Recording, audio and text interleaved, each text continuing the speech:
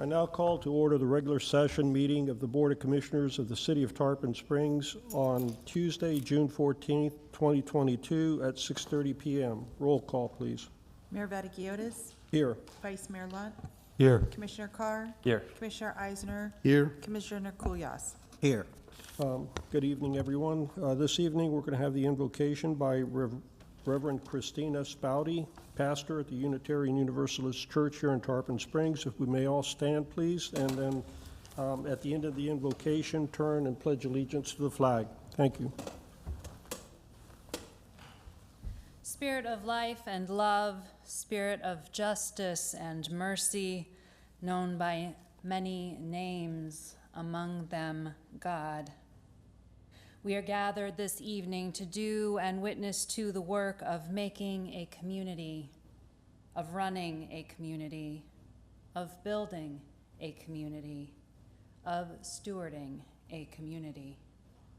We give thanks for the work done by our commissioners, vice mayor, mayor, manager, and all the elected and appointed officials serving this community where we live and work and play.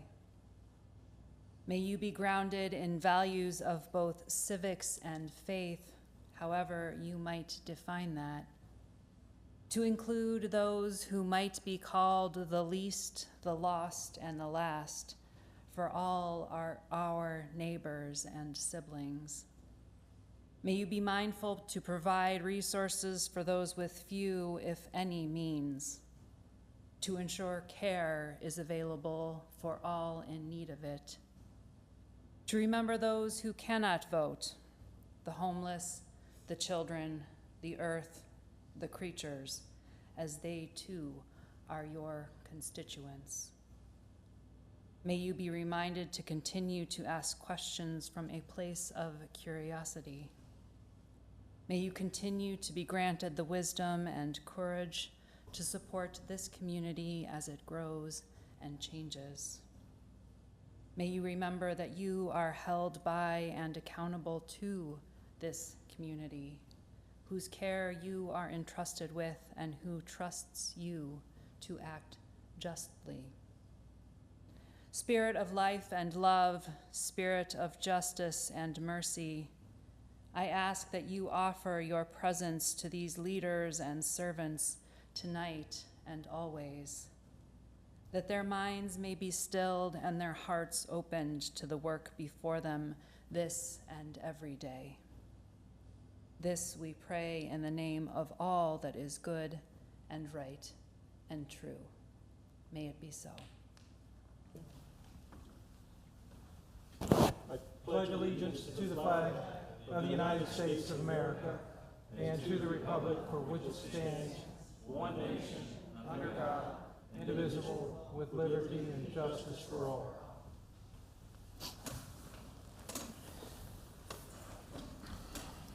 Before we get into the public comments, we have several items that have been deferred and actually withdrawn, so let me go through those real quick. Item 11, Fire Department certification pay, that's been deferred to a date to be determined. Item 17, Ordinance 2022-14 application, Palm Harbor Investments, vacation of right-of-way, that's been withdrawn. Item 18, Resolution 2022-22, appeal the Historic Preservation Board decision, that 160 Reed Street, that's been withdrawn. Let's see. 21. I've got a couple more here.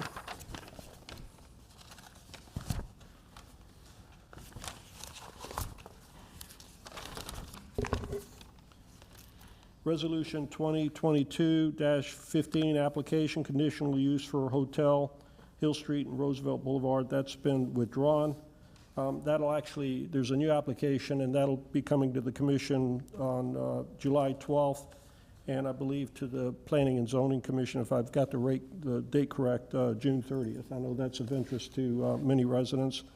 Also, application 22-46, southwest corner Lillian Avenue and Curlew Place, that's been deferred to July 12th as well. And also item 23, application 21-103, and 22-02, 42501 US Highway 19 North. That's been deferred to July 12th and July, and I guess that is second reading as well. But anyway, July 12th would be the first date. Okay, let's go to public comments. Is there anybody here for public comments that, on anything that's not in the session? Please come forward, state your name and your address. You have 4 minutes. And if you need more time, you can ask someone in the audience, and maybe they'll give you 2 additional minutes. Okay, my name is Tahar Sadhu. I am interested to buy property at 810 Unless Avenue. It's right next to the Ace Hardware. I would like to buy the property, and I would like to put it a modular building that has not attached to the soil, to the ground, to build a carry-out kitchen. Is that your comment, sir? Yes. I think if you could get with the, is that the Planning and Zoning Department? Probably that's where you'd start. If you could either call City Hall at 727-938-3711 and ask for the Planning and Zoning Department and ask that same question, I believe they can help you. Okay. Okay, thank you much. Yes, sir.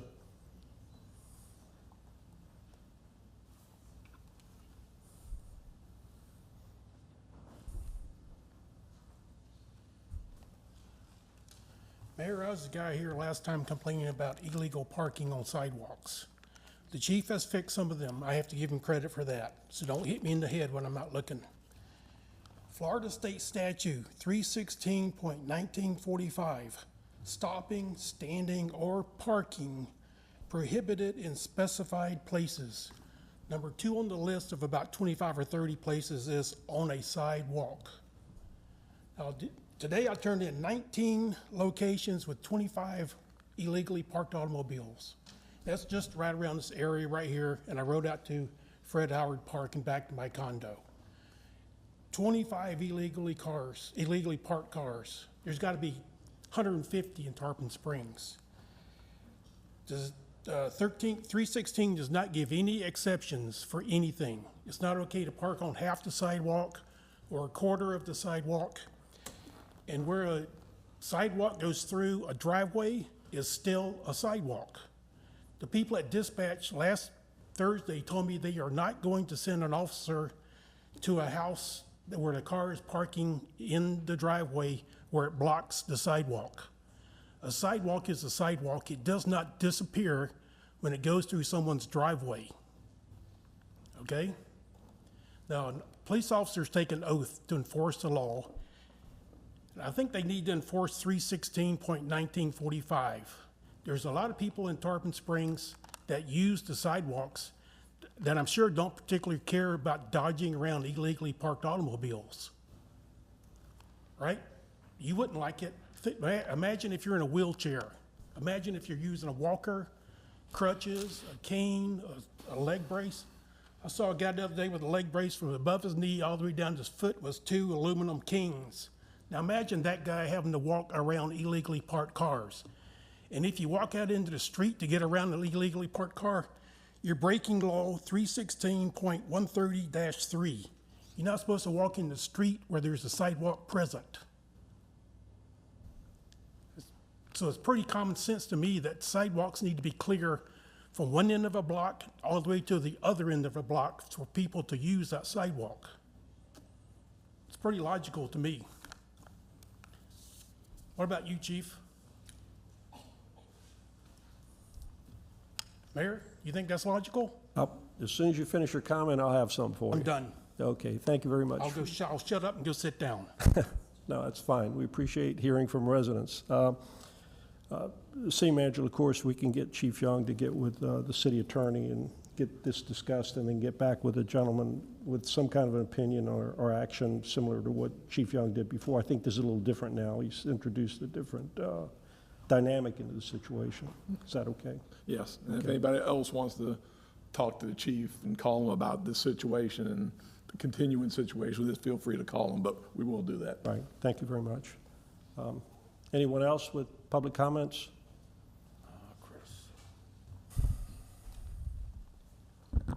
Chris Roboski, 1602 Gulf Beach Boulevard, Tarpon Springs, 34689.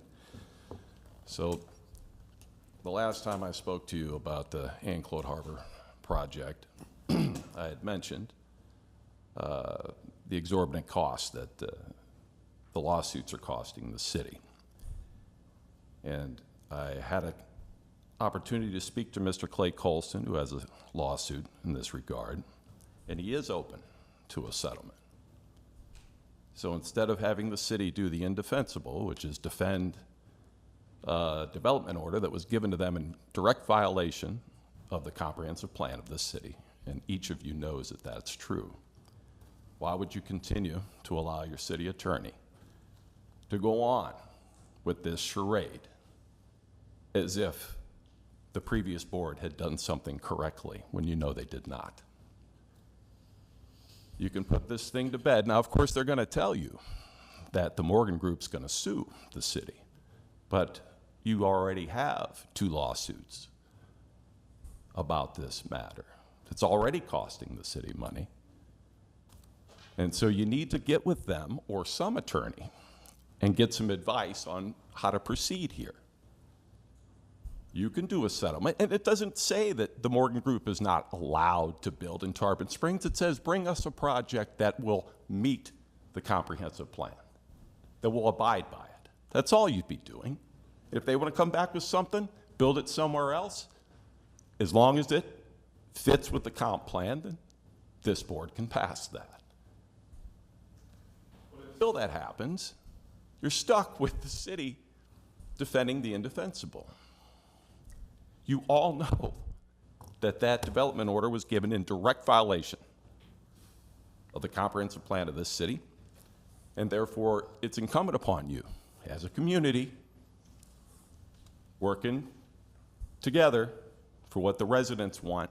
Residents have made their desires known, very well known to each of you as you were running for office.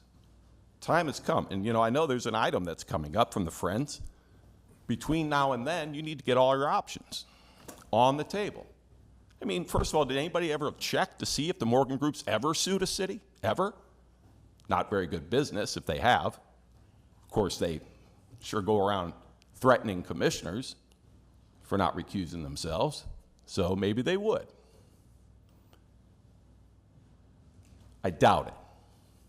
And even if they did, then they would have to fight the city, and the city proving that it was against the comp plan.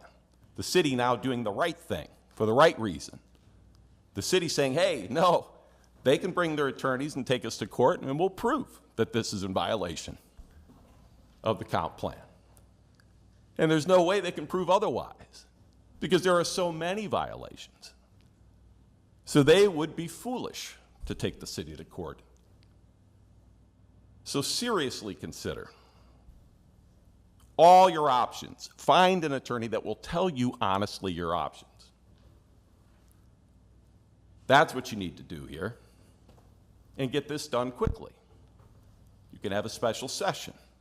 You don't have to meet here in front of the cameras. You know that there's a procedure for this.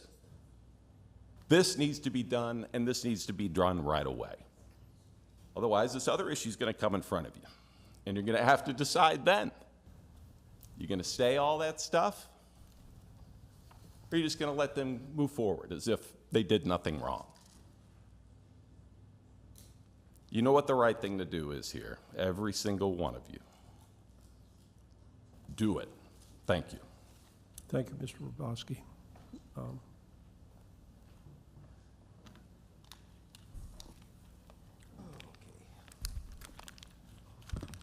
Here to Lacus 514 Ashland Avenue.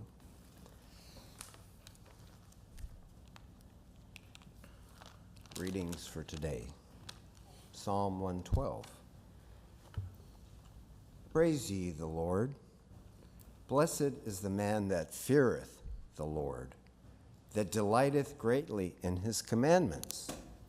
His seed shall be mighty upon the earth. The generation of the upright shall be blessed. Wealth and riches shall be in his house, and his righteousness endureth forever. Unto the upright there ariseth light in the darkness. He is gracious and full of compassion and righteous. A good man showeth favor and lendeth. He will guide his affairs with discretion. Surely he shall not be moved forever. The righteous shall be in everlasting remembrance. He shall not be afraid of evil tidings. His heart is fixed, trusting in the Lord. His heart is established.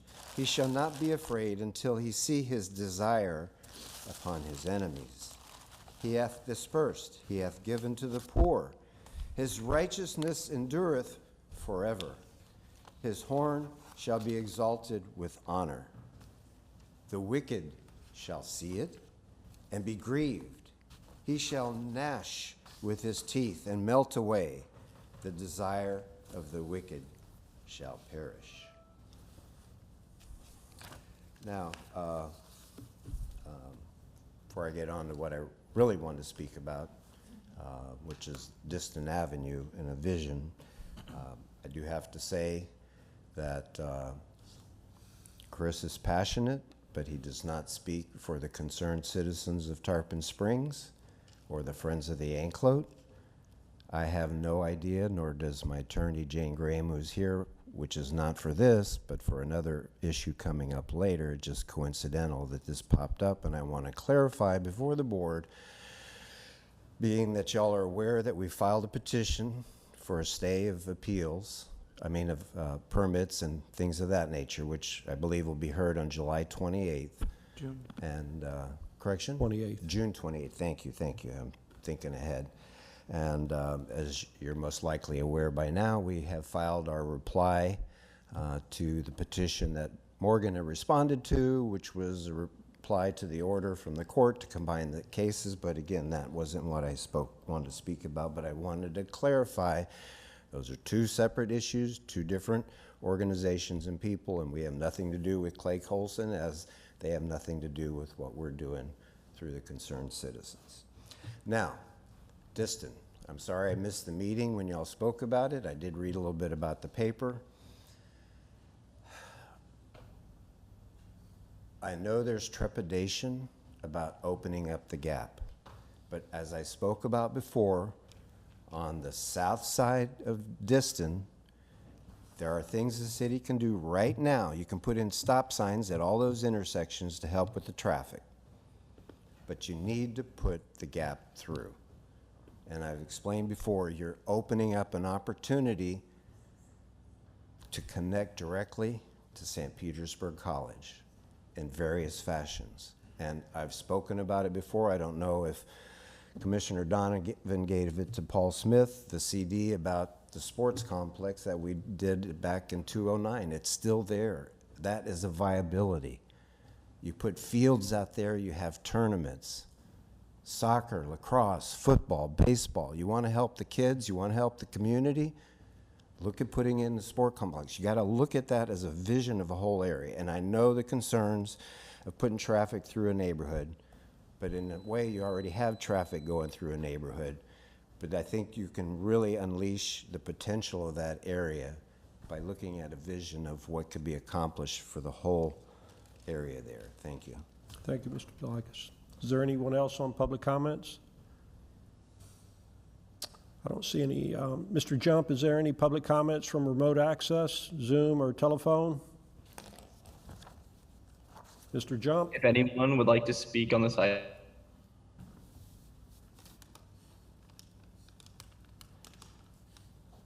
We do not have any raised hands at this time. Thank you, Mr. Jump.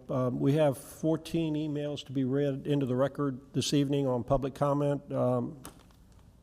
Ms. Jacobs, if you could do that for us, please. The first email is from Richard Cisneros. Address is 113 Athenian Way. I would love to have more pickleball playtime at the indoor rec center and outdoors. I have to travel to other towns to play more.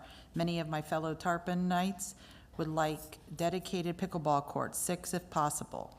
All the surrounding towns have dedicated outdoor pickleball courts. Thank you.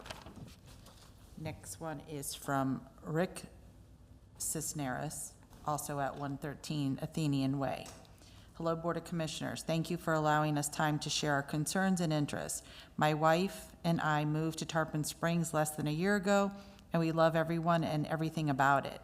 We are avid pickleball players and have found many Tarponites share our interests. The problem is we have to wait constantly to play because we don't have enough indoor and outdoor courts. It's frustrating, and sometimes I just skip a day or two each week. We would love to see outdoor dedicated pickleball courts built in our town. 6 courts in one area would be great. In addition, if we can line all the current tennis courts for pickleball, that would help the current situation. Thank you. Next one is from Terry Malench. Address is 1354 Shady Pine Way, E1. I asked the commission approve the construction of public pickleball courts for Tarpon Springs. Pickleball is one of the fastest growing sports in the country, and there are many enthusiastic players right here in Tarpon Springs. I am a pickleball player and can tell you the game is fun, great exercise, and social. Public pickleball courts would be a wonderful addition to the list of outdoor activities available for Tarpon Springs residents and visitors alike. Thank you. Next one is from Andy Giancola, 170 North Spring Boulevard. I am asking the city of Tarpon Springs to consider building pickleball courts. The only opportunities to play right now are in other cities and a few times inside the Tarpon Springs Recreation Building.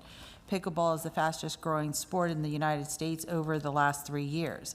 Owners of professional sports teams such as the Carolina Hurricanes and others are investing money into the sport, knowing that the sport is here to stay, including broadcast television. I play throughout Pinellas, Hillsborough, and Pasco County, and I see Tarpon Springs residents everywhere I play. We have recently started playing Friday nights at the Recreation Center, and we now have 30 people to play on 3 courts. If we had 12 courts, we could have sanctioned tournaments that draw 800 to 3,000 players on a regular basis. That would bring revenue to the city. With 6 courts, we would be able to have local tournaments at smaller level. 3 pickleball courts can fit into 1 tennis court, so space would not be a major issue. I also play tennis, and I can tell you the ratio in Tarpon Springs area is 4 to 1 pickleball players versus tennis players, and those numbers for pickleball will be growing exponentially. Please take the time to look at the usapickleball.org site for additional demographic information.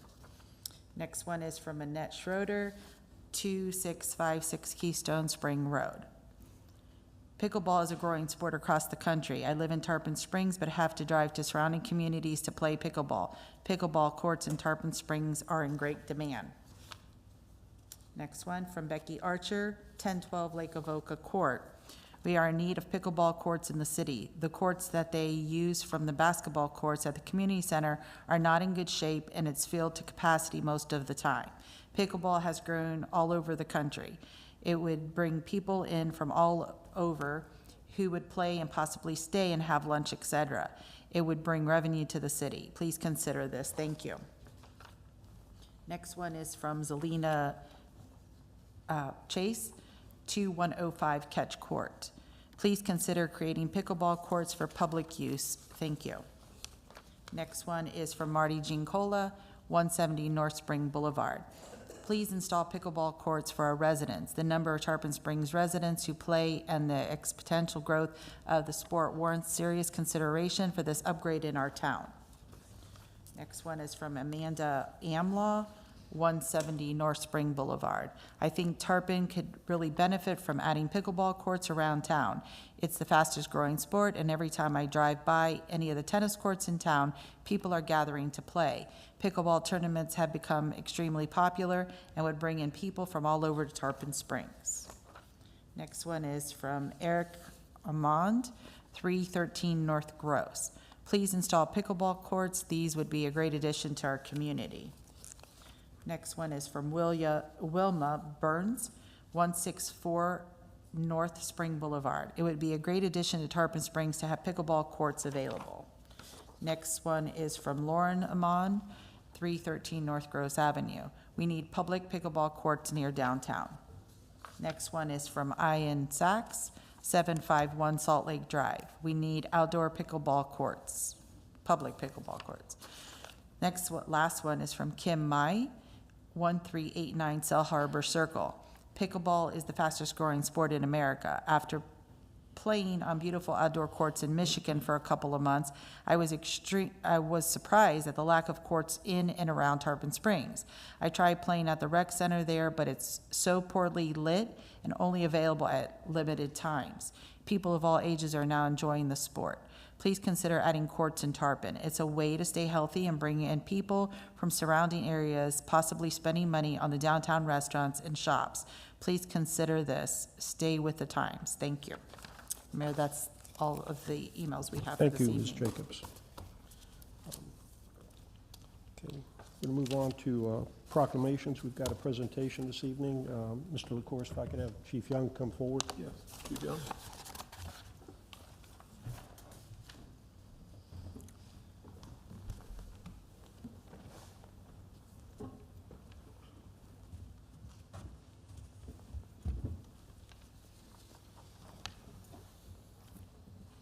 June is Hurricane Awareness Month, and we've started doing our proclamations this year again, and we've got this proclamation that I'm going to present to Fire Chief Young.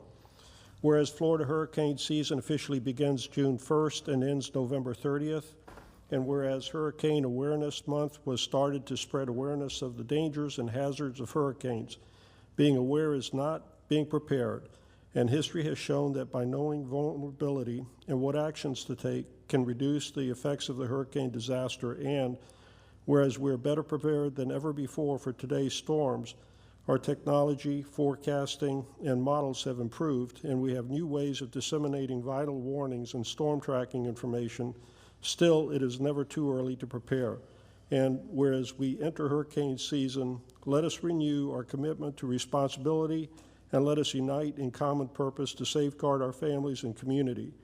And whereas we call upon organizations, schools, media, and residents to share information about hurricane preparedness. Now, therefore, I, Costa Vaticiotis, by virtue of the authority vested in me as mayor of the city of Tarpon Springs, Florida, do hereby proclaim June 2022 as Hurricane Awareness Month. Okay, Chief, we've got a congratulations. And thank you very much. We've got a presentation by the chief tonight, and my signature's on that. It's going to be worth a lot of money someday.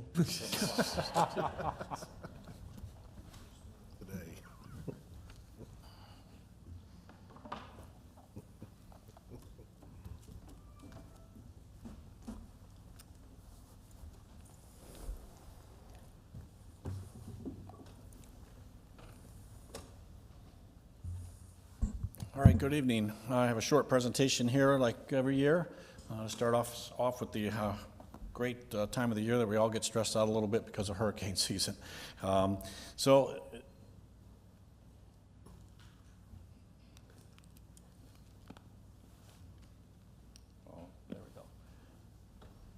hurricane season has started.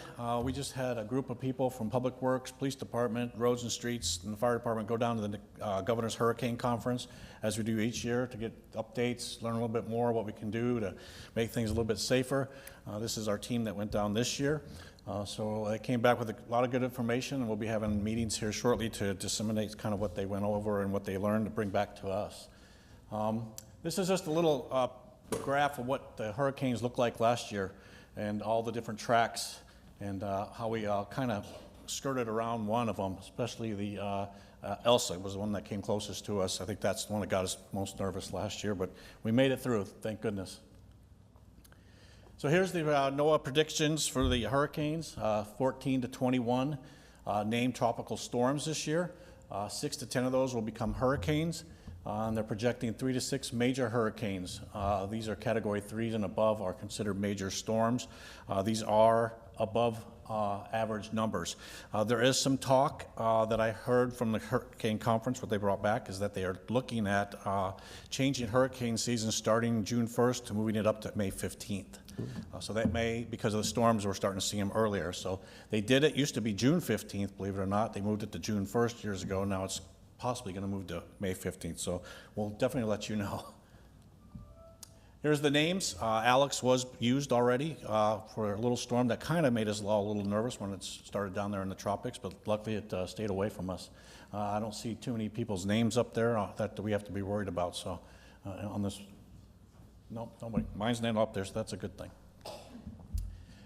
This is what Noaa puts down as the hot spots this year, and as you can see, we are in that. The Florida Peninsula is the #1 hot spot this year for storms according to Noaa. Next is up along the Carolinas there. We'll see if this holds true. Hopefully not. Hopefully this is just a prediction of theirs that won't come true. So you know there's different categories of storms, 1 through 5. This is just a little graph to tell you anything above 74 miles an hour to 95 is a Cat 1 storm, and as you can see, it goes up to 155 and over is a Category 5. Storm surges, 4 to 5 feet at a Category 1. And the little graph there kind of shows you what you'll be looking at for water. One of the downfalls we have is that we have a very shallow shelf out here in the Gulf, which helps the water rise a lot faster for us. So that's nothing a positive for us. So hopefully we don't see any of these. Cat 1, we had Irma, which was just below the Cat 1 status. So that we all knew what kind of damage that did. So we don't want to see anything more than what we already had with Irma. So let's talk about some preparedness. Some things you need to start looking at around your house is review your plans. Set up an out-of-town contact. I talk about this every year. If you're going to leave the area to go someplace else, contact a friend, a family member that's outside the state, maybe a long ways away on the other side of this country, to let them know where you're headed, where you plan on going, when you plan on getting there, and then call them when you get there. Let them know you got out of harm's way. Do the same in reverse when you're coming back. Sometimes people have trouble getting back into the area, so let them know that you're back home and you're safe. Sometimes you want to call to make sure you can come back to the area before you just start heading back, because you don't want to get into the mess and get in the way of other things that are trying to get done. Figure out your evacuation routes. Secure your documents, which I'll talk about here in a minute. Get a little to-go bag ready. You never know when things are going to change. If any of you remember, we had Charlie many years ago that was predicted to come right through Tarpon Springs, and in the middle of the night it made a quick turn down through Sarasota area and stuff, so those people didn't have a whole lot of time. They thought they were going to be okay. Make sure you have a bag that you can grab and go if you need to get out quick. Here's just some of the things you want to make sure you have in your bag: medications, some of your important papers, if you have kids, formula, diapers, things like that. Just make sure you have all the essentials you can that you can just leave on a moment's notice. Here's your important documents. Try to find a waterproof case that you can keep your documents in and keep them with you if you have to leave. Or if you stay home and you have no choice but to stay home, that they'll stay safe. Your deeds, your titles, insurance policies, medical records, your birth certificates, etc. You want to make sure that they stay dry and safe, that you might need those after the storm to prove some things or get insurance policies taken care of. Know your evacuation zones. This is very important. There's some different ways to find it on some of your utility bills if you're in the county.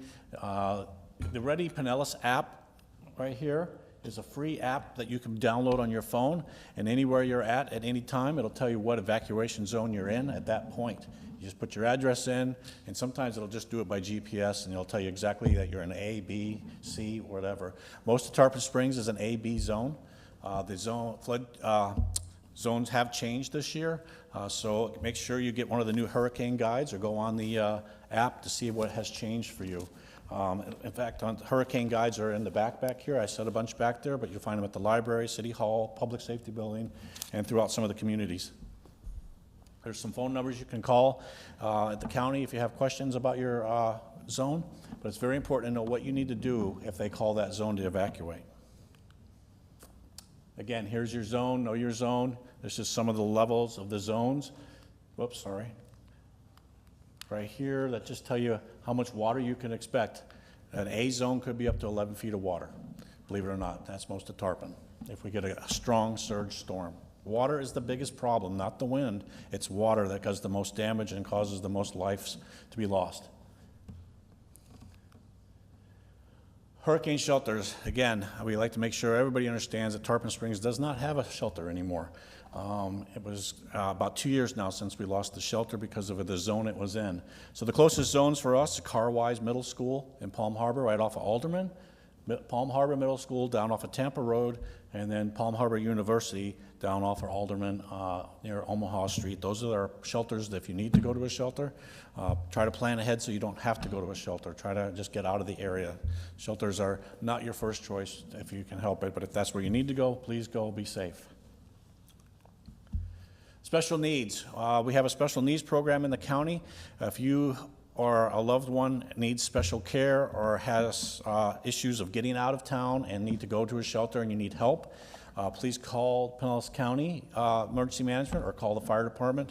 We'll assist you in getting the paperwork done, and we'll put you on our list to get you picked up and to one of the shelters or to a special needs shelter if you need special medical care. Right now, we have probably close to 250 people on our list. We run about 3 to 4 buses during the time with firefighters on them to make sure you get to where you got to go, and we'll bring you back when it's safe. For updated information, there's also the social media pages, Facebook pages, police, fire, city's Facebook pages, city's website.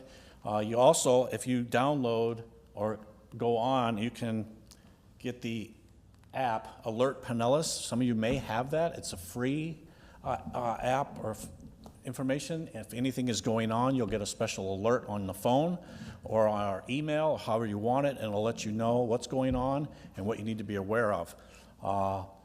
It's a great service.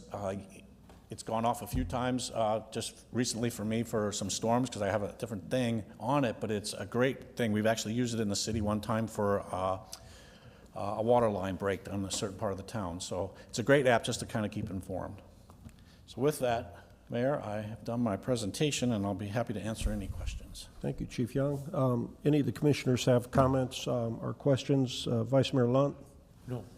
Commissioner Carr? No? No? Thank you. Any of the residents? Any residents here have any questions or comments? Please come forward, sir.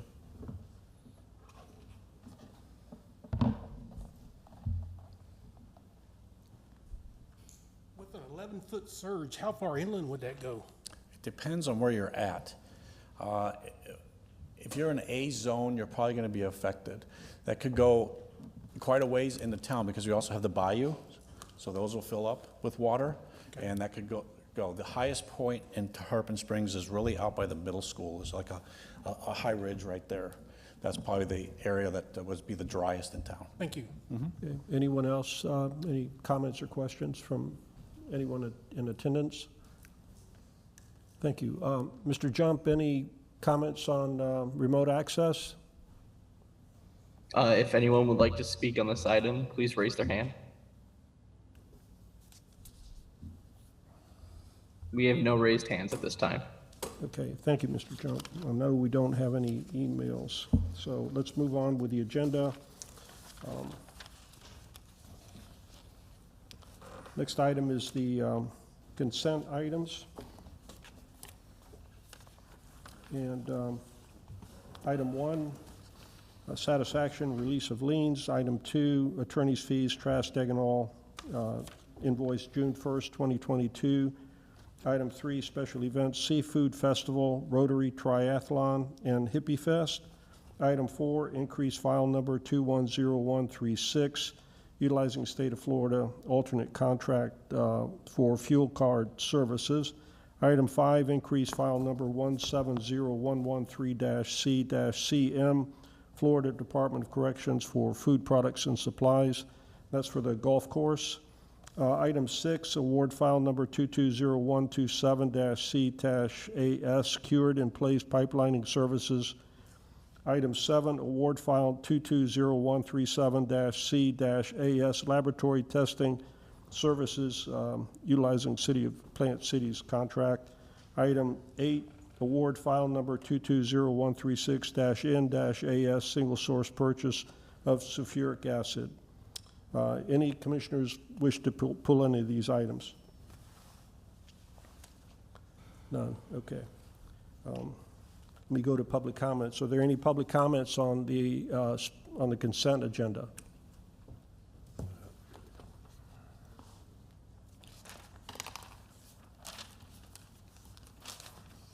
Here to Lax 514 Ashland Avenue, number 8. Purchase of sulfuric acid. Go ahead and make your comment. Yeah, sure. Single source purchase of sulfuric acid. Now, I do understand from the backup that it's necessary to pre-treat the water to make the filters more efficient in filtering. I understand that. But also, I don't see any information is how much of that sulfuric acid still remains in the water after it's gone through this process. And then you combine that with the chlorine we add, the fluoride we add. We keep adding all these pollutants into this water that we're reverse osmosis is supposed to be as pure as we can get. I don't know, maybe we need to look and see how we can maybe find a way to make our water source a little purer without having to add so many chemicals into this. I know some of it's required, but I really have a concern how much is really coming down the line. We have old pipes. Is the sulfuric acid working on the lead, or is the chlorine working on the lead or the bindings of the pipes? And then you combine that with any kind of other oxidation, you get rust and iron. Just something needs to be looked at. Thank you. Mr. Dlakis, this came up last year as well, and did anybody contact you last year to explain the process? I'm pretty familiar with the process. No, not exactly, and it's just more of an awareness thing at this point. Okay.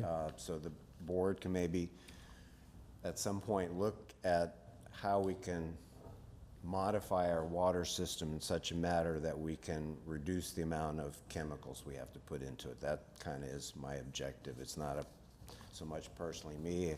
I have a filter on my water and, stuff like that, but, just in general, the environmental and the health consequences to a lot of neighborhoods that may have You wouldn't be those interested issues. in someone contacting you and explaining the process then? You're familiar with it? I can get with Bob. Okay. Thank All you. right. Thank you, Mr. Dlakis.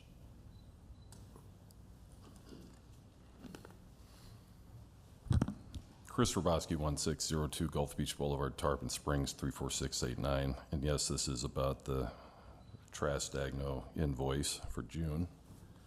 So some of these, I jotted down some notes. It looks like with the Friends lawsuit, 2,581, I think. And then for Mr. Colson, 1,238.50, and then another one for $1,332. And ironically, it mentions me by name, talking about how they're running up the bill and then they're charging you for that. I had hoped that that would not be the case. Me speaking here in public would cost the city money. But that's what's happening. And I see that the mayor looked into it and that's billed for on here as well. So I appreciate you looking into it. It's just, we don't have to endure this. You don't have to endure me coming up here and talking about it. You guys get in behind closed doors, make a settlement agreement with this gentleman, and this thing goes away. You don't have to hear from me anymore bugging you about it. And I mean, some of this stuff, I mean, I'm glad that it outlined that it's a paralegal handling Mr. Colson's case in some regards, but you're getting charged full boat here. So you want to think about that. So any of these threats about lawsuits from the Morgan Group, it's just a lot of BS because you're already sued. You can make the lawsuits go away. It's highly unlikely they're going to sue the city when they're in the wrong. It's highly unlikely that the Morgan Group is going to sue the little tiny city of Tarpon Springs and then lose because this attorney here has to prove that, the city violated its own comp plan when it gave that order. And that's the position you ought to put your city attorney in, doing the right thing. He ought not to be defending the indefensible. There's absolutely no reason for that. I've been dealing with attorneys for over 15 years now, and it was told to me early on that if two attorneys are standing next to each other in the restroom, one of them sneezes and it sounds anything like, "Herr Roboski," guess who's getting the bill? Me. So this is a thing. attorneys have a way of costing and running up the cost and adding cost. So put an end to it by doing the right thing, the thing that you know is right, because you all sat through the hearings and you know that that development order was granted improperly, in direct violation of the comp plan. That can be corrected by this board. And it can be done before the Morgan Group has even joined into Mr. Colson's lawsuit, which, if you've been reading this closely, they're not even a party to it yet. They're trying. But Clay's a pretty crafty character. So if you act quickly, you might not even have to deal with the Morgan Group. Just the city and Mr. Colson. Something to think about. The faster you move, the faster that can happen. So I don't pretend to be an attorney. I just happen to know a lot of them and have to deal with them to help clean up some of the mistakes made in this room. So I implore you, please, at least get advice from somebody that can tell you what the real options are, so that we're not just throwing money away at this. You know what you can do, and you don't have to do it, but I suspect that's the route you will go. Thank you. Thank you, Mr. Hrabowski. Are there any other public comments on any of the items 1 through 8? Okay. Mr. Jump, are there any comments from remote access? If anyone would like to speak on this item, please raise your hand to be allowed in.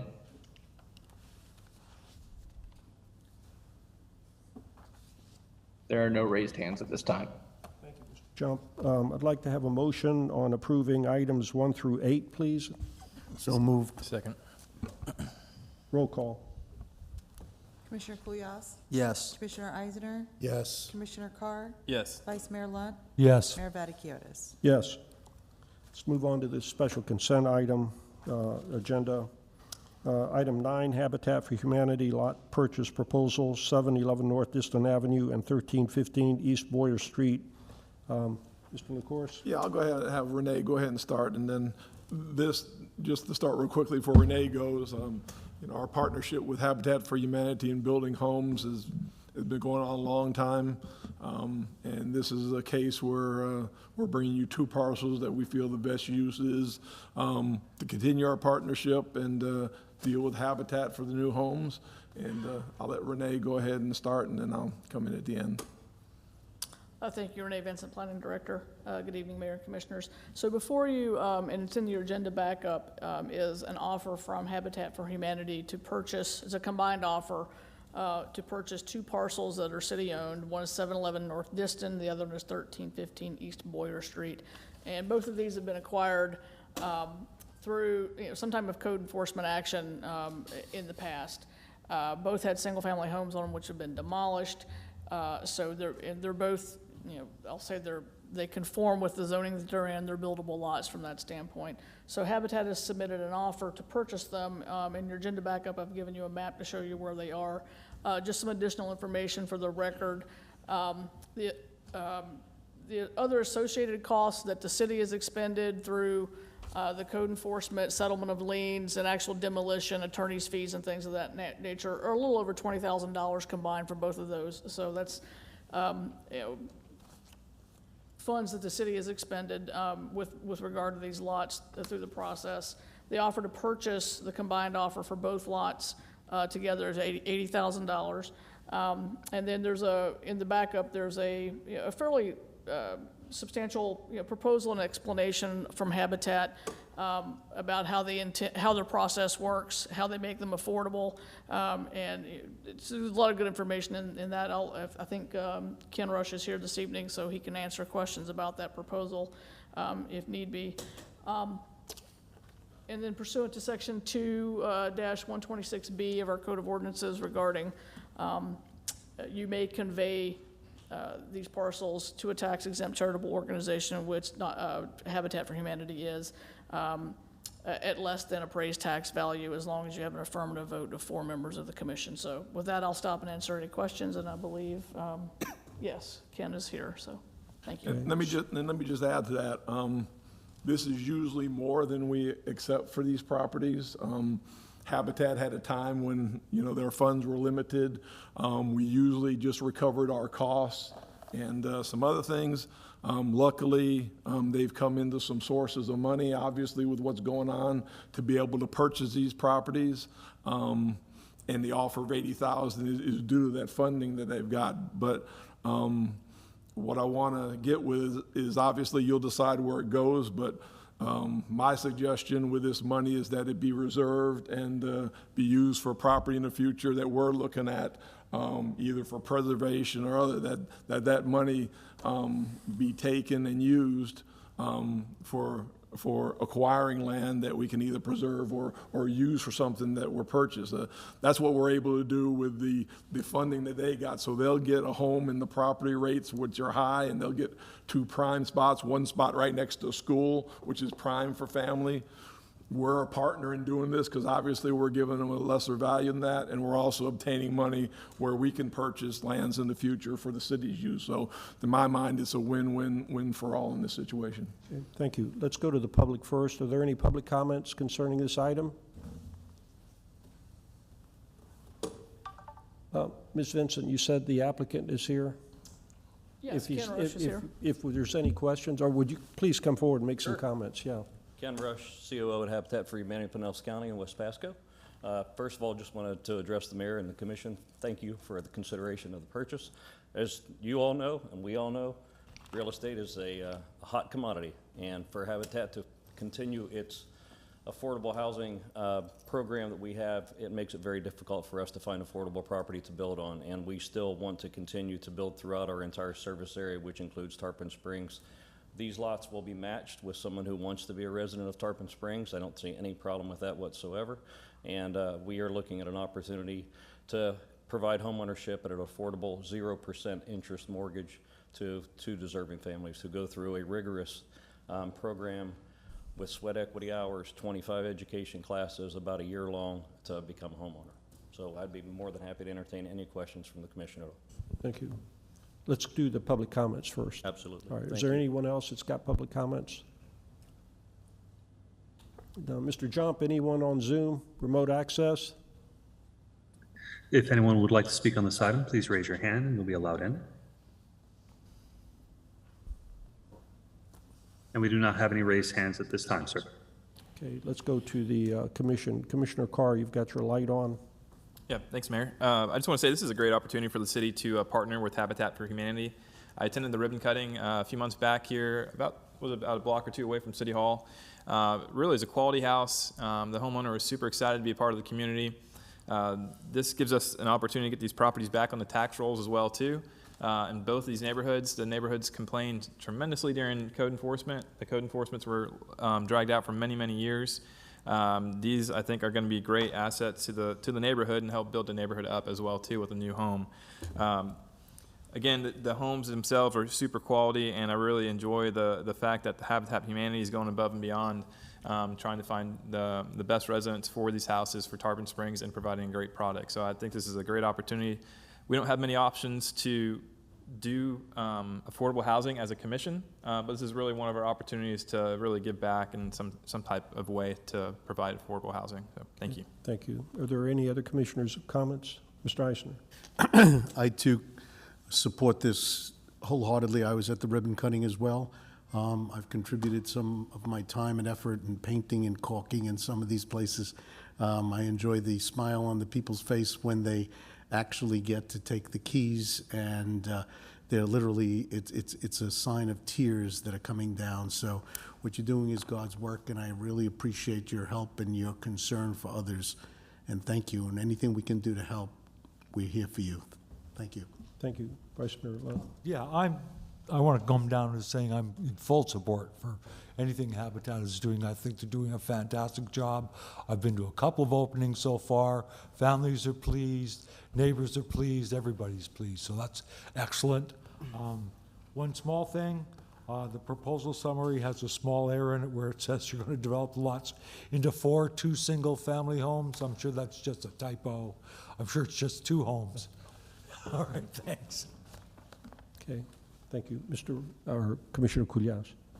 Thank you. I was able to attend the annual conference, the breakfast conference that we had down off of in St. Petersburg, and it was nice to see the operations, how people, when they enter the program, they do work hard to be able to obtain those houses and be part of the program. My only suggestion, and completely up to you, is that we get some growing families that can grow in Tarpon Springs and go to the schools and nearby and be part of this community for a long time. Thank you, sir. Thank you. Build more, Mr. Rush. You've got strong support here at the City of Tarpon Springs. Thank you for everything that y'all do. Let's see, we've gone through the public, on commission comments. Mayor, Yes. I've got one more question. Goes to the city manager. Can you look, I thought there was some type of resolution in place from years back that stated if the city sells property, those funds go into the land preservation fund. I just recall something similar to that. I don't know if that's actually the case. Can you just do some research and come back to the board with that, please? Sure. Right. Well, on the motion to approve, if that's what the commission wants to do, anyone that wants to make the motion, just add that to the motion. And then second it, we'll vote on it. May I have a motion, please? Yeah, motion to approve, what number is this? 9. Special consent agenda number 9, with the funds going into the land preservation fund for future land purchases. Is there a second? Second. Okay, roll call, please. Commissioner Kulyas? Yes. Commissioner Eisner? Yes. Commissioner Carr? Yes. Vice Mayor Lunt? Yes. Mayor Vaticius? Yes. The next one's going to take a little while, the award bid of item 10, construct new city clerk's office. So You want to take 13, the attorney? is 13, here. okay. Ms. Graham, we're going to get to you in a second. Let's go to item 13, suggested by the city attorney, authorized settlement of code enforcement liens at 1673 Seabreeze Drive. Thank you, Mayor. I'll be real quick. This property, 1673 Seabreeze Drive, was before the Code Enforcement Board on 6 or 7 occasions, 6 or 7 different cases for violating the city's code section relating to short-term rental. The property owner was there on numerous occasions by way of attendance by Zoom or by telephone. He was aware of the fact that he was violating the city's short-term rental ordinance and continued to do it. There were 5 pending cases at this point that are now all in compliance. There is an outstanding fine of approximately $108,000, and that was as of April 15th when we began to calculate. Over the last month or so, I have been in contact with the attorney that represents the property owner and come to an understanding that the property owner is willing to pay $30,000 in exchange for a release of all these code enforcement liens totaling approximately $108,000. The property is no longer in the name of Mr. Tamillo, the owner, that had been cited. It has been sold for $1,100,000. It's my understanding that the money is probably in escrow that would pay this dollar amount. Ms. Graham could comment on that if she wanted to. But we're asking that you accept this offer of settlement in the amount of $30,000 for settling these 5 outstanding code enforcement liens on the property at 1673 Seabreeze Drive. Attached to your packet is the actual email setting forth the settlement offer, along with a breakdown of all the code enforcement cases and also the progress analysis or reports that the code enforcement has on the cases. So I'd be happy to answer any questions. Thank you, Mr. Trask. Ms. Graham, do you have any comments?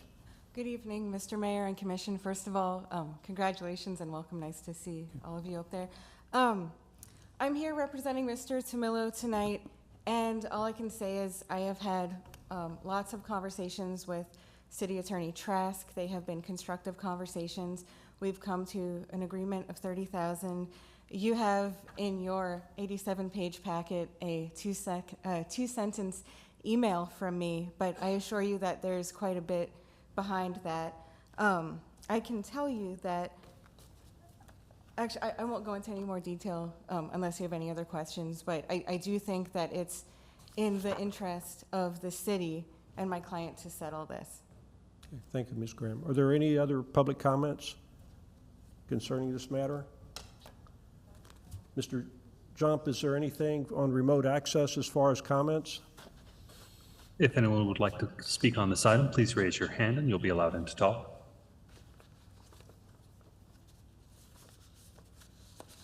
And we do not have any raised hands at this time, sir.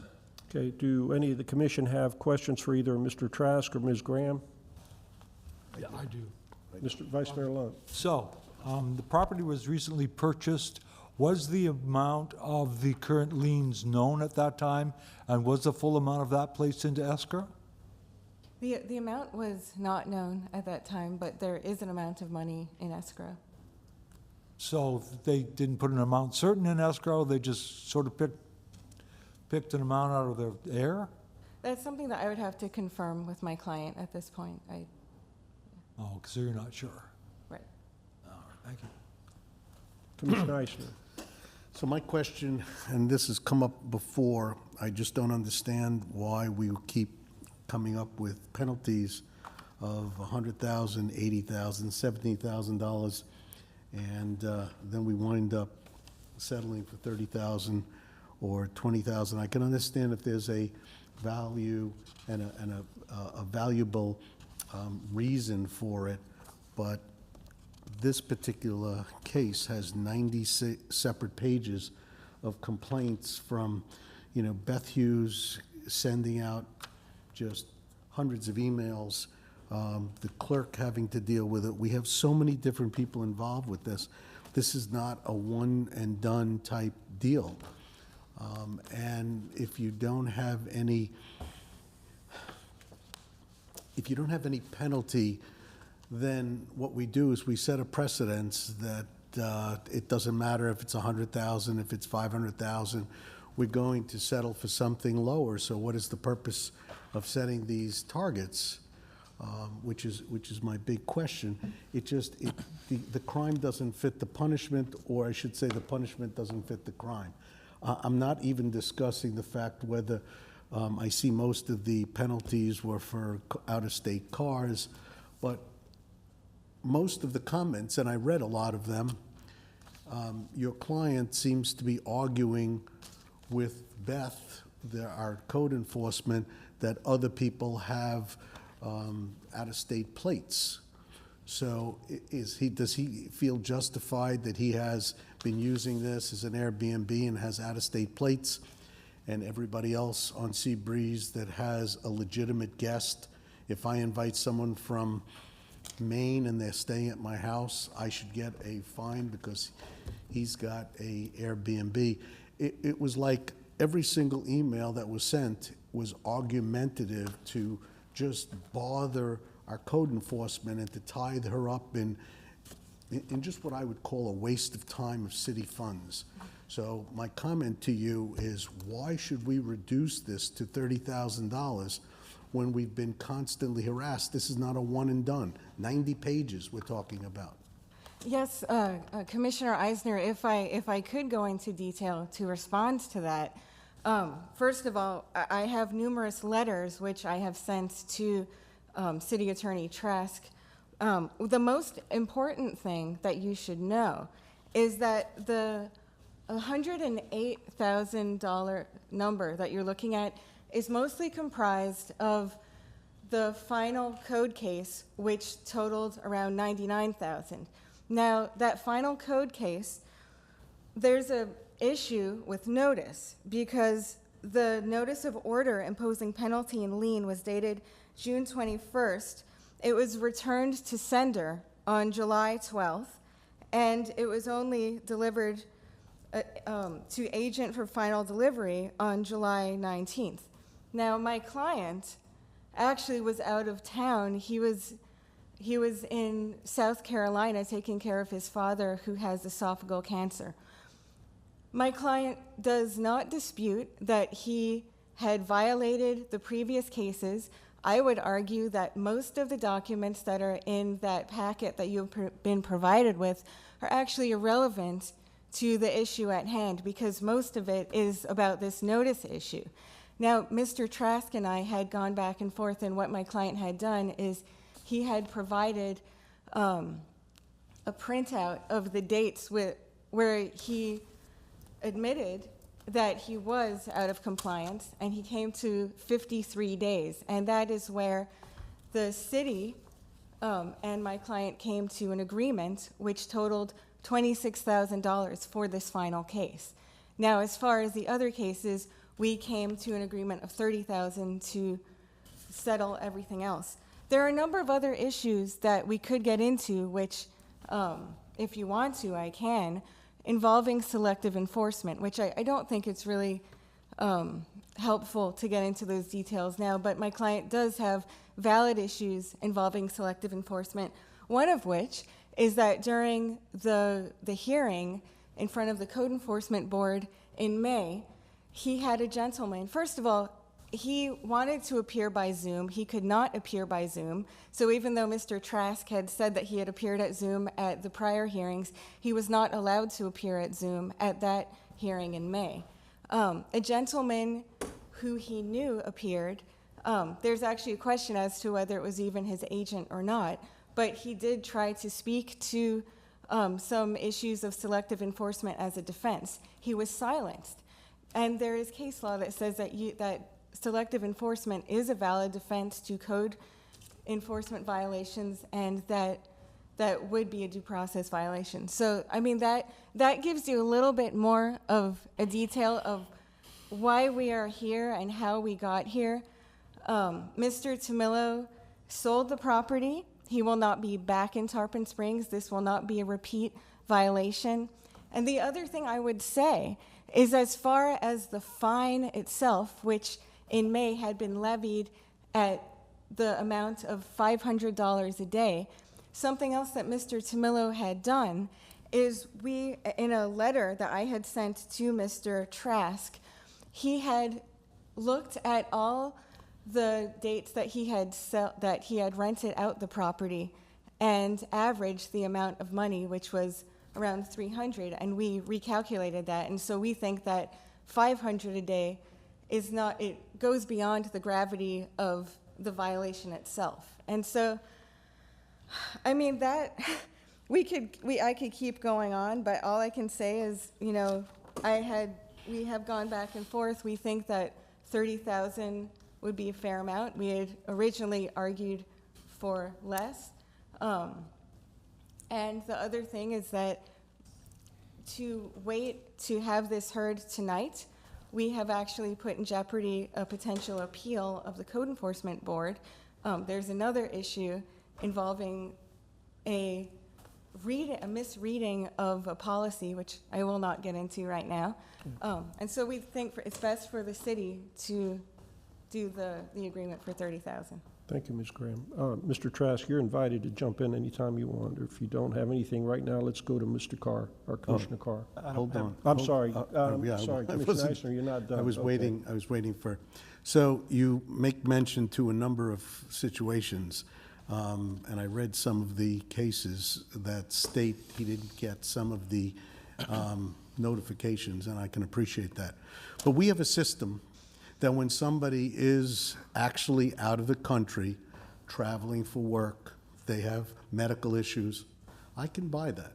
But he's been using this as an Airbnb and not living there, or partially living there, and that is not an excuse for not getting, you know, our code enforcement cannot play, and excuse my expression, whack-a-mole to try to find where your client is.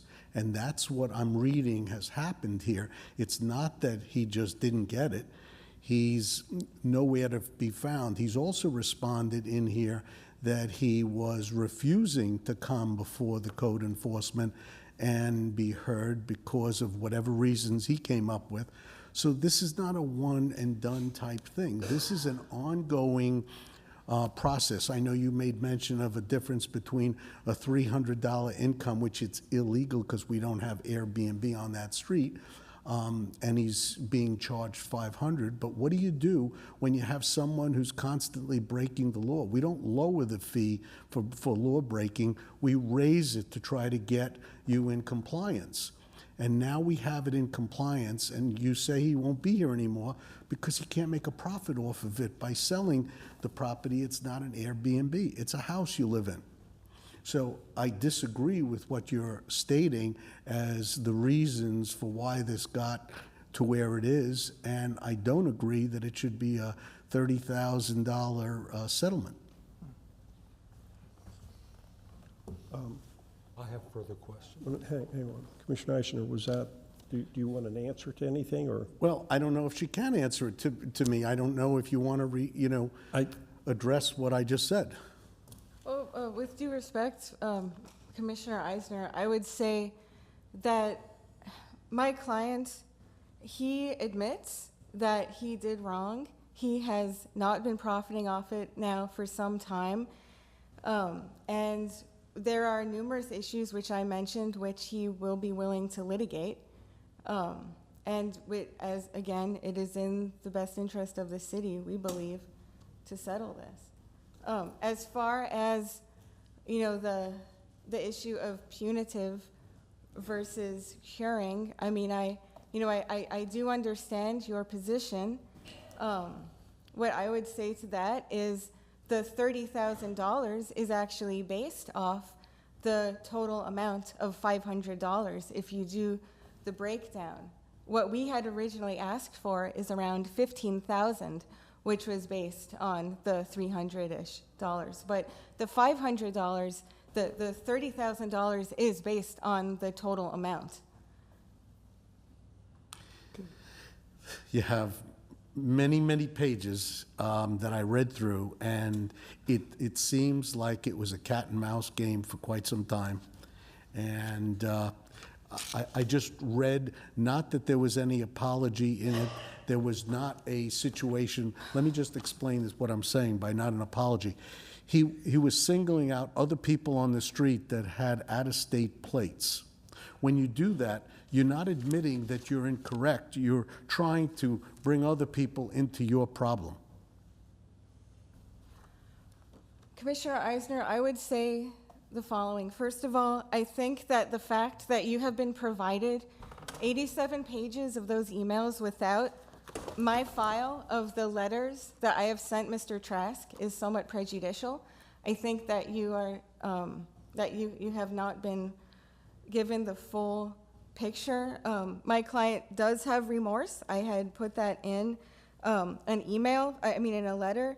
He says he understands and appreciates the importance of city zoning and land development regulations. How could he, I have to stop you, I'm sorry. Ms. Graham, finish, please. Go ahead, I'm sorry. I think that's it. Okay.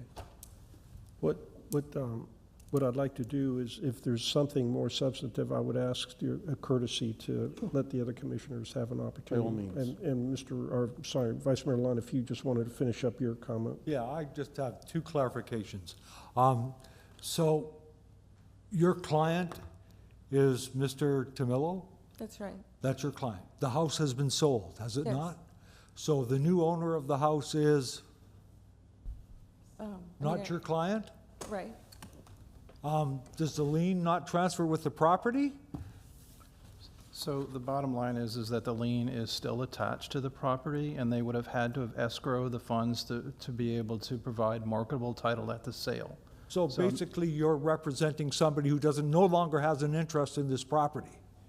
Yes, but there's money in escrow, and so it's to resolve it. And the understanding was that he would try to resolve it with the city. Whose understanding was that? Your understanding? By the clients.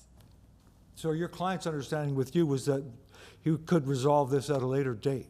But your client doesn't have any interest in the property at question. The lien is on the property at question, and the money for the fines have been in escrow on that property since it was purchased. Is this not all correct? Yes. Thank you. Okay. Commissioner Carr. Thanks, Mayor. City Attorney, I just want to bring back into the record one more time. This individual acknowledged multiple times that they were out of compliance from code enforcement. So at the very end, he acknowledged that he had, I believe, 53 days of violations. So he did not admit all of the violations during the code enforcement process, but the code enforcement board did in fact find violations And this is a repeat offender? 5 times. 5 times, okay. Just a couple statements. This is a unique situation, I would say, for sure. Typically, we, as a board, haven't seen code enforcement reduction requests come back after a sale of a property. That is a pretty unique situation. The biggest thing with code enforcement is that we're in compliance, and that the neighbors are happy that the house is probably sold. I don't know the individuals who purchased it. It's in public records, though. You could see it online. So I think the neighborhood's probably happy about it. Now, do I think the $100,000 is excessive? That's I think a judgment call. Our attorney did negotiate in good faith, I think, with our city, with their attorney. So I see both ways here, and I'm open for more discussion if there's anything from the board. Okay. Commissioner Kulyas. I think we're overthinking this too much. Both the attorneys have come to an agreement of a $30,000, correct? That's right. You believe there's been selective enforcement on this property? Yes. And can you describe a little bit in detail? Yes. Well, I think as far as an example, my client has provided a website that shows the different Airbnb rentals within the zoning district, and those have not been enforced in the last couple years, but his has been consistently enforced. It's a disparate treatment to him as compared with others. Okay. Well, we are aware of this Airbnb situation that's going on in our town, outside of certain areas that are zoned the way they are. I think it's in the best interest of the city that we accept this $30,000. The person has sold the property, they've moved on. Our code enforcement officer is no longer our code enforcement officer. So I don't even know what's gonna happen with our code enforcement, period. And as far as the fines, $500 a day, I think they're excessive. I think they're absolutely ridiculous. They went up to $100,000. Our city made a statement. Our city attorneys worked with them to make a $30,000 agreement. Let's accept the money and move on. If we're gonna do this, then we're gonna have to set precedent on all these Airbnbs and punish everybody. And we just made reductions in the past for private citizens, way less. So let's have some consistency with working with these people, working with people wanting to make offers and move forward. We're getting stuck on, an excessive amount of fines with selective enforcement, with a code enforcement officer who's no longer with us, and there's some issues that need to be fixed on that end as well in the future. So I'd be willing to accept the $30,000. Okay. From my perspective, there's a lot of history to code enforcement. There's reasons for doing everything, incentives, why we reduce the fines, and I think Mr. Trask is available anytime anybody wishes to discuss that with him. I think that for this particular matter, we're not going to solve the code enforcement issues this evening on this item. I completely agree with Commissioner Eisner. I mean, I understand exactly what you're saying, and it's very frustrating to do this, and we tend to play games with code enforcement, and quite frankly, the stress and the workload was on our code enforcement officer, Ms. Hughes, and she just follows the rules, and unfortunately, she has to put up with it as well. In any case, I don't have any other comments to make. Is there a motion to approve this item with a second? Motion to approve settlement? Second. Are there any other commission comments? I fail to see how this man is an affected party, so. My comment is, as other commissioners have been speaking, I'm reading through, and there's nothing but argumentative conversation throughout this entire thing.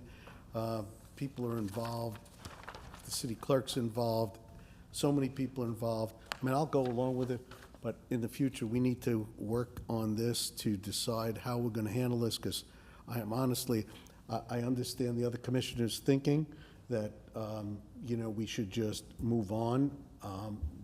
But I just want to say one other thing, that there's something like this, that Beth Hughes, who I've watched many times be up in front, she has had the patience of a saint. And something like this, when you read this, if it's your job to do, it is the one item that could just make or break a code enforcement person, to have to fight, make sure that every dot is dotted, every T is crossed.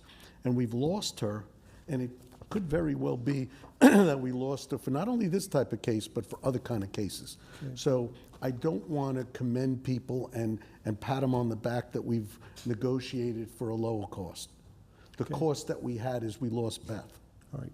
What I want to say is, I don't want the commission, any commissioner, to go along to get along or whatever. I really want you to vote your conscience on how you feel about this matter. We're not up here to do consensus type votes, and if you feel strongly that things need to be fixed, that's the way you need to vote. I mean, I voted no a lot of times when the other commissioners voted yes, so don't worry about that. I think that there was work that needs to be done. I just think that there's a better time to do it, and I just want to get this item behind us so we can move on. But again, if you feel strongly against this particular settlement, then I would certainly encourage you to vote no. Can I answer one more thing?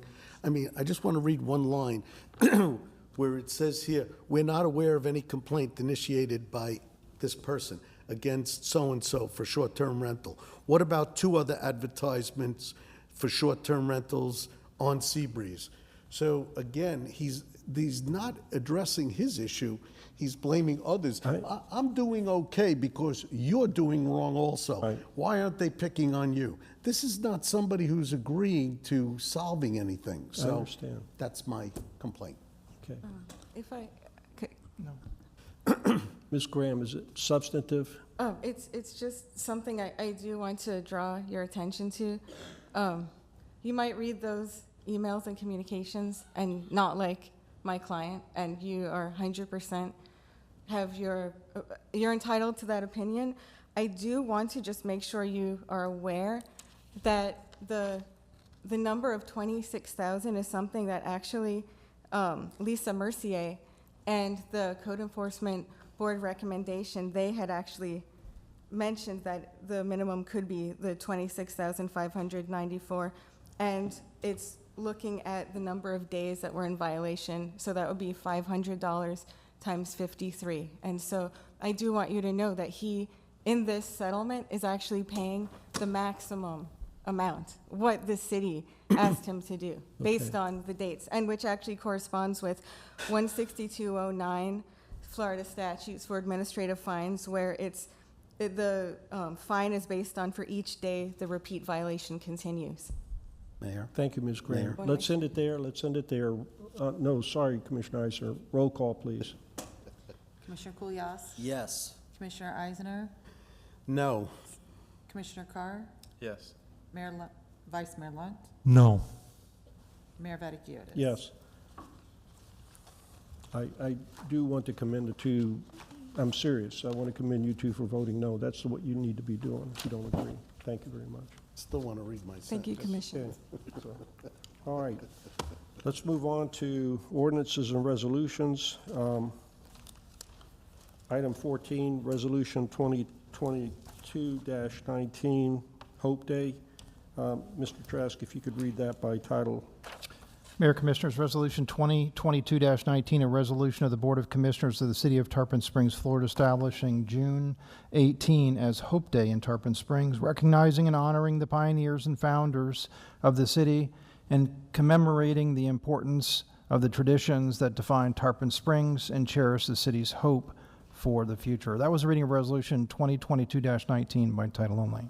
Thank you. This is an annual event that we do on June 14th, which commemorates the first day that the helmeted sponge diving boats left port. They left under sail, and we tend to roll a lot of things in there as far as trying to brighten Tarpon Springs' future. And I invite everybody to come to the Sponge Docks by the statue at 5 p.m. on Saturday to celebrate this with everybody else that's there. Are there any public comments concerning this item? Mr. Jump, are there any remote access items, comments concerning this item? If anyone would like to speak on this item, please raise your hand and you'll be allowed in to talk. And we do not have any raised hands at this time, sir. Thank you. Commissioner comments, Vice Mayor Lunt. No, I think Hope Day is great. It's proper, it's something that should be celebrated. Thank you. Commissioner Carr, I've got no comments, Mayor. Commissioner Eisner. I'm just all for it. I'll be there, and I think it's fantastic. And I appreciate that you brought that up. Thank you. Commissioner Yes, okay. No other comments? Roll call, please. We need a motion. A motion to approve. I'm sorry. Second. Commissioner Kulyas? Yes. Commissioner Eisner? Yes. Commissioner Carr? Yes. Vice Mayor Lunt? Yes. Mayor Vaticius? Yes. Okay, the next item is a quasi-judicial matter, and Mr. Trask, if you could introduce the item and read the instructions. Yeah, let me just grab those, Mayor.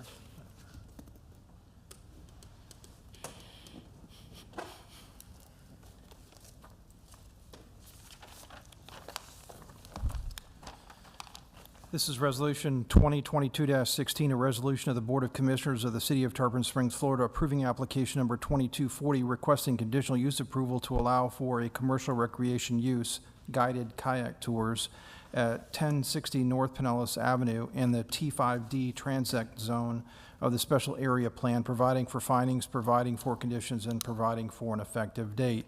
That was a reading of Resolution 2022-16 by title only. I'll read the quasi-judicial procedures.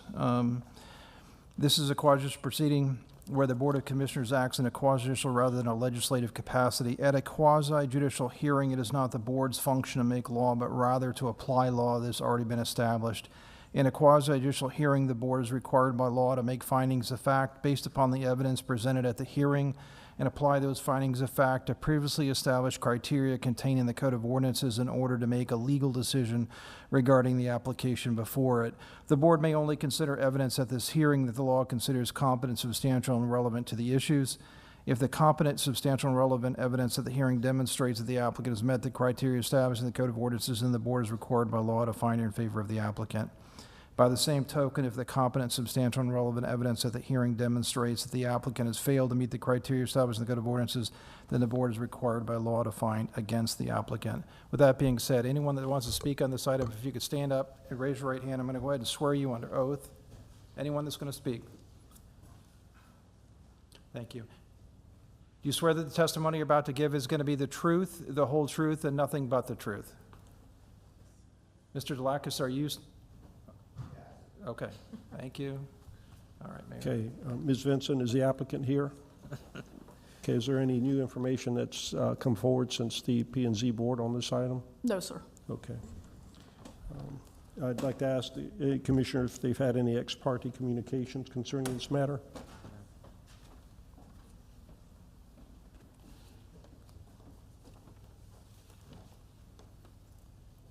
Okay.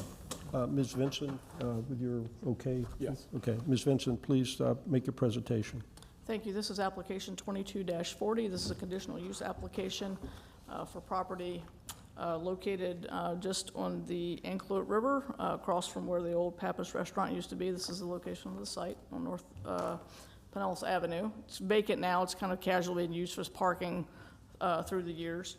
The property is in the 5D North Pinellas Avenue transect zone in our SMART code.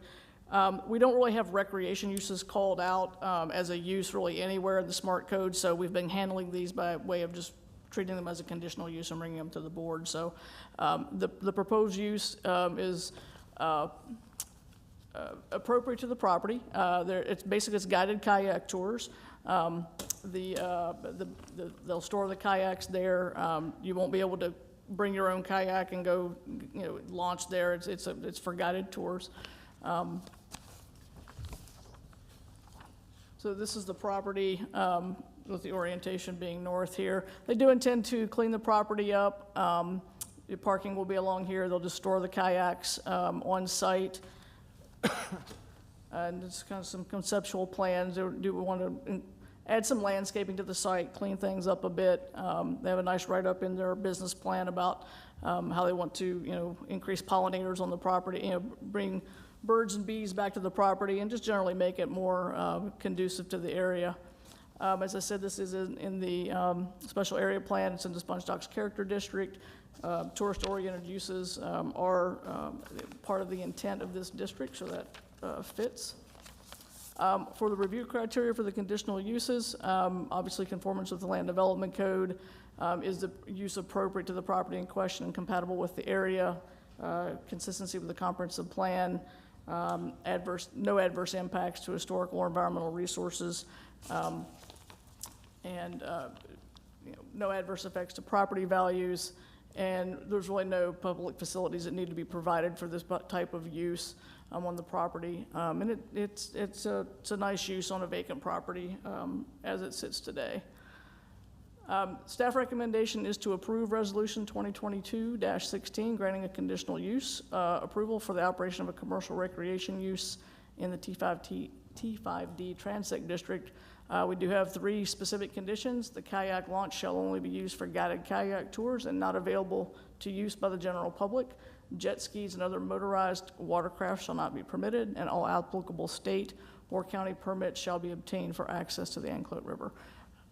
We have not heard any public support or opposition, really, in terms of in writing. We did have one person that spoke in favor at the Planning and Zoning Board, and the Planning and Zoning Board did recommend approval unanimously on May 16th at their regular meeting on this for this application. So with that, I'll stop and answer any questions you might have. Thank you. Okay. Do any commissioners have any questions of Ms. Vincent? I hear none. Does the applicant have any cross-examination for Ms. Vincent? Ms. Vincent, do you wish to enter your presentation into the record? Yes, sir. Okay, the mayor accepts the presentation. Does the applicant wish to make a presentation? Sir, you need to come up to the microphone.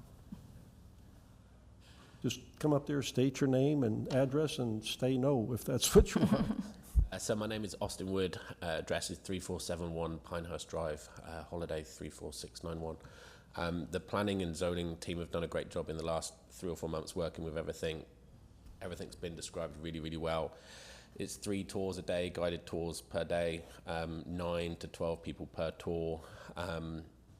Very focused on the environment. It's ecotourism. It's not finding out where manatees are going to be and then covering that area time and time again. It's being down the river. If we see wildlife, that's fantastic, but we're not kind of crowding wildlife. And I will add, I've spoken to various different members of the city, business owners. I've still not come across somebody that thinks this is a bad idea, which has been great. Even people that I come into contact with that fish in the area, you may have seen people like park up there and fish from time to time.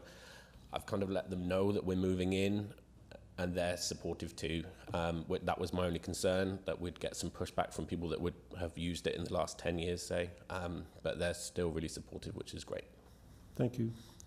Do any commissioners have any questions? Okay, Ms. Vincent, do you have a cross-examination? No, sir. Okay, thank you. Are there any affected parties here in attendance concerning this matter? I hear none. Let's open it up to the public. Are there any public comments?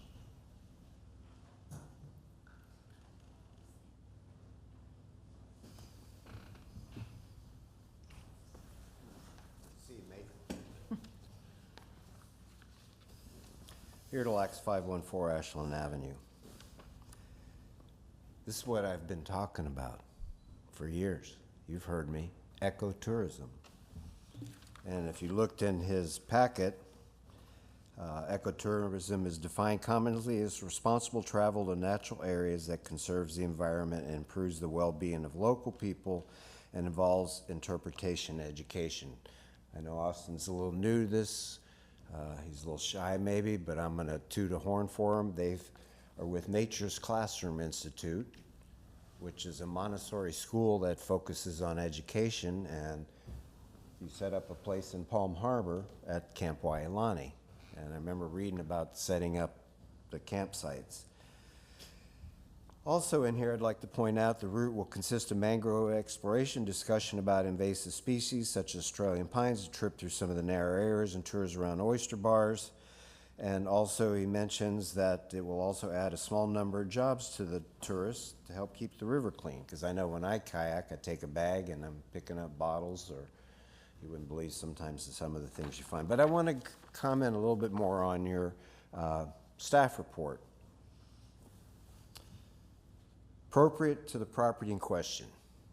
You've seen it. The north side of the bridge, it's private property, it's not public, so those people fishing that he's trying to also respect are in essence trespassing. So I'm sure there will be maybe something, but the fact is, it's the proper use of this property, best use. Appropriate to the property in question, the proposed use serves as both a local and tourist attraction, therefore supporting the overall intent of the Sponge Dock Character District, number 2. Number 3,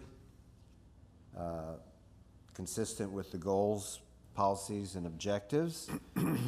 The special intent of the sponge docks predominantly is tourism, waterfront activities, and maybe one of the things that Renee pointed out, that you don't have a commercial recreation section, but if we got all this waterfront areas, maybe we need to look at doing that. Conditional use will not adversely affect adjoining properties, probably raise the property value because it's going to be a cleaner area and they're going to fix it up. But the adverse impacts to environmental, it's actually going to be a positive because one, we're going to be allowing people to come to Tarpon and learn about our Anclote River and the natural beauty we have. Now I know this site is about direct line, half mile, kayaking wise, 3/4 to a mile up to the Walmart property. These are the things that people come to your areas. You have the potential to advertise your city as an ecotourism place. You've got Howard Park. You've got the North Anclote River Nature Park. You've got Anderson Park. You've got a lot of these little pocket parks. You've got the tours that go out to the Anclote Island. This is an opportunity for people to explore up the river and see some of the other natural beauty. So I'm fully in support of this. I would welcome Mr. Woods at some point to come back to the future and explain their educational process, how they're educating kids in the area to be environmental stewards. But I would urge you that you look on this as a win-win, not only for their enterprise, but also for the city and expanding our tourism. And one last thing, the Hippie Fest was on the agenda earlier. The AAA magazine that just came out and the places to go shows August 20th, Hippie Fest. So we do get recognition around the state for other things, but this will bring tourists. Thank you. Thank you, Mr. Delakis. Does the applicant have, oh, I'm sorry. Go ahead, Mr. Geddes. Hi, thank you.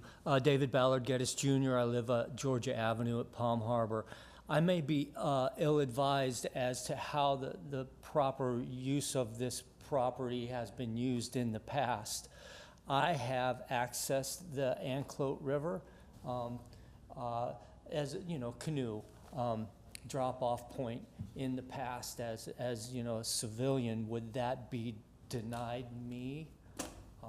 Would I be denied my access should I ever want to bring my own personal canoe and use that as a drop-off point in the future should this go through?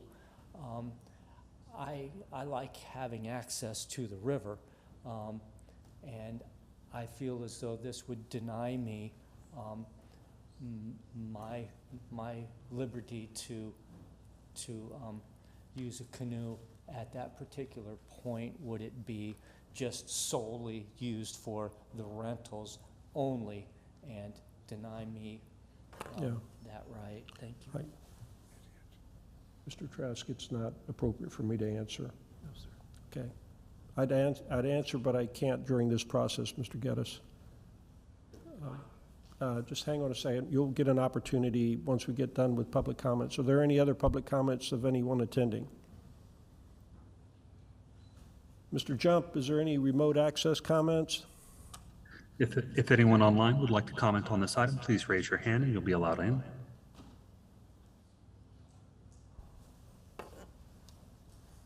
And we do not have any raised hands at this time. Thank you, Mr. Jump. I think I could recognize the applicant to come forward and answer a question. You're allowed to do any rebuttal, and I think an answer to a question would be fair. Do I need to name myself again? Pardon me? Do I need to go through the name and address? I- No? No. He's No, asking okay. if you have to say his name again. No? You're good. Okay. So actually the land has always been private, so people have used it, but effectively they've been trespassing, and it's just sometimes been enforced, sometimes not. There is down the river near the splash park a very, very good public access boat launch that's maybe a block down that is accessible. So yeah, some of the public can still use it if they happen to be there fishing at 10 p.m., for example. I can't police that, but they are effectively still trespassing, yeah. Thank you. Ms. Vincent, do you have a closing summary? No, sir. Okay. Let's close the public hearing, and let's go to commission comments. Any commissioners have any comments? Vice Mayor Lunt. I'm perfectly for this. I think it's a great use of the property as it stands. I think it'll do help for our tourist industry and ecotourism, and I'm all for it. Thank you. Commissioner Carr. Yeah, I think this is going to be a great asset to the community. I think it complements well to the kayak launch that we have publicly just down the road. Looking forward to participating in the future and seeing the growth that could happen here in the situation. So thank you both to the applicant and the property owner. Commissioner Eisner. I also agree. It's going to be an asset to the area. I appreciate you doing it. I've passed by there many times, and there's just debris floating through there, and I know I can tell that you will not have that happen. I'm thrilled that you're going to make that investment, and it will bring tourists to use that kayak area, and I just support what you're planning on doing. I appreciate you. Thank you, Commissioner Eisner. Commissioner Kulyas. No comment. Okay, I just want to welcome you to Tarpon Springs. I think it's an excellent use of that land, and I'm just hoping you have a lot of people. I don't know about your business model, but you're going to do groups, and let's give it a try and see what happens. Thank you. I think with that, that's the last comments. Motion to approve, Mayor, with the 3 conditions from city staff. Okay, is there a second? Second. Okay. Roll call. Commissioner Kulyas? Yes. Commissioner Eisner? Yes. Commissioner Carr? Yes. Vice Mayor Lunt? Yes. Mayor Vaticius? Yes. Okay.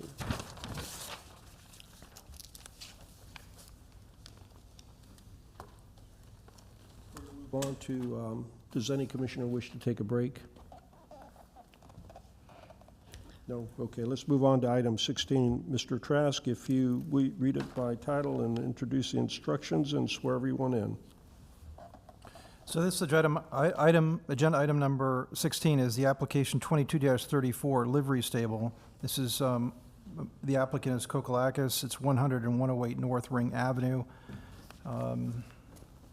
The first thing that we have on the agenda is ordinance 2022-12. That's the land use map, and then followed by the zoning map change at 2022-11. So I'll go ahead and, are you going to handle these together, Mayor? I was going to, we can for convenience, but I do want to vote on, unless, it depends on how it goes, but 2022-12 second as far as a vote, but we can lump them in together for the discussion. Okay, so I'm going to go ahead and read ordinance 2022-12.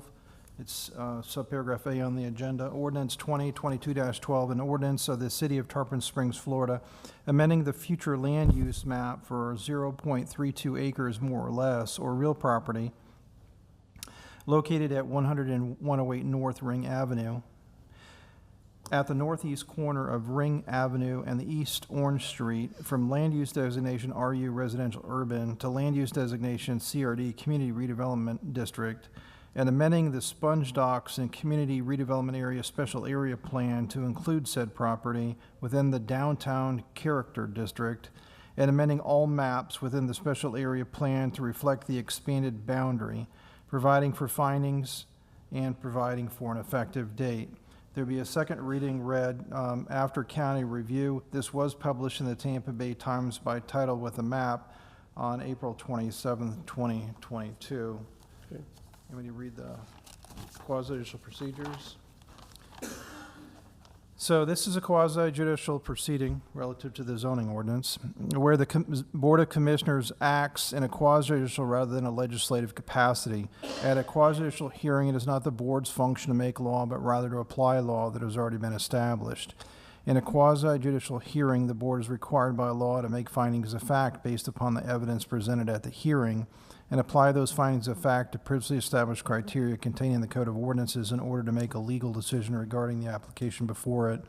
The board may only consider evidence at this hearing that the law considers competent, substantial, and relevant to the issues. If the competent, substantial, and relevant evidence at the hearing demonstrates that the applicant has met the criteria established in the Code of Ordinances, then the board is required by law to find in favor of the applicant. By the same token, if the competent, substantial, and relevant evidence at the hearing demonstrates that the applicant has failed to meet the criteria established in the Code of Ordinances, then the board is required by law to find against the applicant. With that said, anyone that's going to speak on these agenda items, if you can stand up, raise your right hand, I'm going to go ahead and swear you under oath. You swear that the testimony you're about to give is going to be the truth, the whole truth, and nothing but the truth? I do. Okay. Thank you. Did you do 2022-11 as well? I did not read that title yet, Mayor. I was going to, if you're going to vote on them separately, do you want me to go ahead and read that title? But is the future land use, that's quasi-judicial as well? The future land use is legislative, the zoning is quasi-judicial.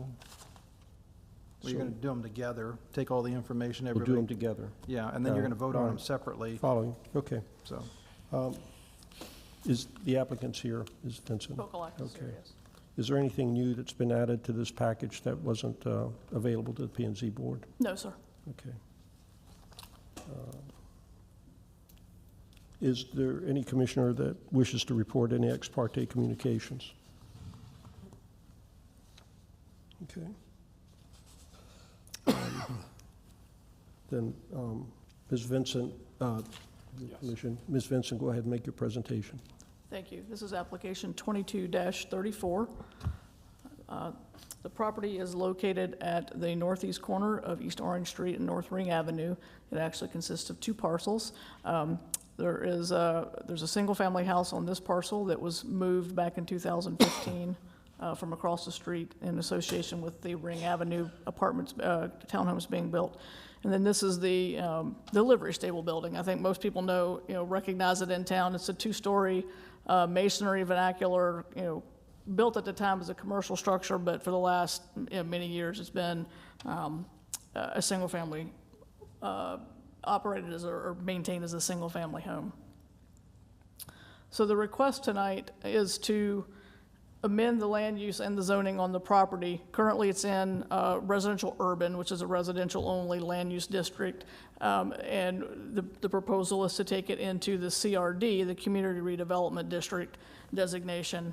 The zoning currently is conditional residential mix, which is just what it sounds, conditional residential, so a range of residential uses. And then the proposed zoning would be special area plan. And then to kind of further qualify the land use and the zoning being asked for, within our special area plan, and I'll talk a little more about this, we have 10 character districts, so this would become part of the downtown character district. And then within our SMART code, the Transect-based code, it would become designated as T4A residential, or the retail and office district. So as I stated before, this is the The two-story building, concrete block, masonry, vernacular. This first appears on the 1909 and the 1913 Sanborn maps, so it's historically it's been around for a long time. It was actually a livery stable way back in the past. In 1926, it was identified on the Sanborn maps actually as a hotel, and then in later years as an apartment.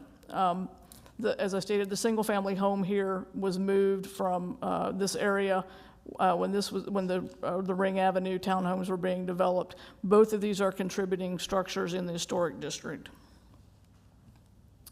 So this is kind of the existing surrounding land use. You can see this is all residential urban here. To the south across Orange Avenue is residential office general, and then across Ring Avenue is the community redevelopment district boundary. And then looking at, zooming out a little bit with regard to the special area plan, as you know, the special area plan has 10 different character districts. The downtown district is here, and the star represents the area where we would essentially be adding that property into the special area plan. And it does recognize it is a mixed-use type of special area plan, but it is meant to respect the the historic importance and character of the area. Again, so the downtown character district is outlined in red, and that's what within the special area plan that would be the sub-character district that would be proposed. Under the current land use, the residential density is 7.5 units to the acre. Under the proposed downtown character district, it would go to 15. Right now, the maximum density on the property, what that would allow would be 2 units under the existing land use. So essentially, which is what you have now, the single-family house, and then the 2-story masonry structure basically could be used as one single-family home. Under the proposed downtown character district, you would be allowed up to a maximum of 5 units on those two properties combined. So that would be the magnitude of increase in residential density available to the property. The other character districts this is the downtown character district in the yellow. Just to the north is the uptown district, a little less intense. And then the downtown gateway district, again, a little bit less intense, a little bit different focus. The existing zoning on the property, as I stated, is CRM, conditional residential mix. You can see directly to the east is single family, R70A. Across Orange Avenue is residential office. And again, the SAP zoning is the overall zoning for the special area plan. And then you have your sub-districts for your transect zones. I think I've already talked through most of this. So the transect zones in the area, it is directly adjacent to the T4A, and that's what would be proposed. So it would go into that retail and residential T4A district that's the same as across the street. Just a little bit of a comparison. I won't go through these, every one of these. I think the thing that's important to note that as especially the 2-story structure as it sits now, really is not conforming with the CRM district for setbacks or anything.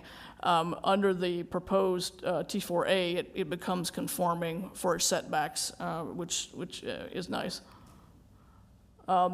There have been some inquiries about, from that we've heard in the office, are short-term rentals a possibility?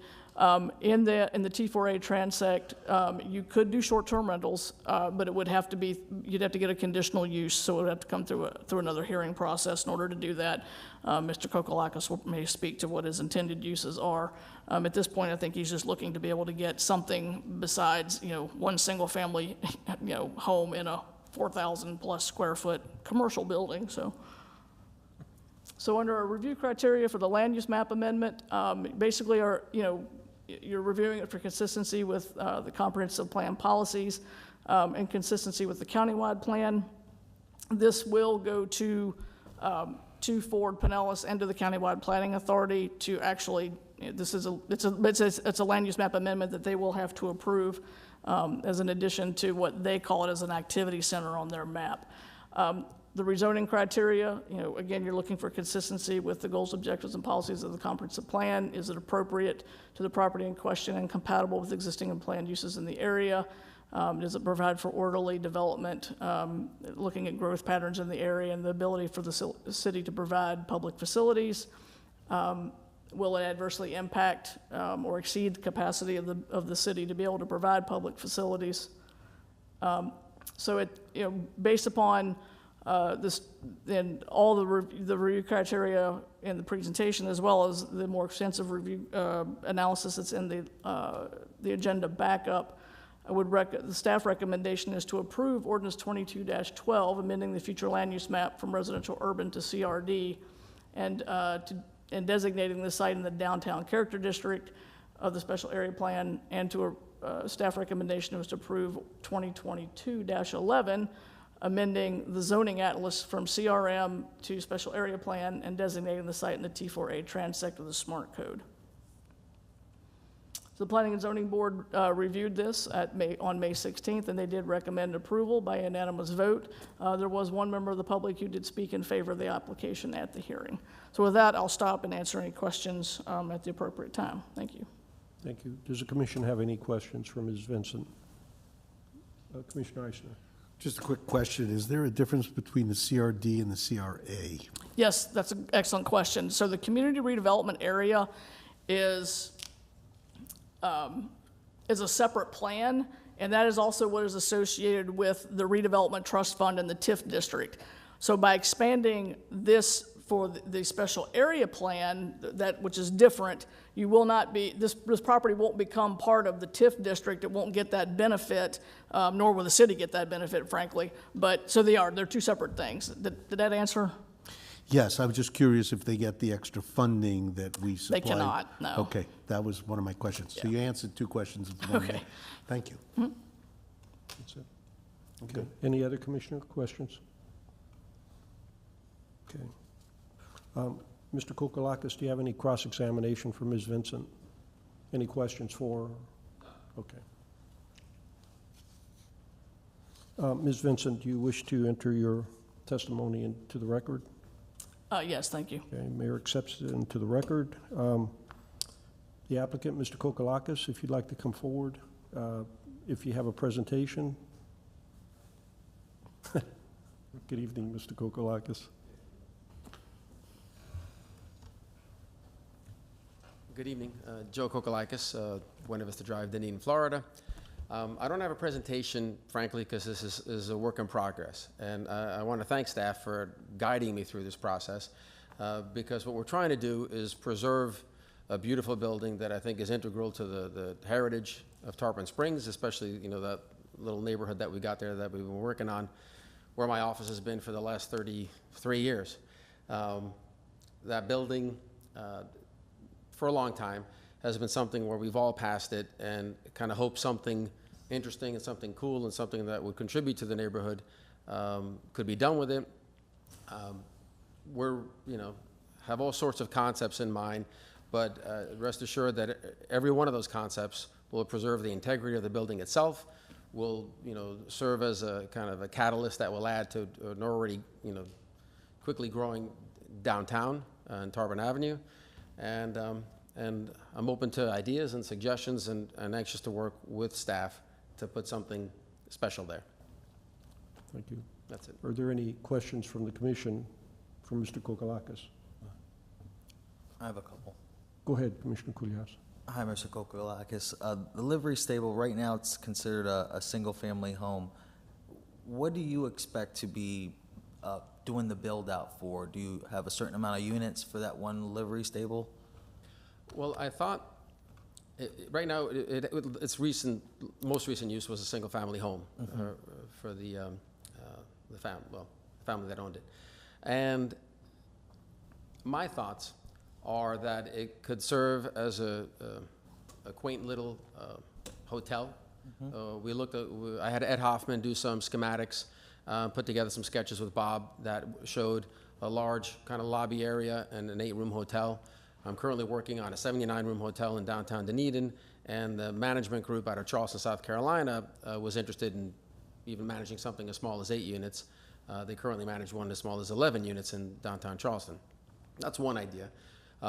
We had Bob and Ed Hoffman's office lay out townhomes where you could, in theory, put 4 townhomes similar to what we built, the carriage homes. But frankly, it wasn't really that exciting, and it was just like 4 other townhomes, like everyone seems to be building everywhere else these days. It's an option. I just think that, we have one schematic that has 4 short-term rentals or hotel rooms on the 2nd floor and a cafe on the 1st floor. That got a little bit complicated with the different uses in the same building. So we are looking at everything. The exciting part is that I'm meeting actually both tomorrow with an architectural firm out of Greenville, South Carolina, and on Monday with an architectural firm out of Miami, just to start the design document structurally of CLT, cross-laminated timber, to have large mass timber columns and exposed timber decking for the inside. Because our goal is to kind of bring back the look of a stable, just kind of have it something cool and something different, as opposed to just drywall and bar joists. Sounds neat. The building just north of it, right, and that's still considered a single family. Do you plan on building it out to make a couple units or anything like that? No, that's a historic building. Okay. That was across the street. We moved it across. It was actually built around the same time.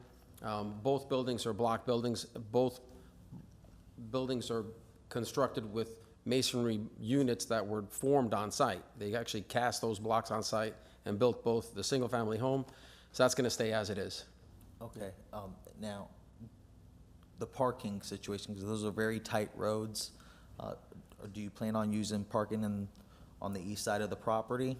We have 2 site plans. One that connects the parking behind the home and the parking behind the livery stable as one larger lot.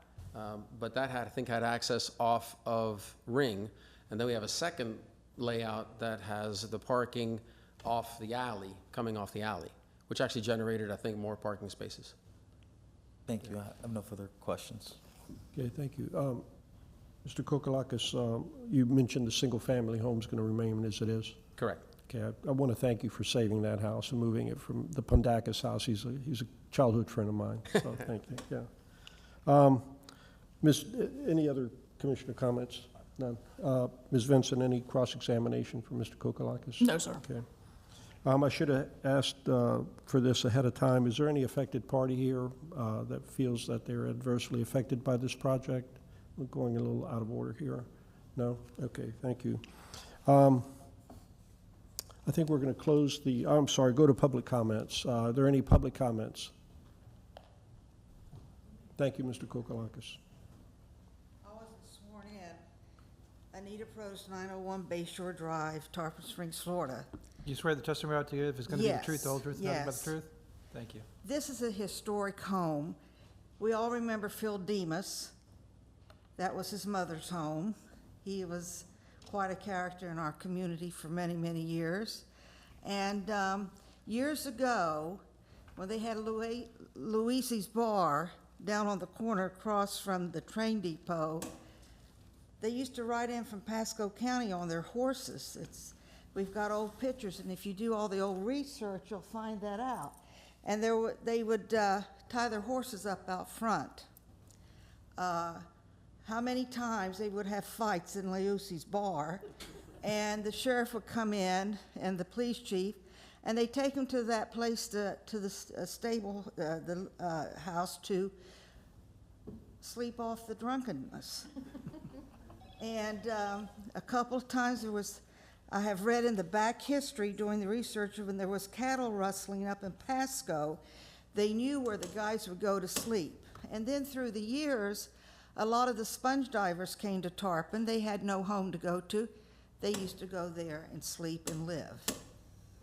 And then the Demas family bought it, and the Pondakis family bought the house across the street, and then the sister Kiki lived down the street. So we used to call that the Phil Demas Corner. But it has a lot of history to it, And if you do the research and see the pictures, they're amazing. And when they came from Greece, what was the president's name? I can't think right now. Venizelos. When he came, his entourage stayed there because it was so close to the church, and they didn't have a hotel for them to stay. And it used to be up until the 50s when they would come down to Tarpon for Epiphany, the dignitaries. Phil Demas's mother would let them stay there. So I thank you for saving the stable for us. It is a star for Tarpon Springs, and I know by what you do, your work, it's going to be outstanding. So please pass it. We need to save everything we can about Tarpon Springs, and too bad we didn't get to stay in there. Thank you. Any other public comments? Again, David Ballard Geddes Jr., Georgia Avenue, Palm Harbor. I may be misperceived on the downtown redevelopment, CRA areas that are taking place, not just in Tarpon Springs, but Dunedin downtown redevelopment, Safety Harbor, uniformly nationwide, this redevelopment is taking place.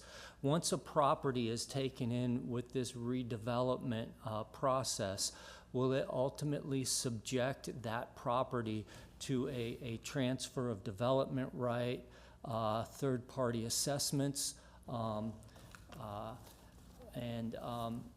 allow privatized levies against that property for any future development that may be taking place based on the comprehensive plan as laid out in Chapter 163 of the Florida statutes? Mr. Geddes, I can't answer your question this evening as part of the process, but if you call our planning department tomorrow, I'm sure they can answer that for you. Thank you. Thanks very much.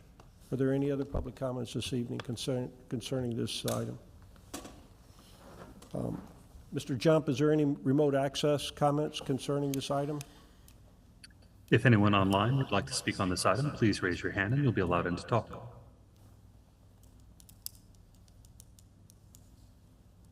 And we do not have any raised hands at this time, sir. Thank you. Mr. Kokalakis, do you have any rebuttal comments? No, sir. Okay. Ms. Vincent, closing summation? Nothing further, thank you. Okay, let's close the public hearing and go to commissioner discussion. Commissioner Carr. Yeah, I just want to say this is a great opportunity for this individual to purchase this. Mr. Kokalakis, thank you so much for purchasing the properties here and making the effort to restore them in the best way that you can. It's probably one of the more unique properties in Tarpon Springs, and hearing that you want to bring back some more original wood feel and stable feel is also really encouraging to see. You've also really changed the whole dynamic of this neighborhood, so I want to say thank you for that as well too, and we're proud that you call Tarpon Springs home for your office and some of your investments in the area, so thank you for that. I do think this fits though. It's compatible to the area of downtown. It's obviously right against the border. Staff put a really good presentation with backup, so I've got no problem with supporting this tonight. I am looking forward to seeing this continue to develop. The plywood came off the windows already. The windows look good, repainted, so thank you so much. Thank you. Any other commission comments? Okay.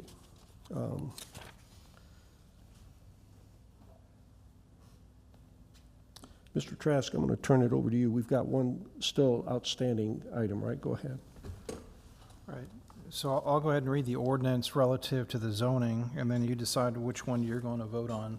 You're going to vote on them separately, but this is ordinance 2022-11, an ordinance of the City of Tarpon Springs, Florida, amending the official zoning atlas of the City of Tarpon Springs for 0.32 acres more or less. A real property located at 100 and 108 North Ring Avenue at the northeast corner of North Ring Avenue and East Warren Street from zoning designation CRM, conditional residential mix, to zoning designation SAP, special area plan, and amending the transect-based infill code for the Sponge Docks and Community Redevelopment Area Smart Code to include said property within the T4A Transect Zone and amending all maps within the Smart Code to reflect the expanding boundary, providing for findings and providing for an effective date. There'd be a second reading after the county review. This was published in the Tampa Bay Times by title with a map on April 27th, 2022. You've had your full presentation, so we need to have a motion. Let's vote on motion on ordinance 2022-11, the one that was just read. Motion to approve. Second. Roll call, please. Commissioner Kulyas? Yes. Commissioner Eisner? Yes. Commissioner Carr? Yes. Vice Mayor Lunt? Yes. Mayor LaHousas? I'm sorry, Mayor Kiotis. What'd you call me? Slipped. Thanks. That's it, you're Yes. fired. Let's go back to, do you have to reread 2022? Let's have a motion on approving 2022-12. Motion to approve. Second. Okay, roll call, please. Commissioner Kulyas? Yes. Commissioner Eisner? Yes. Commissioner Carr? Yes. Vice Mayor Lunt? Yes. Mayor Vaticiotis? Yes. Okay. Let's, the next item is going to be the one concerning the, let's see, which one is that? Streets. On the implementation of Safe Streets, is that correct? Yep. Let's take a 10-minute break before that one. Everybody, some people gave me a thumbs up. 8:40, let's meet back here at 8:50. No more raises for you, Irene. Would you go?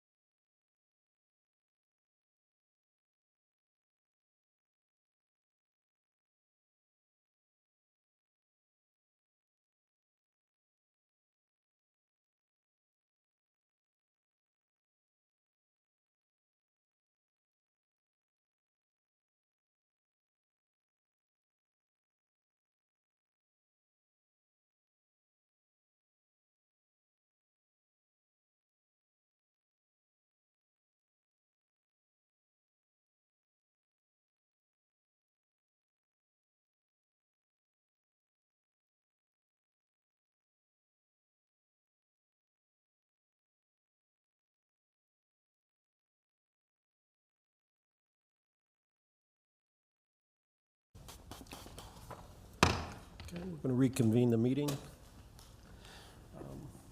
Going to go to item, kind of sitting here watching.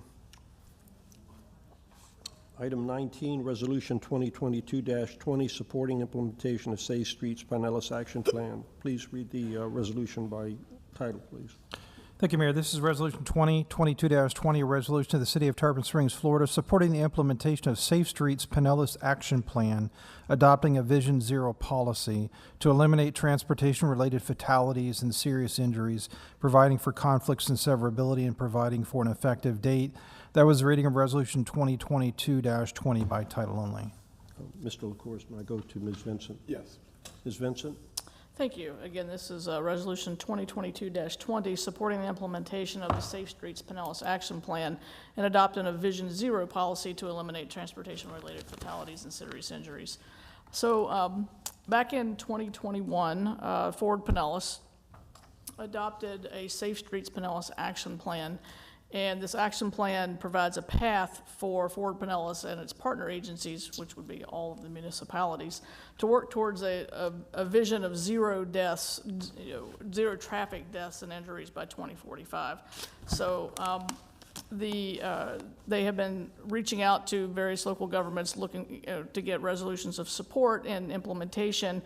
So that's what's before you tonight. This also does it puts us in a better position for some of the federal funding and infrastructure bills that are coming down from the federal government, as well as just additional funding through Ford Pinellas for planning efforts and things of that nature. So this is definitely not my area of expertise, but fortunately I have Caroline Lanford here, who my principal planner, who lives, breathes, and eats transportation planning. So if you have any in-depth questions about the plan itself, I'm sure she can help with those questions. So with that, I'll stop and we'll answer questions.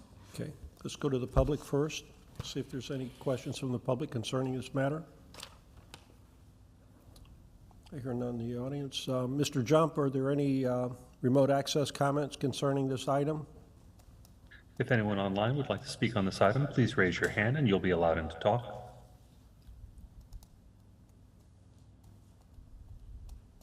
And we do not have any raised hands at this time, sir. Okay, let's go to the commission. Commissioner Carr, you've got your light on. Thanks, Mayor. So Ford Pinellas, I met with Mr. Blanton. He's the director of Ford Pinellas about 2 months ago. We drove through Tarpon Springs. We had lunch and then drove through Tarpon Springs. And just to share with the board a little bit further, there's a significant amount of county roads that go through Tarpon Springs. It's not just the city of Tarpon Springs that's responsible for our roads. So you think Gulf Road, Florida Avenue, North Spring Boulevard, Mears, Klosterman, Carlton, Curlew. These are all county roads that we have throughout our city. Our city's lacking in sidewalks. Our city's lacking in bike paths on our main roads. You're talking about Mears, Ford Avenue, Riverside, Spring Boulevard. I completely support this. I think it's a great idea. When I had the chance to meet with Mr. Blanton, he said he was interested in spearheading some type of map, a priority map that he could work with the county on funding. It's not just the city of Tarpon Springs that needs to work on improvements for safe streets. We've seen it in the news. We've seen the press releases. There's been multiple casualties and crosswalks in Tarpon Springs and other aspects. I don't want to see any deaths. I want to see more pedestrian encouragement. I want to see safe biking. We've seen more crosswalks around our bayous, which are great to have in this aspect. So to come back around, Mr. Blanton was in full support of putting together some type of game plan from the county side. And I'm looking forward to hopefully city staff working with them on at least putting a map together on where we could use some additional sidewalks in the county roads and bike paths from this. So I'm in full support and ready to support it tonight. Thank you. Thank you. Commissioner Eisner. I don't want to be the thorn in the side on this. I'd love to have no deaths out there, but I read through quite a bit of this, and I don't appreciate anything that has to do with racism, prejudice, and politics. And I don't know if you can put up any of this presentation? You mean of the actual plan itself? Yes. I would have Because to pull it it'll up be on the- helpful to show what I'm referring to. Just resolution. This will take a minute.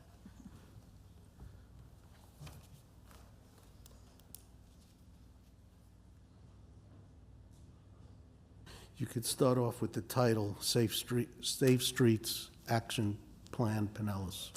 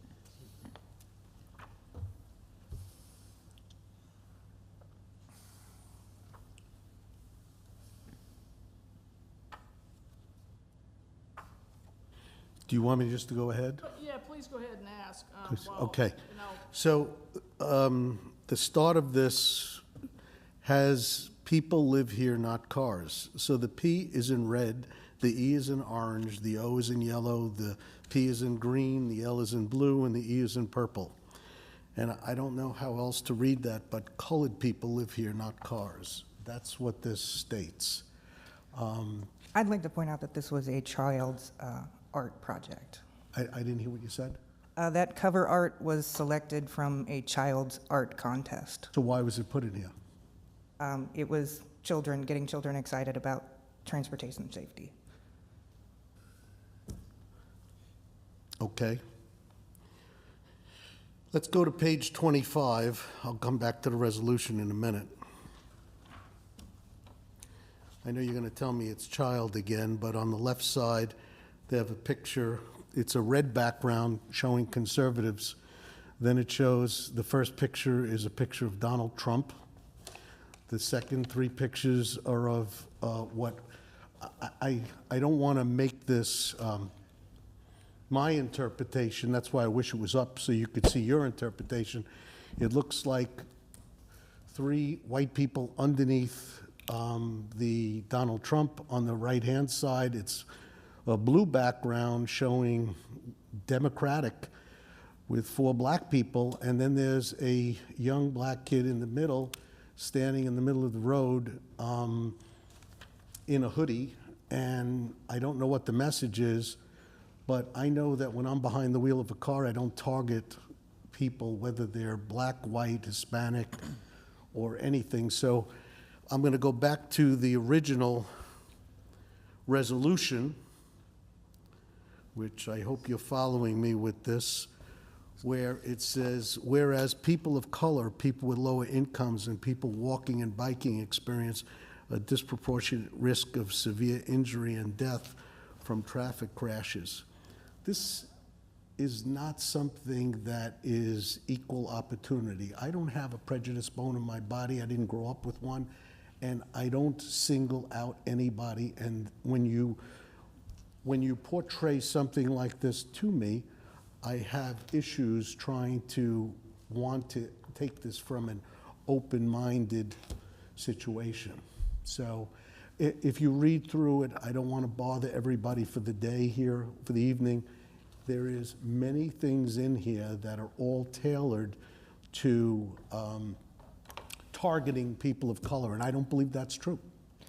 I believe if you read the report, this is all data-driven, that in fact, people of color, people of lower income, people who are walking, people who are biking, people who are differently abled, do experience severe injury and fatality crashes more often than others.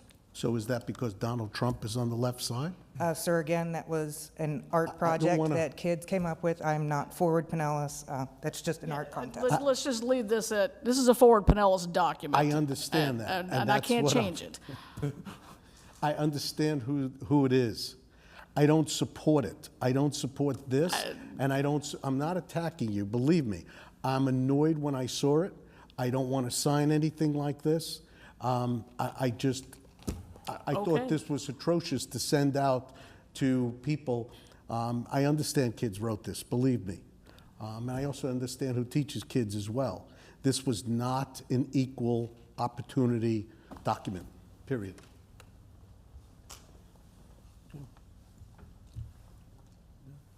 Commissioner Vice Mayor Lunt, Yeah. it's my turn. Yeah, I'm sure this is going to be contentious. I understand and read through the whole Forward Pinellas plan on this safety street stuff, so I understand that they think it's data-driven, even though there wasn't a whole lot of analysis given as to how they came up with these conclusions. I also understand, because they're getting federal and state funding, that they wanted to make this seem more socially economic and less racial-driven, et cetera, but I think as well it's dribble. I think that this clause out of our resolution where it says, whereas people of color, people with lower incomes, and people walking and biking experience, I think that whole statement should be stricken, because if it's not stricken, I'm not signing it either. Thank you. Commissioner Kulyas? I got no comment. No? All right. Well, for me, this is bittersweet, and I had a conversation with the city manager. This Vision Zero is the issue that Vision Zero methodology is what I was contending during the Anclote Harbor. And the FDOT people told me, oh, we just do those on larger roads. We don't do that on US 19 or anything like that to determine actually the fatalities and what we could do to reduce them, characterize them better. So I understand the purpose of supporting this item is to give us access to grants and things like that. If this is turned down, what does that do to our opportunity for grants if this is denied this evening? Well, I would assume that anything that comes through Forward Pinellas for their, to do, federal funds that flow through the MPO, it wouldn't be positive for us. They want to partner with us and other local governments that to fairly distribute funds and to move toward this vision of zero deaths due to for traffic fatalities with bikes and pedestrians. So. Does this, the corridor study that we just got through, is this part of that, or that was a separate pot of money, if you will? I believe that's a separate pot of money. Yeah. Okay. All right, let me just pause for myself for a second. Commissioner Carr. Thanks, Mayor. Renee, was this resolution provided by the Forward Pinellas word for word, or is this something that staff put together? It's a combination. Go ahead. Yeah, sorry. It is a combination of a template that was provided by Forward Pinellas staff, and also looking at other municipalities in Pinellas County, what they had put before their board. Okay. So, I mean, as a board, we could adjust it. It's not required to have certain sentences in there. So if there's concerns of certain words or sentences or part of sentences, we can make a suggestion during adopting this. Okay. Thank you. Let me go to Commissioner Eisner. I had one more thing. I wanted the residents to hear what one of the solutions here. At 20 miles an hour, the death rate would be 1 out of 10%. At 30 miles an hour, the death rate would be 50%. That means half the people will be killed. At 40 miles an hour, 90% of the people will be killed. When I look at this, I'm wondering, do they want us to take 19 and bring it down to 20 miles an hour? Is that, I don't know. Again, these are things that I'm reading, and I just don't agree with it. I don't know who did this and why. I'm not into hitting people with cars, that's just runs against me. But this is just, something really needs to change for me to sign this. Thank you. Anything good. else? Okay, Vice Mayor Lund. So, furthering on Commissioner Carr's observation, could this resolution not be passed if we struck whereas people of color, et cetera, from this resolution? You can strike it. I've got some thoughts on this. Would it damage us in the eyes of Forward Pinellas if we did so? I'm being told, yes, it would. I don't, Can I elaborate on that? just briefly. Transportation equity is a key piece of the funding source. So acknowledging the disproportionate impacts to communities of concern is part of the philosophy. Okay. So basically what you're saying is it would be almost tantamount to not passing the resolution at all?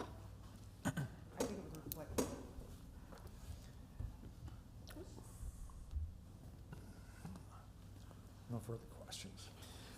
Let me deal with that, Ms. Vincent, in just a second. Let me go, if you don't mind, Vice Mayor Lund, I've got a go ahead. suggestion. And let me get the airing of the commissioners out. Commissioner Coulier hasn't had a chance to speak, or you did, but you've got something to say now. Go ahead. I think we should approve this tonight, but in the future, let Forward Pinellas know that there's some of these pictures are disturbing, and I don't know why they were included. I think they should be left out. We should all be caring about our minority communities or those that don't have the walkability in certain neighborhoods, and we don't need political pictures to get involved with it all. And that's just what I'm going to ask for. I had no problems relaying that message. If I'd have known, if somebody would have relayed, I would have asked someone from Forward Pinellas to be here to talk to these things. It's a little unfair to come after staff at this point. I mean, so I had no forward knowledge that this was coming up tonight, so. We're not coming at you. It wasn't. Well, it sure feels like it sometimes, sir. No, my only point is, I would have been more than happy to ask someone from Forward Pinellas to come and defend their document. We're looking for a resolution of support to implement this plan and be a partner with Forward Pinellas. I don't know that striking the whereas clause, I mean, if we're still implementing the plan.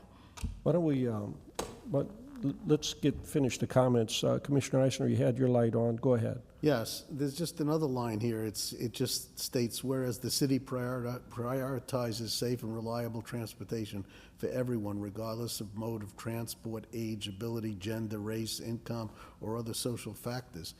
That's a gimme. That's exactly what we do. Why would, I just don't understand it. It's making us, that we're targeting somebody. That's what it looks like. Okay. Okay.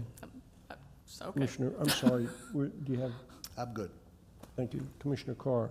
Yeah, I just had a suggestion.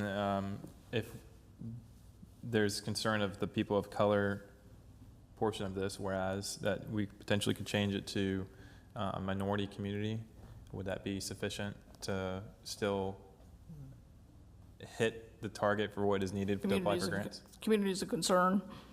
That's what they use in the document. Why don't we, what I'd like to do is just to table this resolution, give Ms. Vincent a chance to rework it with her staff based on what she heard this evening, and then come back with another resolution at a date to be determined when she's ready. Is that fair enough? Mm-hmm. Absolutely, and I will ask someone from Forward Pinellas to be here. Yeah. Is that? I think they're the ones that need to answer the Is questions. that acceptable? But before we go to that, did I ask the public for comments? No, not yet. I did not. Does the public have any comments concerning this matter?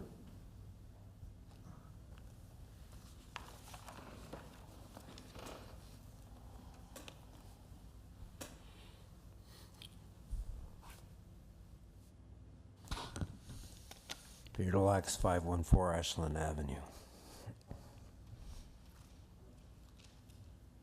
You think the people on Seabreeze, Riverside Drive, Chesapeake Drive, any of them really are worried about walking and bicycling?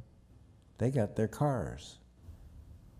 What they're referring to is not to point out that we're racially picking on a particular ethnic or racial group. As the lady mentioned, it's data-driven. Who do you see riding the bikes or walking? Go to Publix, park on the side. You see Latin American people with their bags, their kids, walking to the apartments. That's why their statistics are higher.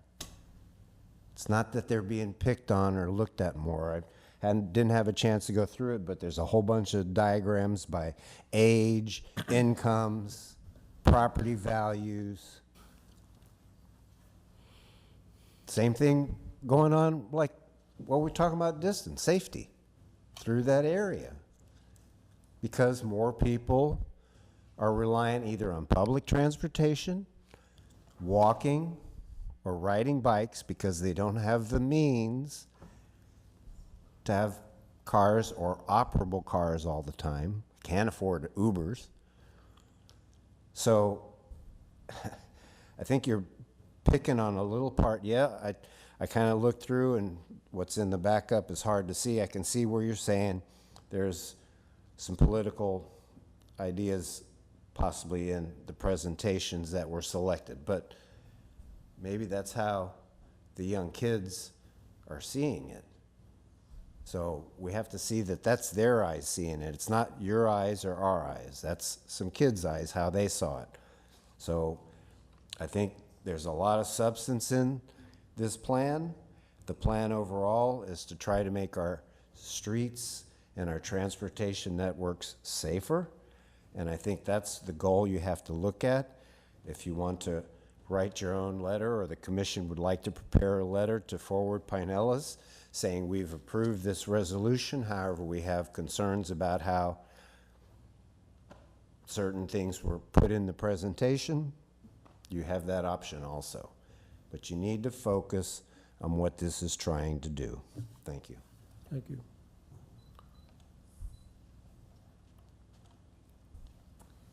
Anita Protas, 901 Bayshore Drive. Is there a time element for this? Do we have to meet it by a certain date? That's what I'm concerned Ms. about. Vincent, answer, if you may answer if you'd like. I don't know. Do any of you know? I don't want to knock ourselves out of the ballpark with this. Giving us a chance to get our grants, get what we need in our community.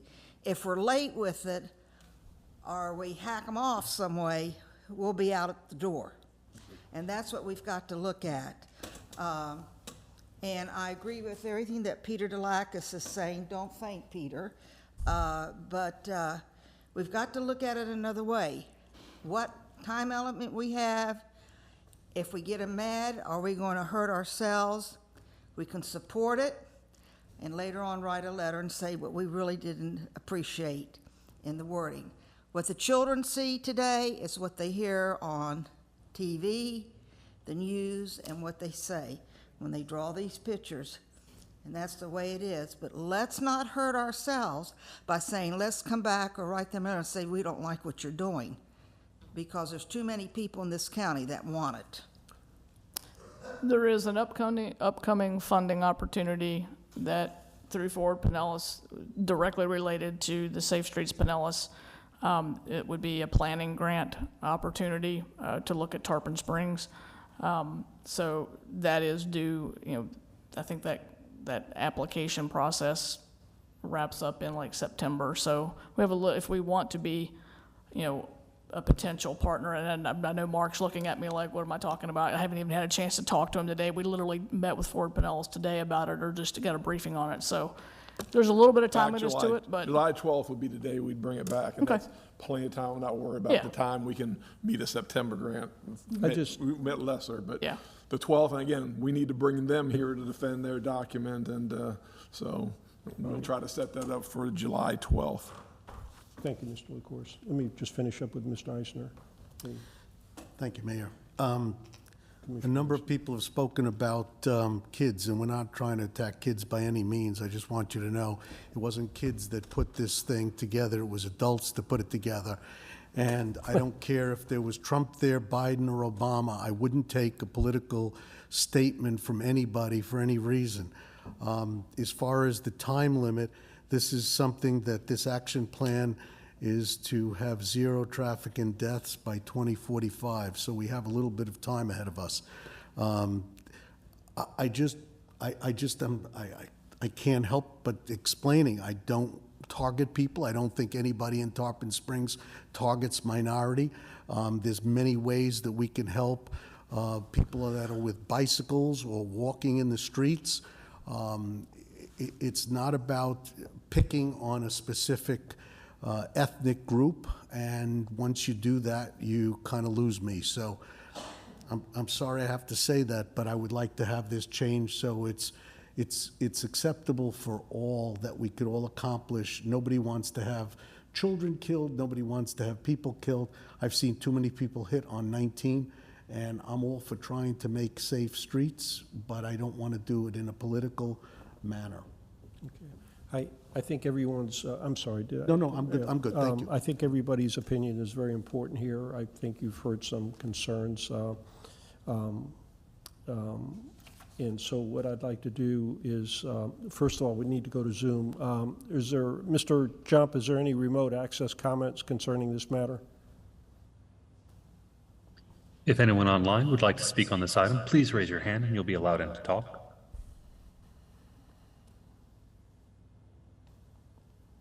And we do not have any raised hands at this time, sir. Okay, thank you. Again, you know, and this item is kind of, there's a lot to it and everything. I would like in the future if we could get with the staff to kind of at least express these things to them as we see them. And I know City Manager, of course, is very good at pulling things if he sees a rough spot. So in the future, we could do that. But in the meantime, let's go ahead and table this to July 12th. Yes. If I could get a motion to table item 19 to July 12th. Be a motion to postpone to July 12th? There's a second? Second. I didn't make that motion. I'm sorry. I'm I'll just make a saying motion. It is a motion to postpone because it's to a date certain I'll make a Instead of a motion. table. instead of a table. Yes, sir. All right, let's have a resolution to postpone I'll to, make a resolution to postpone to July 12th, which I want to make a point, though, there seems to be some support in this direction, but we'll postpone it until July 12th for further discussion for staff to research. okay. Is there a second? I'll second that. Okay.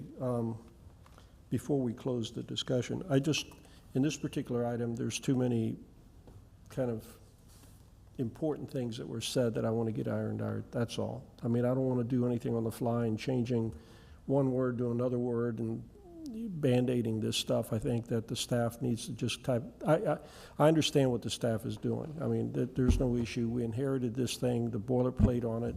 There's some sensitivities here, and I don't want to try and change it on the fly, and there's still being some issues on it. So having said that, I'm going to execute my, my prerogative to go ahead and end this discussion, and if we can have a roll call, please.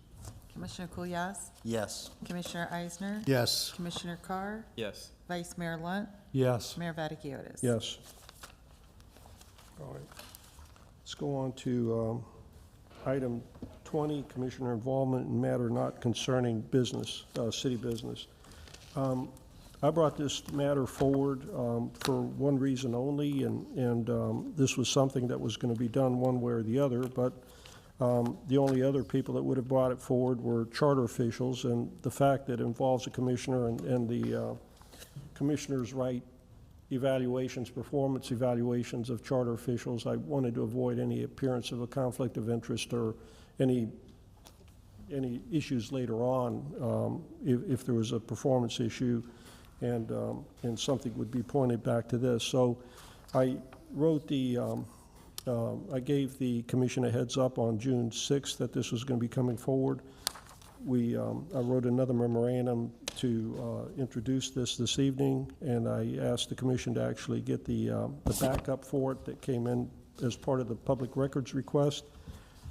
This matter involves Commissioner Carr involving himself in a private civil matter as a city commissioner, and we receiving an email from an attorney representing a contractor questioning his role and that of the city attorney, City of Tarpon Springs in that role as well.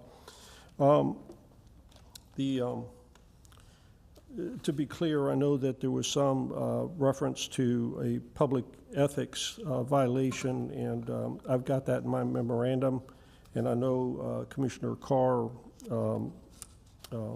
alluded to it as well, but I also want to point out that that reference was originally made in April 27th from City Attorney Trask email to the commission advising us of this situation, and I want to also thank the commission for their discretion in this matter and remaining patient until we got through at least part of this matter with the public records request and getting that information back to the contractor's attorney and seeing what their next step was. And I think we've waited long enough to where we can't, we need to bring this matter forward and explain to the residents what was going on. But in that April 27th memorandum by Mr. Trask, and he made it very clear it was just for information.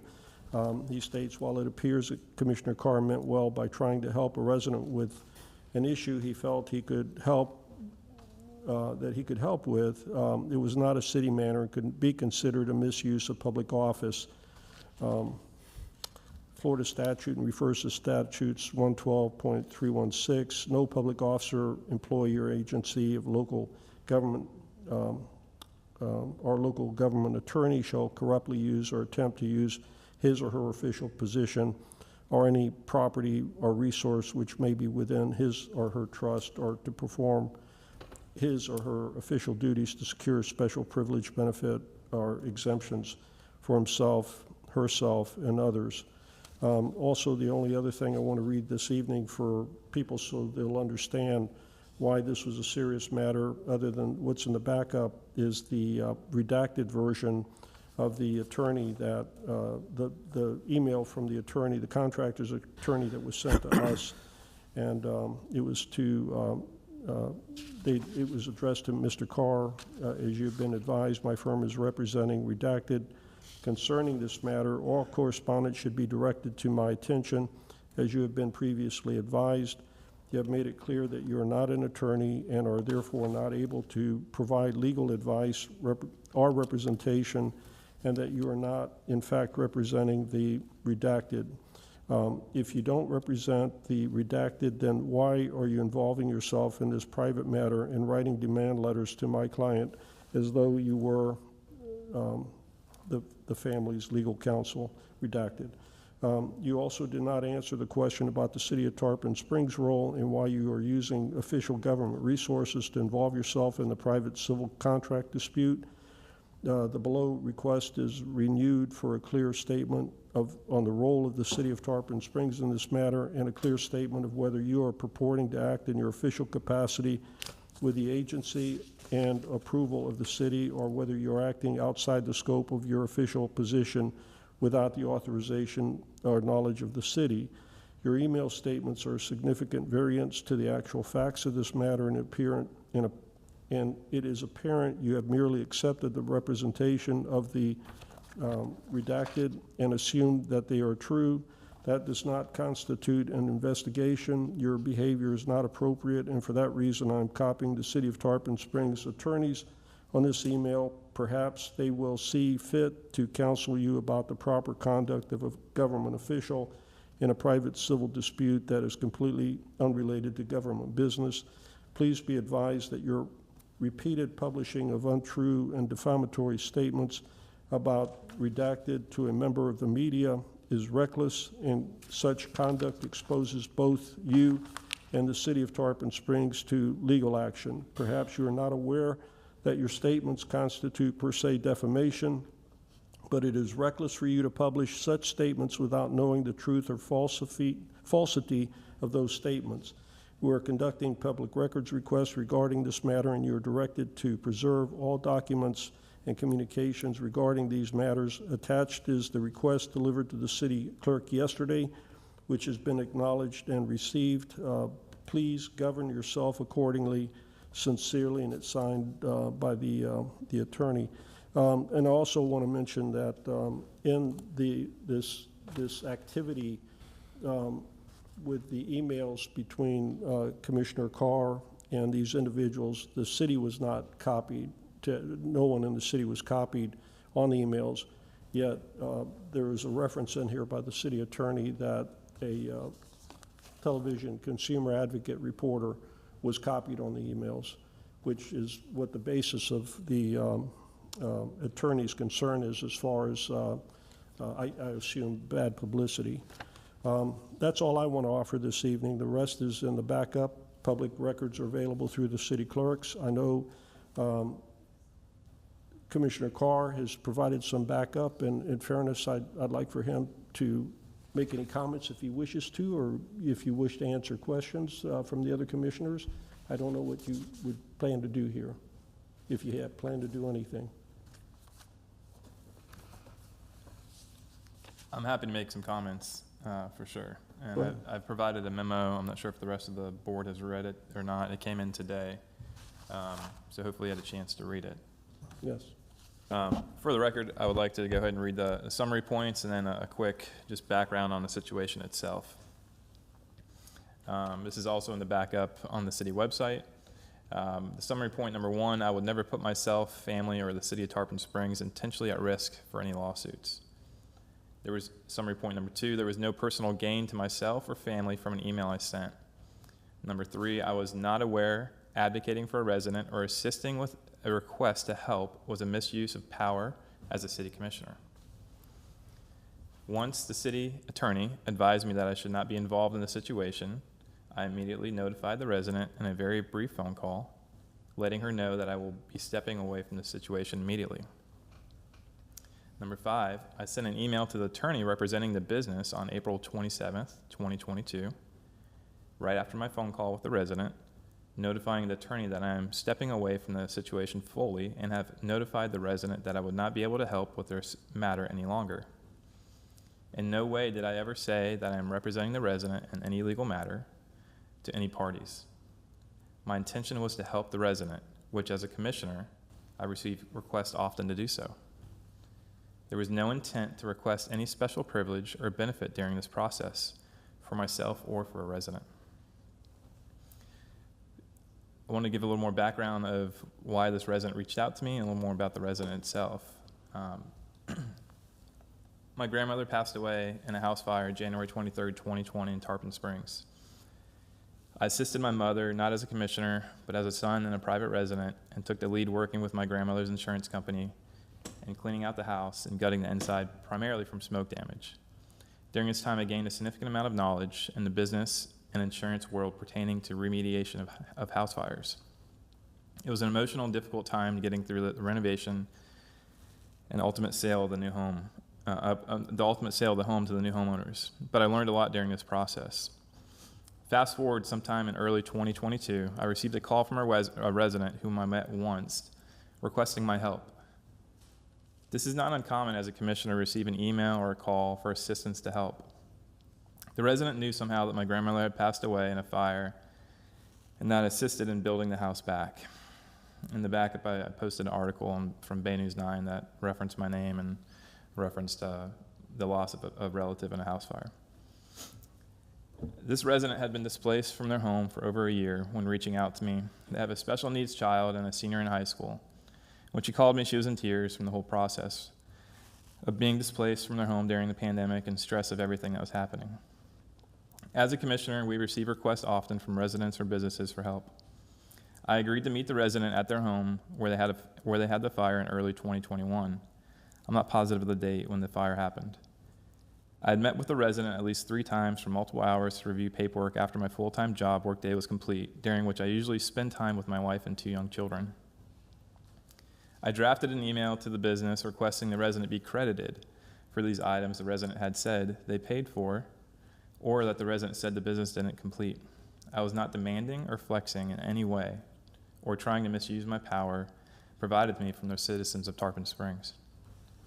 I didn't believe I was requesting any special privilege or benefit for the resident based on the memo that was provided in the backup. To be clear, when drafting and sending the email to the business on behalf of the resident's request, I had no intent, nor did I think a special privilege or benefit was being requested. I hold myself to the highest standard in ethics, morals, character, integrity, which I have throughout my life. I would never intentionally put myself, family, city in a situation that would compromise these morals. I would ask the commissioners to consider the background of the situation during this discussion and any next steps. Thank you. Are there, Commissioner Eisner, you have your light on. You have a comment. We're going to do this in reverse. The commissioners will make their comments, and then we'll go to the public if there's any public comments. Go ahead, please. Thank you, Mayor.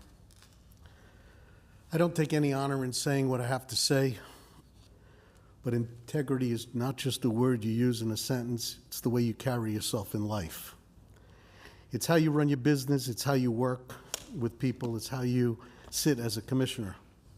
It's who you are as a person. Unfortunately, there was time wasted in reading a full thumb drive of just emails back and forth. You ran the risk of a lawsuit against the city.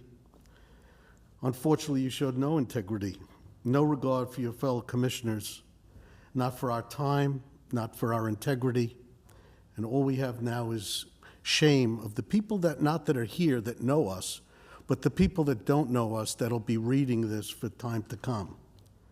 Yes, this was an ethics violation, and I don't even want to deal with that. You're in your 6th year. You should know better. This is something a first-year person does. We're going to see retaliation of residents with comments on Facebook for years to come on this commissioner's behavior. There's a lack of professionalism. You definitely should know better. I want the public to understand how insurance losses transpire. I'm a retired flood restorator. You did something that would be done right to my business. You have no right to go up against the restoration company. The restoration company has a deal with the homeowner. They sign a contract. The contract is signed, they work for insurance proceeds. After that, there is nothing more you can do or say. They're to work with the insurance company, not with anybody else. If they didn't hold up to their bargain, an attorney has to be involved or a public adjuster, which neither one you are. Asking the restoration company to give you a line-by-line explanation of just how they came up with this funds just shows me how inexperienced you are. I'm sure you've never heard the term Xactimate program, because that's how all this is done. This is a complete embarrassment to the city and our board. My opinion is you owe the residents and the board a meaningful apology. My only blessing is you didn't support any of us in the last election, because for that, we are dedicated and we have true integrity and wouldn't do such a thing. That's what I wrote until I saw your response, and I need to respond to your response. So in your summary points, you wrote, I would never put myself or family, a city of Tarpon Springs, intentionally at the risk of a lawsuit, but you did exactly that. There was no apology, just excuses. You wrote, there's no personal gain to myself or family from an email that I sent, but we don't know that. Public adjusters get between 6 and 10% commission. I'm not accusing you of that, I just don't know. I'm sure you're smart enough not to write that in. You wrote, I'm not aware of advocating for a resident or assisting with requests to help was a misuse of power as a city commissioner. That was a scary comment from a 6-year veteran commissioner. I cannot believe that you said that you don't know that. I don't even believe that you don't know that. Once the city attorney, this is another comment, once when the city attorney advised me I should not be involved in this situation, I immediately notified the resident in a very brief phone call, letting her know that I will be stepping away from the situation immediately. You needed a phone call to know this? All of the calls that you've made over the last 6 years to the city attorney over things that made no sense, and this one was real serious, and you didn't think to call, I find is just, I don't have a word for it. You wrote, I sent this email to the attorney representing the business on April 27th, right after my phone call to the resident, notifying the attorney I'm stepping away from the situation, fully notified the resident that I would not be able to help with this matter any longer. But you didn't help. You threatened them with news coverage. I don't understand how you could think that's not threatening. In no way, you wrote, in no way did I ever say that I'm representing the resident in a legal matter to any parties. Well, that was excellent because you're not an attorney. My intention, you wrote, was to help the resident, which is a commissioner. I receive requests often to do so. I receive requests to do things. I have to pick and choose what I could do, what I can't do, and if I'm unsure, I call the city attorney. It's a free call. You say there was no intent to request any special privilege or benefit during this process without any resident. Again, we don't know that. I'm sure you weren't going to write that in your comments. I don't want to go through what's gone on between your grandmother perishing in a fire. My condolences on that.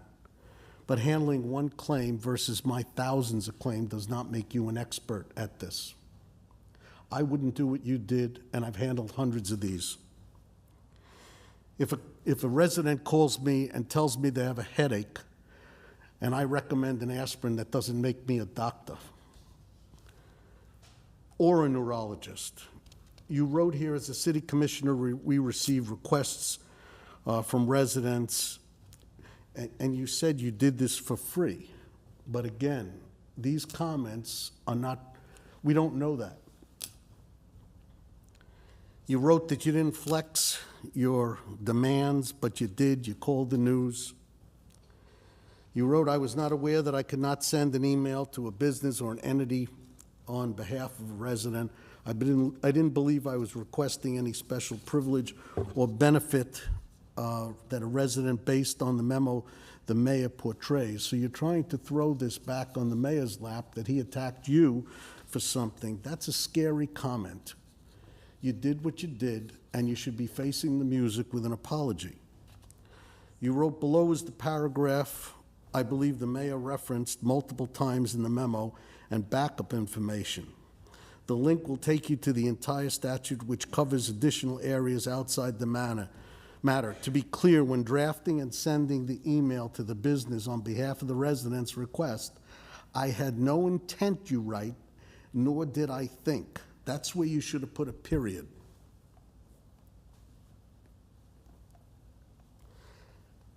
I don't want to go through the rest of this. I see that there's been no apology. I don't think that you think you did anything wrong. I think you would do this again in a heartbeat. I would recommend to you, I don't have the power to remove you, but I would recommend you resign.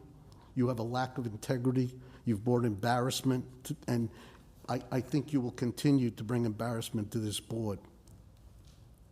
I have nothing else to say. I'm embarrassed. Thank you. Vice Mayor Lunt. This is really not a pleasant experience to have to do this. There are a lot of what Commissioner Eisner said that I totally agree with. I want to make note that during your series of emails, that when you were questioned by the company in question, you reiterated your demands. And let me state this very precisely. Your first email was a demand letter. It was not a polite, could you help me out with this? Could you see this? This was a demand letter, and I expect a response by a certain date. That is the definition of what a demand letter is. And you had no right to do that. And doing that and using your city account put us in jeopardy.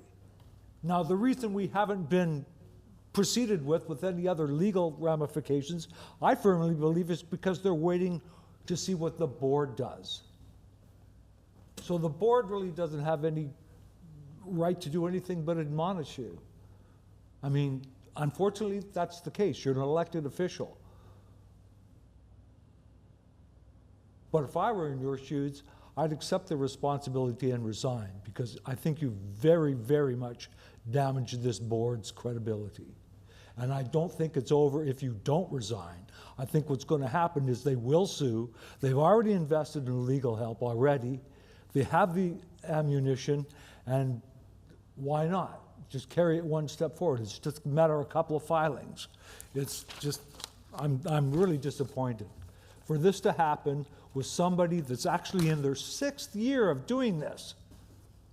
I mean, I would expect it, actually, I wouldn't even expect it from a rookie. You get an ethics thing the first thing when the first day on the job, so to speak, even before the first day on the job.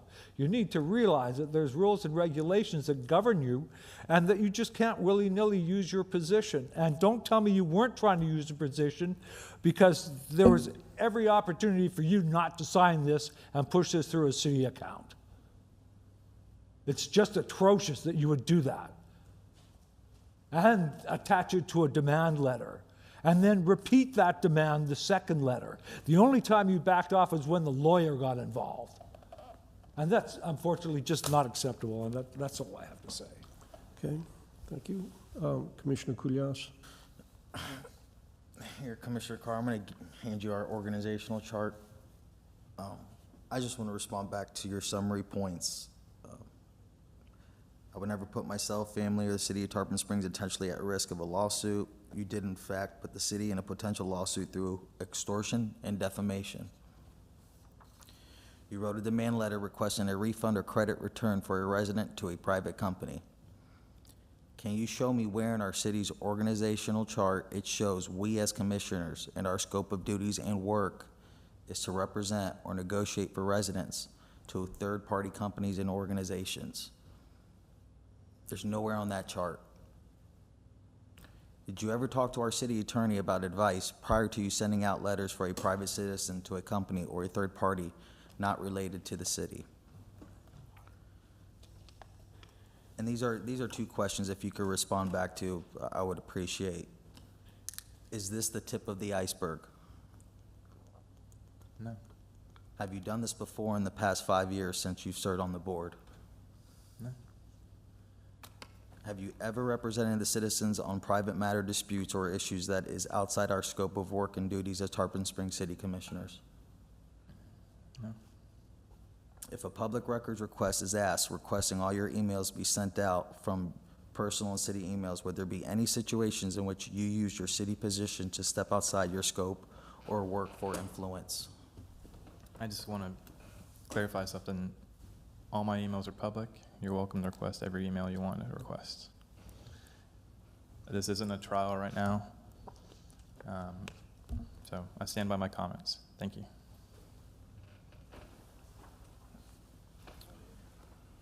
So the third statement, I was not aware advocating for a resident or assisting with a request to help with a misuse of power as a city commissioner. I believe, sure, you were aware. Explain to me in any form of context what this has to do with the city. Once the city attorney advised me that I should not be involved in the situation, I immediately notified the resident in a very brief phone call letting her know that I will be stepping away from the situation immediately. You stopped representing the citizen after you were advised by our city attorney, correct? I stand by my statement. Did you realize then you were doing something that was wrong in your capacity as a commissioner?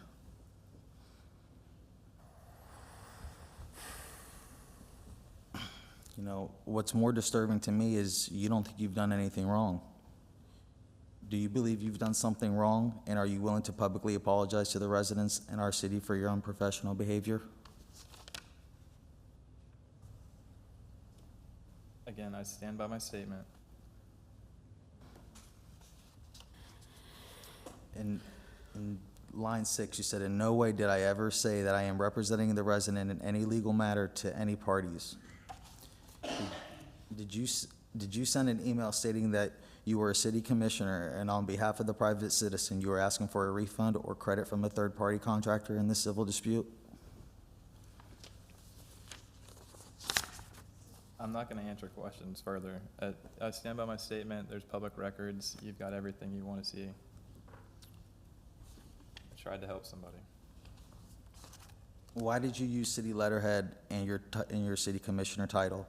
Was it to influence or intimidate the contractor to refund or credit money?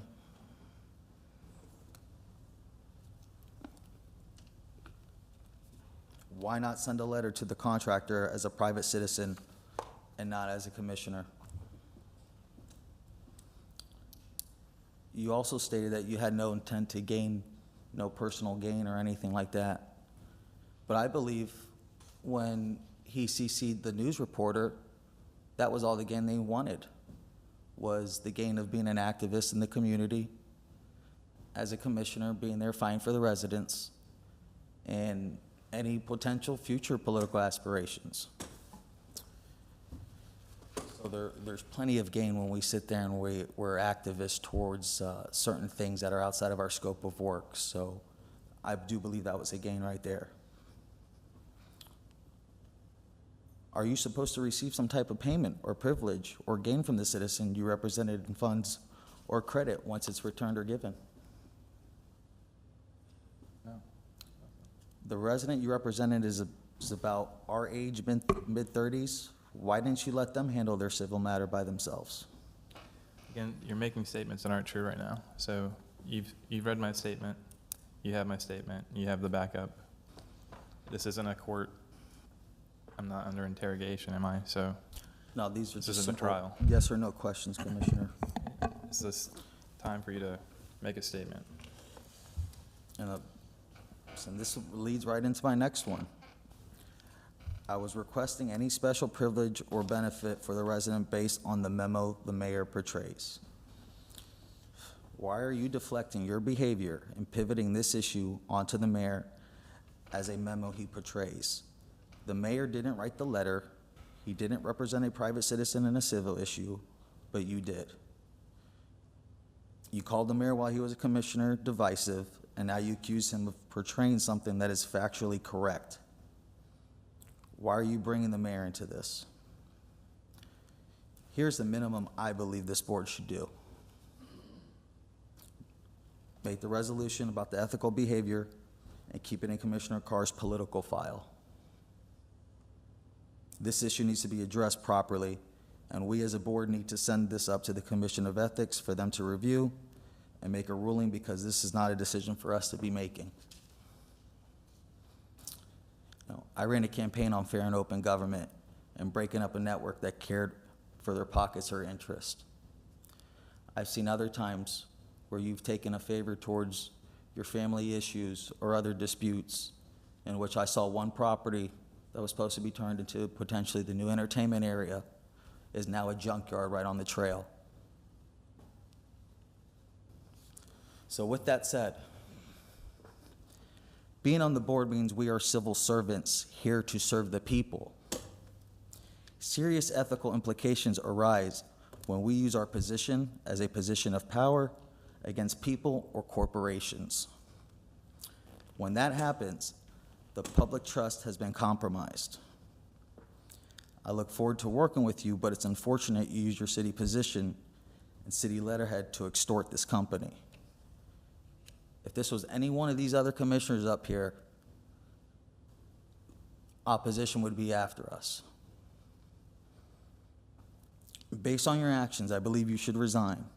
And if this is the tip of the iceberg and you don't notify us now, then this board will collectively ask and force you to resign. So we have three things I would like: resolution to reprimand, consensus for this board to send the complaint to the Commission of Ethics, and for Commissioner Carr to publicly apologize to the citizens and the city of Tarpon Springs. Thank you, Mayor. Okay.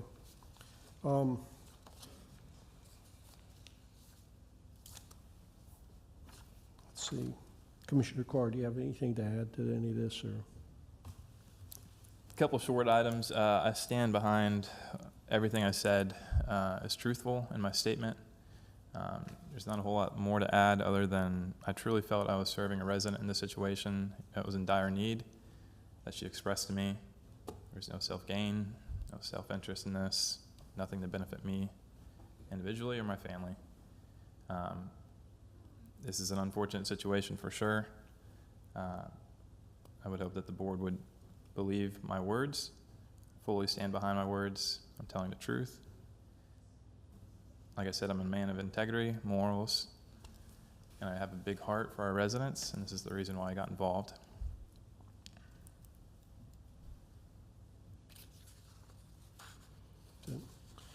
All right, before I go to the public, let me just, I was hoping to hear an apology here from someone tonight. I guess this is what mayors do in lieu of anyone else doing it. So I want to apologize to the residents. This is about it's basically about your city government.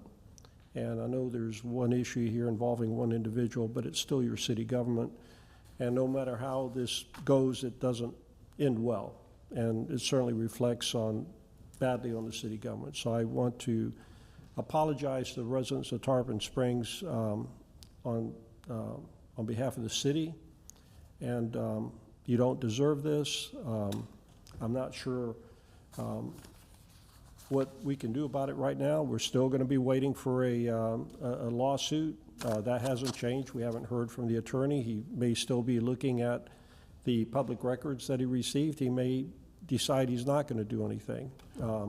Certainly the ethics complaint is an option as well.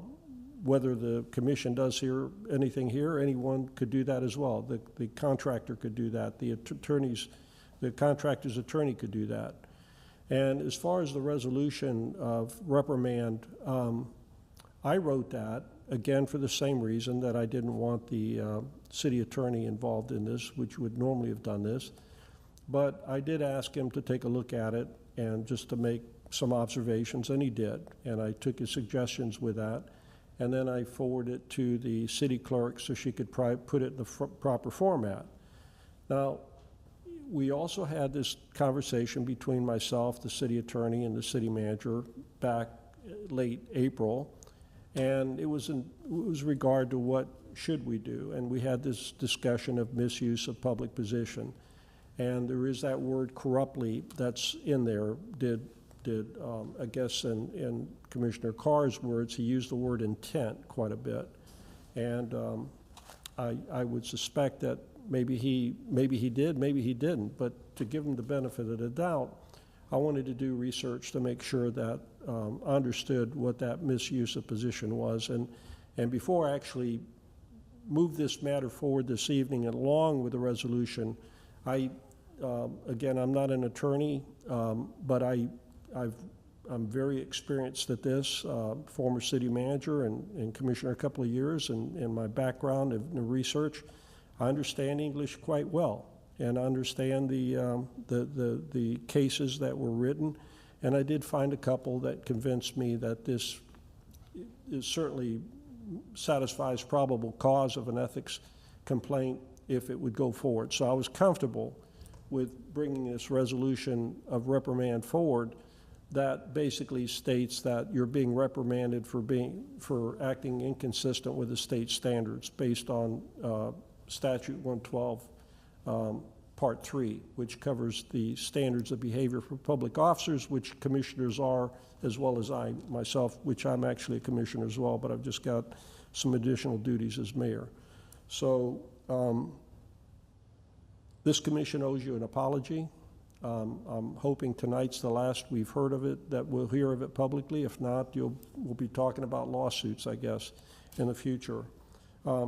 With having said that, I'd like to open it up to public comment. If anybody wishes to say anything, please come forward.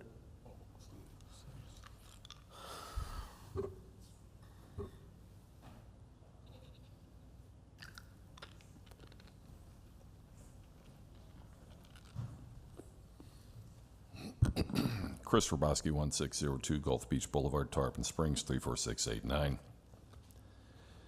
So we talked earlier about lawsuits, and the cost of them. And you didn't even get an apology out of this guy. I'm stunned. He's a walking, talking liability issue for the city.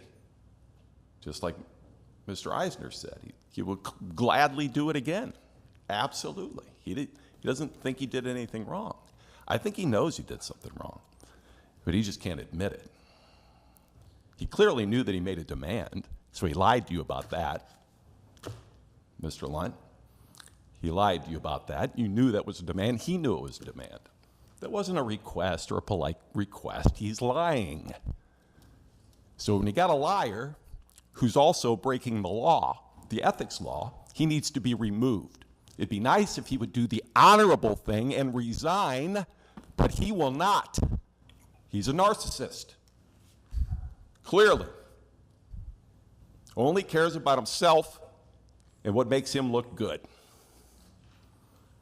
This is a problem. You need to resign, sir, or you will be removed. Once they uncover all the other things, I mean, how many times have you been at this? Clearly, so cocky about it. 6 years into this, wow. You need to apologize and walk away, step down. That's what a real man would do. It's not what you're going to do, is it? Going to drag the city down with you? Boy, that's going to feel real special. This is going to haunt you forever.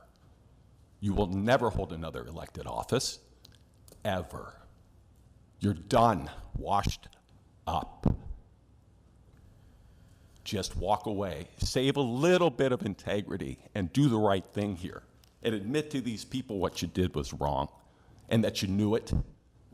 And maybe you weren't trying to shake somebody down for cash. Maybe you were. Maybe you've been getting away with that too. We don't know. I mean, how do we know you were going to get those people money? You said you weren't trying to get them special benefit. I think 30 grand is special benefit. How much were they going to kick back to you? We don't know. But even if it was just trying to get glory in the paper or whatever the heck it was going on in your twisted mind, whatever it was, you knew it was wrong then, you know it's wrong now. And this ethics thing is going to haunt you forever. You can put it all to rest by apologizing and begging those attorneys not to sue the city. It doesn't have to go this way. My God, everybody up here knows. Everybody in the city will soon know. The Times reporters here.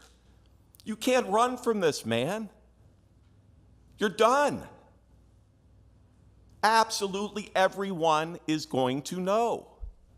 I mean, the mayor tried to help you, putting this off and kicking the can down the road, and he didn't even want anybody else to draft it because he didn't want it to look weird. He was trying to help you, man, and then you throw him under the bus as if he's trying to attack you, trying to paint it like it was him against you, and he's just, picking on poor little old Carr. All it was trying to do was help somebody. Man, everybody sees through that. It's disgusting. Horrible. Do the right thing. Resign. Have a little bit of manhood, a little bit of integrity. Don't drag the city into this with you. Good night. Are there any other public comments?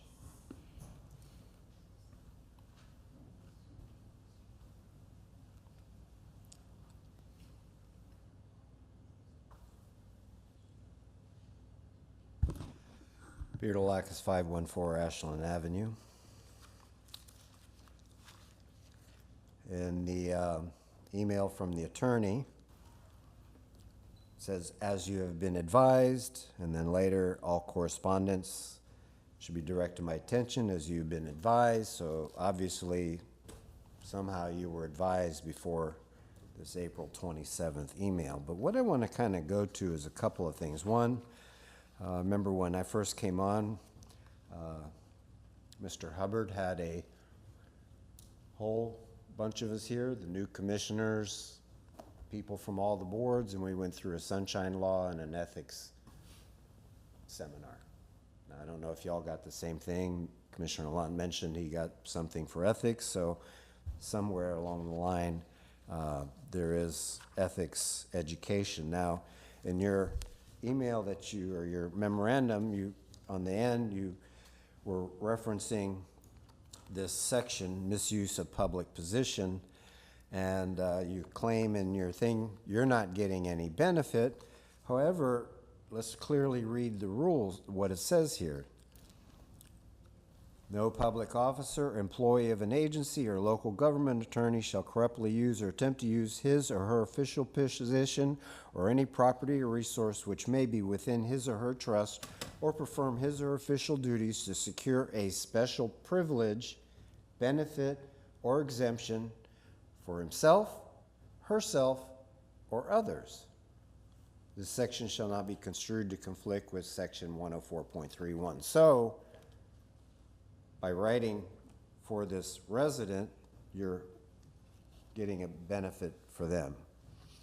Now, I hear your case that you say, you know, residents come to us, and we've all had it, but usually it's because of an issue with a city thing, a code enforcement, a sewer backup, or flooding, or sidewalks, or roads. Those are the things, yes, you would get involved in, but not in a private matter. And as it's kind of been mentioned, part of the reason this board was elected, because the residents were tired of the way the good old boy networked. Someone had a connection with a commissioner, they call him, hey, can you help me with this? For you to say, using your city ID, you didn't think you were influencing, but why would you write a contractor or somebody as Jacob Carr, 721, whatever your address is now? They wouldn't care. Who the screw is this? Toss it out.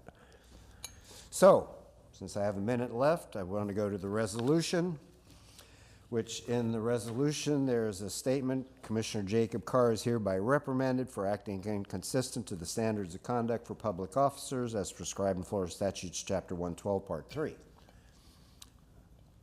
I agree with the reprimand. I agree also that there should be something sent to the Florida Commission on Ethics, whether it's the city manager, the attorney, or the board writes a letter to get a definitive action. But in the meantime, a written reprimand does nothing. It goes in a file. So at a minimum,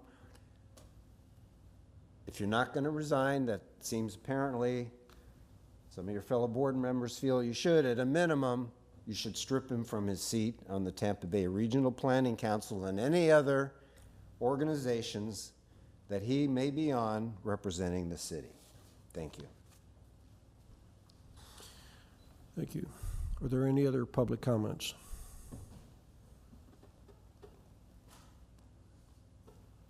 Hi, everybody. Julie Wade, 1095 Mainsail Drive. Jacob, thank you for your service to the city and for helping lots of people with their issues.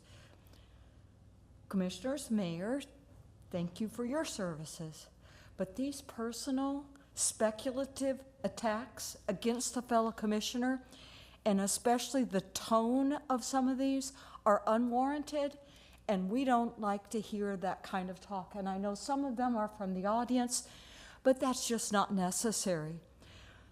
When I read the documents, the company only requested that he be reminded of the rules to prohibit the appearance of impropriety. You fellow commissioners are being totally disrespectful. Some of you have your own issues, and it's unfortunate that you are attacking rather than teaching and learning.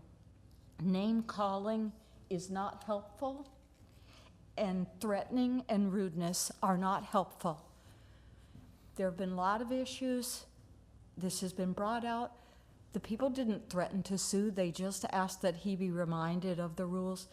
Please don't be so disrespectful.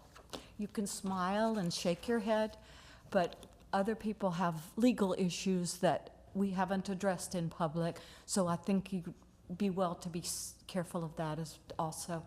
Thank you all for your service. Are there any other public comments?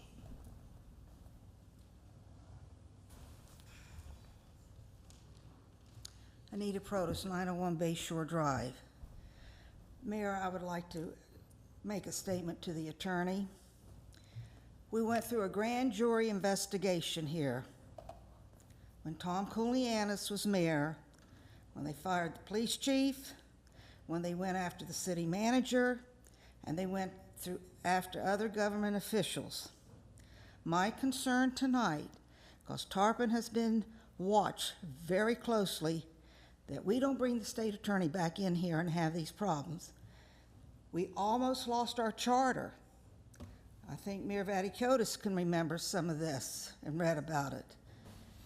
I hope, I'm not defending anybody here, but we must conduct ourselves through the attorney so we don't come back with another grand jury investigation here. And when they had that grand jury investigation, Anita Protus was on the board, but I was the only one that wasn't involved in it. They violated sunshine law when they hired the attorney. They violated sunshine law when they fired the police chief, went after the city manager. It was a very ugly time in Tarpon.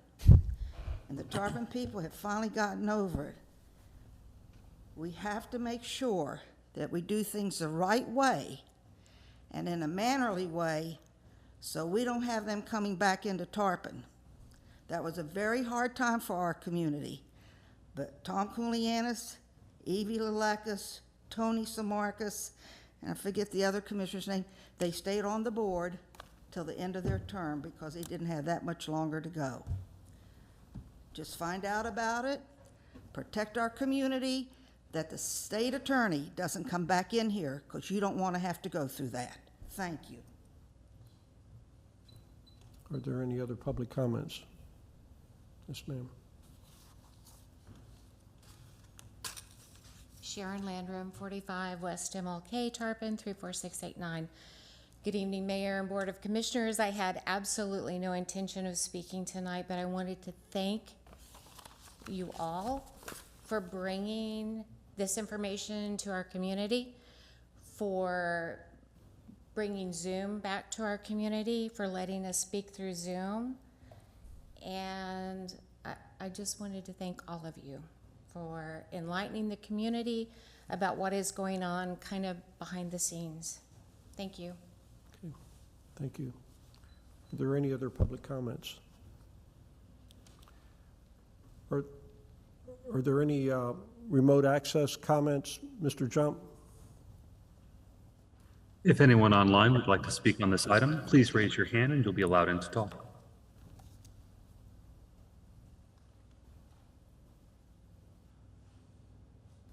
And we do not have any raised hands at this time, sir. Thank you. Okay, so that's the discussion. The one thing I do want to follow up with, and Mr. Trask, do you see any issue of what we're doing this evening as far as process? I don't want you to, content or anything like that that would, that would drag you into this thing, but as far as the process of how we're moving ahead. I think the process was appropriate. What you had basically a charging document. That's what you had prepared. You had what I will call a name clearing hearing, giving Commissioner Carr the opportunity to respond to that. You've received comments from your commission and your public, so I think it's an appropriate process. As for, the resolution itself, there's nothing in your charter, there's nothing in your code, and there's nothing in your rules of procedure that would give us any direction on how to do this type of matter. And but I think that what has happened tonight has been fair. Everyone has the opportunity to speak and present their sides and so forth. So I don't think that anything further needs to be done. Okay. So let's this item was created in two parts, and I did that on purpose to get the discussion out first, and to see what the commission wished to do as far as the direction with this, is whether they wanted to proceed with a resolution of reprimand or not. And the concern is, and this is a discussion I did have with the city attorney, I don't want, from my perspective, I don't think it would be good to put something forward, and given what the facts are and the letter from the attorney, and I'm not going to get into the discussion of the merits, that would be at a later date if there's any depositions or any interviews under oath. But I was a little concerned that if a resolution came forward and it was denied or turned down, then it would be perceived as this commission condoning those actions, which I don't think it would be what the intent is. So I did a Part B and looked at the Roberts rules, and if the commission did not want to proceed with a resolution, then I would entertain a motion to delete item B, which would be the resolution. And then it can always come back at a later date. The way you delete it under Roberts rules would be a supermajority, actually a 2/3 vote, which in this particular case would be a supermajority of 4 commissioners having to delete that item so it doesn't go forward. And so I'm going to ask now, is there any motion to delete item B, which is the resolution of reprimand?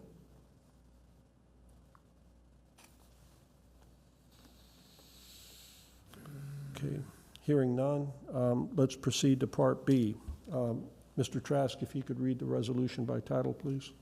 Mayor, Commissioners, Resolution 2022-21, a resolution of the Board of Commissioners of the City of Tarpon Springs, Florida, reprimanding Commissioner Jacob Carr for acting inconsistent to the standards of conduct for public officers and providing for an effective date hereof. That was reading Resolution 2022-21 by title only. Okay, thank you. Let's go to commissioner comments, and this is the time to discuss if you're satisfied with the resolution. If there's something else that you want to do, this is the time to do that.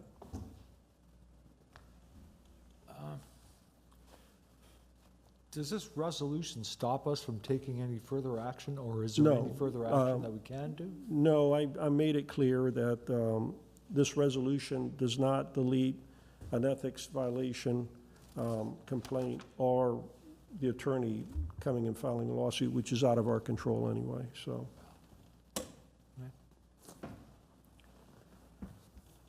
Commissioner Kulyas. Yes, Mayor, I just wanted to state that this resolution, it may affect a political career, but that comes with the territory. Resolution like this won't affect a personal life, getting a job somewhere else, working hard to be able to do what you want, but it may have an impact on the political career. And as far as investigations, the last investigation wasn't back in the 80s. It was in the 90s as well as the 2000s with multiple different stuff that I won't get into. So, and I believe the misuse of public position, it says a government attorney or a local government attorney shall corruptly use or attempt to use his or her official position. It's not an and. So it's either or. And one of those ors did happen. So I would suggest it does get put, this is beyond us. And I think the Commission of Ethics needs to be able to review it all and make a ruling on it. Okay. Commissioner Eisner, I'm sorry. Do we have to add into this resolution that we will forward this to the ethics for them to make that decision? Let me ask the city attorney that question, because it's a process. Please respond, Mr. Trask. So we often have resolutions that provide for direction to city staff to do something. And if it's, if you're asking for the resolution to be amended to include direction to provide it to someone, we can do that. We've had resolutions where we're directed to forward it to the governor, forward it to the Pinellas County Commission, forward it to, you know, any particular board or committee in Pinellas County. We've done that before. It is not necessary to do it. You still have the ability to do that, whether it's in the resolution or not. I would like it to be a board decision, whether we do that or not. I mean, I've listened to the residents, I've listened to all of the commission. What I still find astonishing is that there's been no apology and no admission that something was done incorrectly, which means it'll be done again. And that just rubs me wrong. I heard somebody say something about $30,000. That was on the low end. It was a $35,000, but it was a $70,000 asking. And, you don't do that for free. I'm sorry. Thank you. Are there any other, so the point is, let me just clarify, for the purpose of this resolution, what Mr. Trask says, when there's a motion, which we're not going to get to that until after the public comments, when there's a motion, that motion can be amended, I think if I'm not mistaken, two ways. One, to add some direction for the, and I would suspect it would be out of the city attorney's office if he wishes to undertake that, file a complaint with the Ethics Commission, or number two, simply forward the resolution to the Ethics Commission. And I don't know that would constitute a complaint if that's what this commission is wishing to do. So that's the only clarification I want as far as this conversation between Commissioner Eisner and Attorney Trask. Are there any other commissioner comments on this right now? Okay. Let me go to the public. Does the public have any comment on this?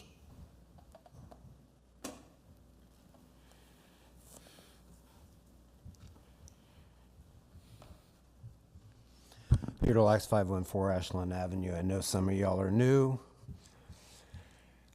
but as a board, you can put into this resolution some of your concerns. One, that something be sent up to the state office for ethics, and I'm not sure which department it's in, but yes, you can, in the resolution, state you reprimanded, direct staff to forward a complaint for investigation to the Office of Commission and let them find out whatever else needs to be determined.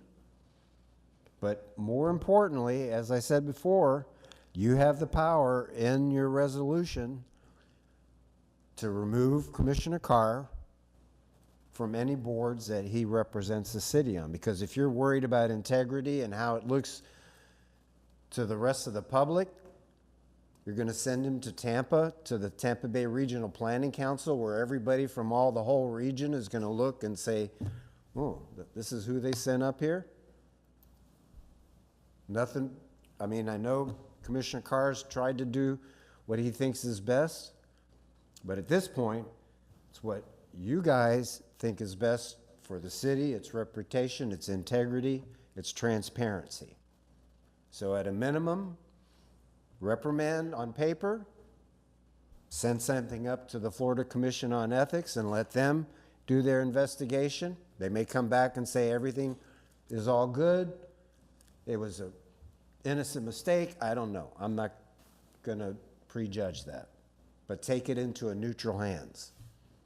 But thirdly, you cannot have Commissioner Carr representing the city on any intergovernmental boards or activities until this is resolved. If it's resolved in his favor, you can reinstate him back. But in the meantime, he cannot be the face of Tarpon Springs to the rest of the state, local, other governmental agencies we have to deal with. Thank you. Well, Mr. Rabasi's coming up here. Mr. Trask, do we have a procedure for doing that? No, there's no procedure in your code, your charter, or your rules for that. Okay. So there were 50 some odd people watching this. Just remind you to go to the Zoom and make sure that there were people out there that wanted to comment also. But whatever the maximum penalty that you can deliver has to be done. Just like Peter said, you have to remove you have to strip him of every possible power because he's already said that he's not done anything wrong. So he clearly will continue to do wrong. You can't just let that happen. Now that you know that that's how he's going to proceed, you have to do the maximum, whatever that is. So the ethics thing is a definite. I mean, when I looked into it, you had to be an individual. You couldn't file as a corporation. So I don't know how the city would file. You'll have to have your attorney or your clerk call, and they have a bank of attorneys that love to talk to you about filing these cases. That's all they do all day long, is accept ethics violations. And as long as you have factual information, they will launch an investigation. Nobody should be dismayed by about how long it might take. Maybe he'll be out of office. It needs to be done. What's right is right. So it doesn't matter how long it takes. You start the procedure and let the chips fall where they may. But there are people out there that probably want to make a comment. So I'll keep it brief. I'm just saying Peter is right. You have to strip away everything that this man does. You can't let him show up to any of your events anymore. I mean, it's got to be over. He has to be persona non grata. It just has to be what it is. I mean, a person without integrity. You got to find a way to remove him if you can. Make that happen. He can be replaced. When Peter Neer went on to the State House, they appointed Chris Alahustis to his seat, and look how far he went with it. So I'm sure you can find somebody with much more integrity to fill that seat that can go on and be the mayor someday. But this guy ain't the guy. And we still don't know about the cash part. We don't. Let the ethics board find out.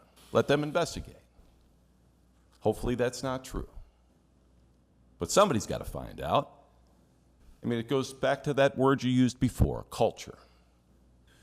For the last 6 years or so, previous to this, there was some sort of a culture here where people like him could go around doing what they wanted to do. And that has to change. It has to be well known that that's no longer accepted in the city of Tarpon Springs. No more of this culture of turning a blind eye, or we'll doctor a contract to fix something from the past. Just don't worry about it. There ain't none of that for you, buddy. You're ruined. Done. It's over. Please make that so. Thank you. Are there any other public comments on the resolution? If not, Mr. Jump, is there any remote access comments concerning the resolution? If anyone else online would like to speak, please raise your hand and you'll be allowed in to talk. And we do not have any raised hands at this time. Okay, thank you. I think we've said as much as we're going to say this evening about this. I'd like to have a motion if you wish to have clarification of how to proceed. The city attorney's right here. So before you make your motion, if you've got a question on clarification other than otherwise, make a motion. Mayor. Oh, I'm sorry, Commissioner Carr. I didn't draft the whereas. I just want to make sure. So the fifth whereas, there's a suggestion of $30,000. Suggested amount could be in excess of $70,000 concerning the work that had been performed. The request was work that had not been performed, was the credit. So okay. I just want to make sure that I think there's something missing in that one. No, I appreciate that. Thank you. If we could, when the motion comes, make that distinction. The city attorneys noted it so that, yes, Commissioner Eisner. I need to respond to that. Again, I'm going to go back to my experience. When a deal is made between an insurance company and a restoration company, those line items that Commissioner Carr speaks of are of no value. The restoration company signs a contract that they're working for insurance proceeds, and that's where it ends. It doesn't matter whether they do the line items. If you don't understand how Xactimate works as a program, you can't speak about it. You can't ask whether the line items on this were done or not. It's an agreement for a set amount of money between the restoration company and the insurance company, and the homeowner has given up their right to any funds, and if they feel they didn't get any of their worth, they have to hire a public adjuster or an attorney. They do not go and speak to a city commissioner and have him take it upon himself to lean on the restoration company, so I disagree 100% with what he just said. Okay, let's get back to the motion. Is there a motion? Yes. Motion to approve Resolution 2022-21 with the following changes. Section 2, Commissioner Carr to be removed from any city or intergovernmental boards. Section 3, that the Board of Commissioners refer this issue to the State Ethics Boards in the form of a complaint. Section 4, that this resolution take effect immediately. I'll second that. Commissioner Eisner, second it.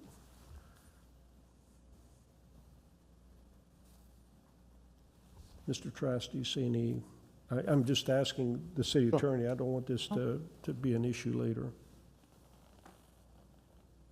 Do you see any issue with the context or form? No, we can add that. You don't, okay. Would you like me to restate that? No, I don't need, I've got it. He's got it, okay. You don't want to have, there's nothing else you've got to say? The light was on, I turned it off. I'm Okay. sorry. All right, that's it then. Roll call, please. Commissioner Kulyas, Yes. Commissioner Eisner, Yes. Commissioner Carr, No. Vice Mayor Lunt, Yes. Mayor Vaticius. Yes. Okay.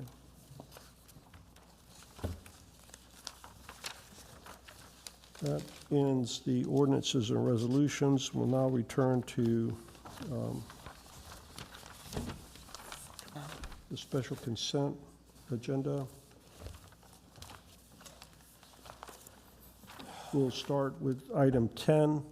It's 1026. We'll start with item 10, award bid number 220060-B-JL, construct new clerk's office building. And I'll have Bob Robertson start off, and then I'll have Ron Herring to talk about the funding of it and stuff. So we'll start with Bob to talk about the bid part of it. Thank you. Okay, thanks. I'm Bob Robertson, Project Administration Department Director. For this item, staff's requesting a contract award for the bid stated in the agenda to DMAR General Contracting. They're a Clearwater-based contractor. This is for the construction of the new clerk's office building. This also includes parking lot reconfiguration, demolition of the old building, and it includes roof-mounted solar panels. I have more details on that, Mr. Mayor, if you'd like me to elaborate, we get to that. The contractor will be given 330 days to substantially complete the work, with an additional 90 days to demo the old building. So substantial completion means that the new building is built and occupied, and then 90 days after the clerks have moved from the old building to the new one to finish the demolition and reconstruction of the parking lot. The low bid amount was $2,941,510.63, which does exceed the budget. As the city manager said, Ron Herring can address the funding option plans that he put together for the board's consideration. Generally, they spread the cost over 5 or 6 funding accounts to sort of spread the costs around. I guess with that, Mr. Mayor, I'll pause my overview, and Mark, if you want to bring Ron up to discuss the funding. I'm going to let Mr. Robertson turn it back to you, and you, If you want to have questions first about the bid and stuff, and then go to the funding. that would I be think fine. we Does the need to get your commissioner- questions first, and then bring Okay, you forward want the to do funding. that? All right, that's Very fine. well. Yes. Any commissioner have questions concerning this? Yeah, I have a question. I've kind of didn't have a whole lot of detail about the bid, but what I've had that was supplied in the backup material indicates to me that there's somewhat around $550,000 of this for electrical work in a 3,000 square foot building. That's $183 a square foot for electrical. Is this like in an entirely electrified cage, or what?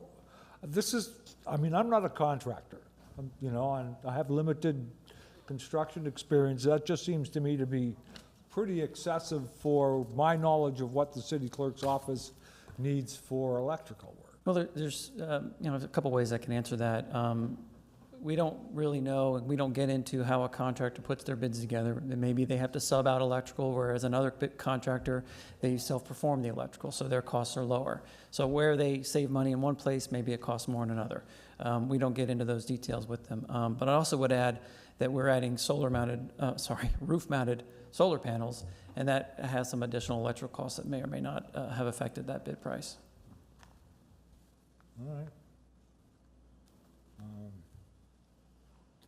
I don't know, I guess my only other comment would be at this particular time that our original estimate of this project was somewhere around $1.3, $1.4 million. This seems to be twice that amount in a matter of months. I, just on that basis alone, have hesitancy saying yes, because two things are going on here. Either we're being taken advantage of by contractors that tend to know the city of Tarpon Springs, which I kind of doubt, or B, we don't know what the hell we're doing when we're estimating things, which is a bigger problem. Anyway, that's my comment for this. Thank you, Commissioner Lunt. Vice Mayor Lunt, I'm sorry. Commissioner Carr. Thanks, Mayor. So we're in a unique situation in our country where we're seeing a significant amount of inflation, supply chain shortages, and other aspects currently, and this has been going on for months now. Initially, when this was proposed to the board, it was 1.2 million, and that was, to me, it was a bit hard to swallow at that point. But I do understand the situation. I don't put it on staff in any regard of being misbid in any way. I appreciate the work that you put behind this, Bob, and our procurement department as well too, Ms. Lewis. I do understand, though, being in procurement, that the cost of supply chain is it's an uncharted territories that we haven't seen in my lifetime, and I doubt really ever. With this situation, I think we should, as a board, be maybe looking to pause this overall and seeing if we can see some type of pullback of construction supplies or something along those lines for a time certain, and then we come back and address this. Is there a need for a new city clerk's office? 100%.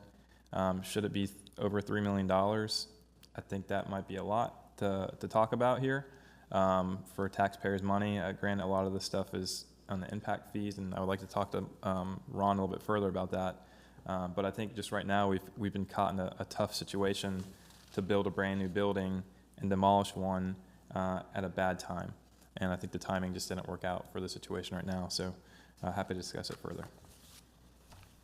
Okay. Commissioner Eisner, you spoke, or do you have comments? Or Yeah, might as well. I also realize that it's a great deal of money, but we're between a rock and a hard place. I've seen the condition of the building. I mean, we could wait until the header collapses Irene's window and crushes. It's cracked, water's coming in from all angles. It was a cafeteria. It's not her fault or the city's fault that this has sat for this long.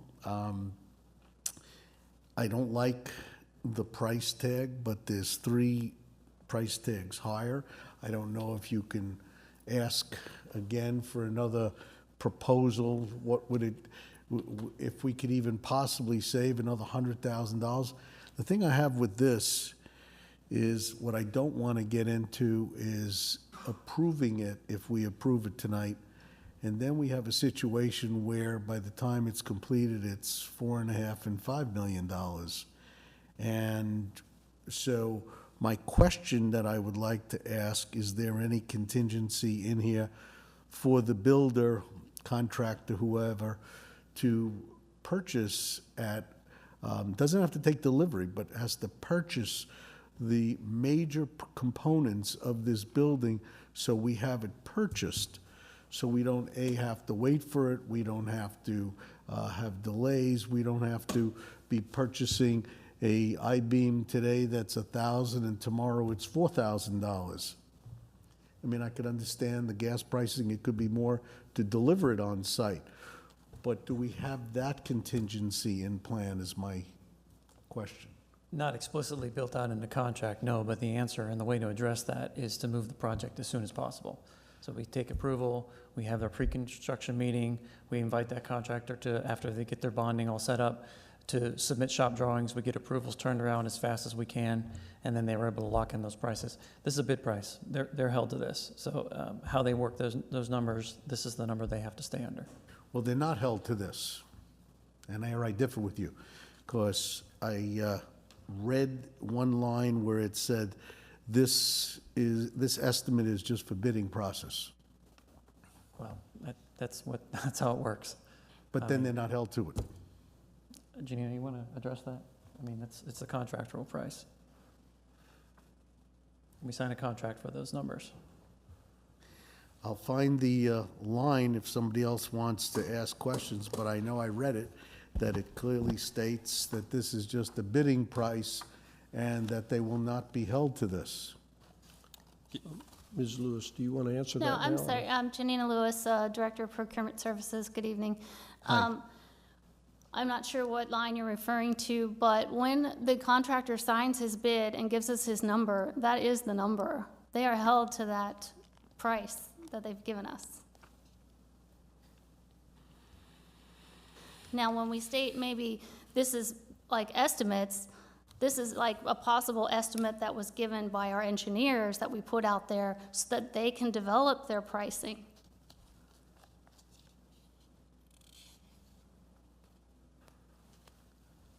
I'm okay, I want to look Okay. for that. So I have First. another question then. Can I do a follow-on here? If it was our engineer that developed the pricing model for this, how could he possibly be 100% out of whack? I mean, I go through government bids and proposals day in, day out. This is what I do for a living, for a lot of it anyway. And I would be summarily fired if I was that far out of whack in a 4-month period. So how do we correct this? Do our engineers not have material management information that's accurate? Well, I can't speak for our engineers, but I can speak for the time frame. We have to plan these projects out, and maybe Bob can better explain that as well, but we have to plan these projects out and give this to the engineers to design at the time. So in a 4-month time, we've experienced over 100% inflation on some items that maybe we would have never thought possible, a year ago, when they probably, had the concept of this project. Trust me, I'm really not trying to pick on you. No, I'm I just trying understand. to I can't control the market, and I can't how control we can- prices. We can go forward without seeing this kind of, in some cases, consistent increases, but in some, in this particular matter, it's like increase seems to be all up front. Let me give you my perspective that you all who go to the Florida League of Cities conference, when you talk to your other mayors and commissioners, you're going to find out, because I found out at the city managers at our conference in Orlando. Everywhere across the state, universally, bids are coming in double, triple the estimates.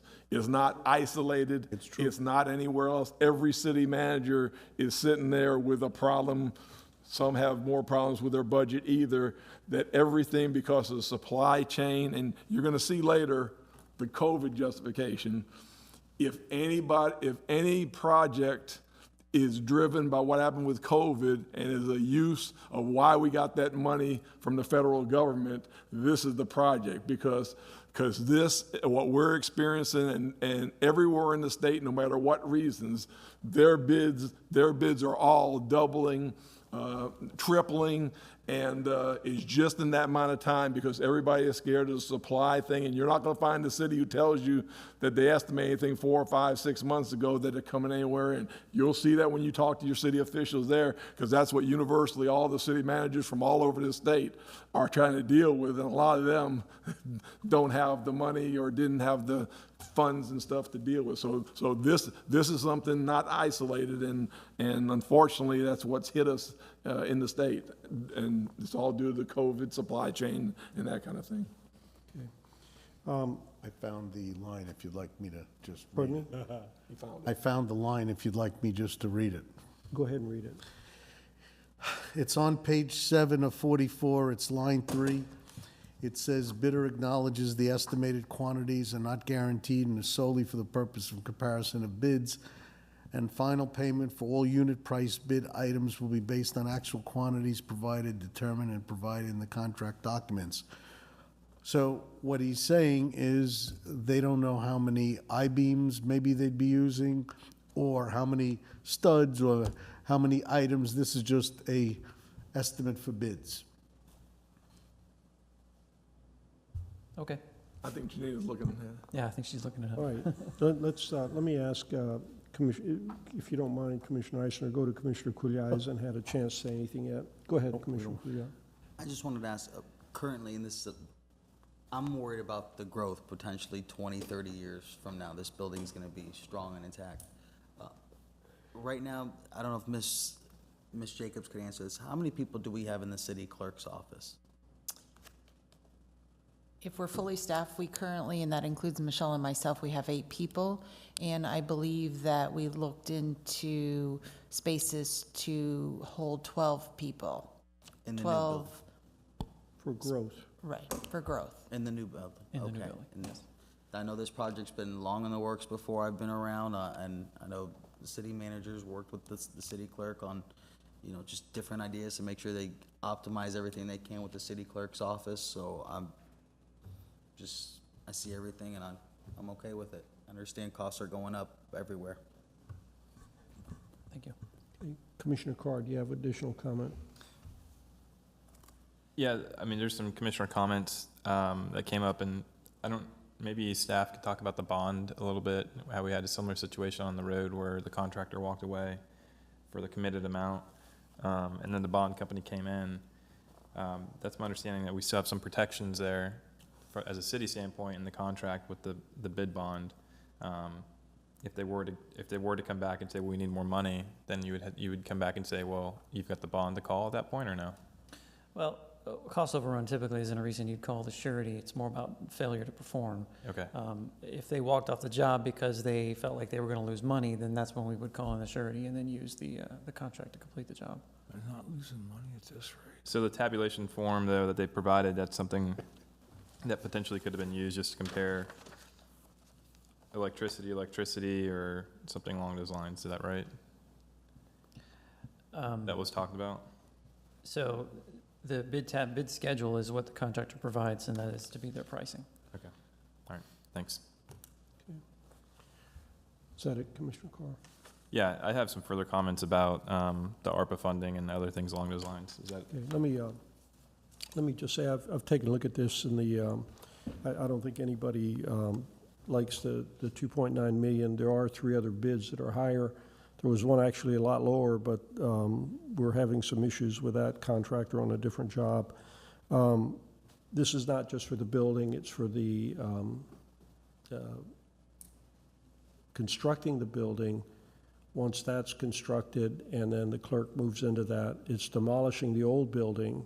And then I guess all along would be this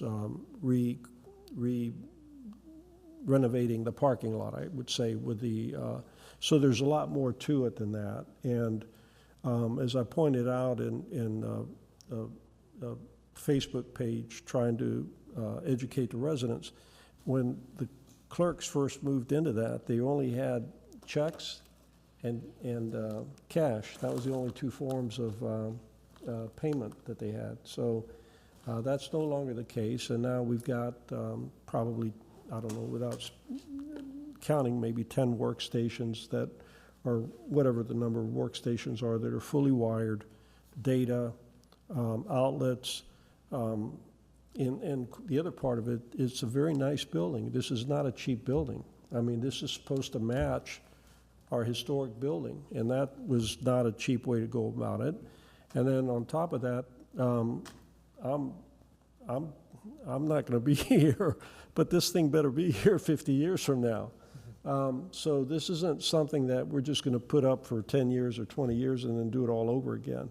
I don't like the word legacy because it connotes a bad thing, like the commission's doing this just to leave a legacy for themselves, but it is a legacy for Tarpon Springs. This is all part of this historic aspect of Tarpon Springs. And to be honest with you, I'm not sure if I would have I was gonna like the building to begin with, but I really do like the way it looks, and then the circulation of the traffic and the parking and everything. Yes. I also wanted to add, what we have right now, if you've driven through with a truck, it is a nightmare. Oh, I know, Yeah. yeah. So I mean, I looked at the building, I've been inside it, I've looked at the outside, there's so many structural problems with it. The amount of money that we'd have to put in to fix it is exorbitant, and where we would put the people while this is being done, because I've seen all these questions on Facebook as well, you just can't put somebody in a tent while this is all going on. So we actually went through that. I mean, we actually went through trying to figure out whether we put the new building in the current location, and we looked at actually moving the clerk somewhere else, and it's just untenable. It just isn't going to happen. I think that would be a nightmare. Yeah, so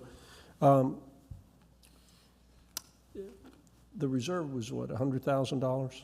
Yes, sir, the Okay, contingency. that covered, there's a $100,000 reserve of overture built into that in case it has to. Then there's, the solar panels are $75,000, and then, but I'm sure that doesn't count the electrical that goes from those down and hooks into maybe the electrical box, maybe it does. But then Ms. Jennings would be happy. It includes, was it 21,000 something for public art? Yes, there's a public art line item built into the bid. So she'll be happy with that.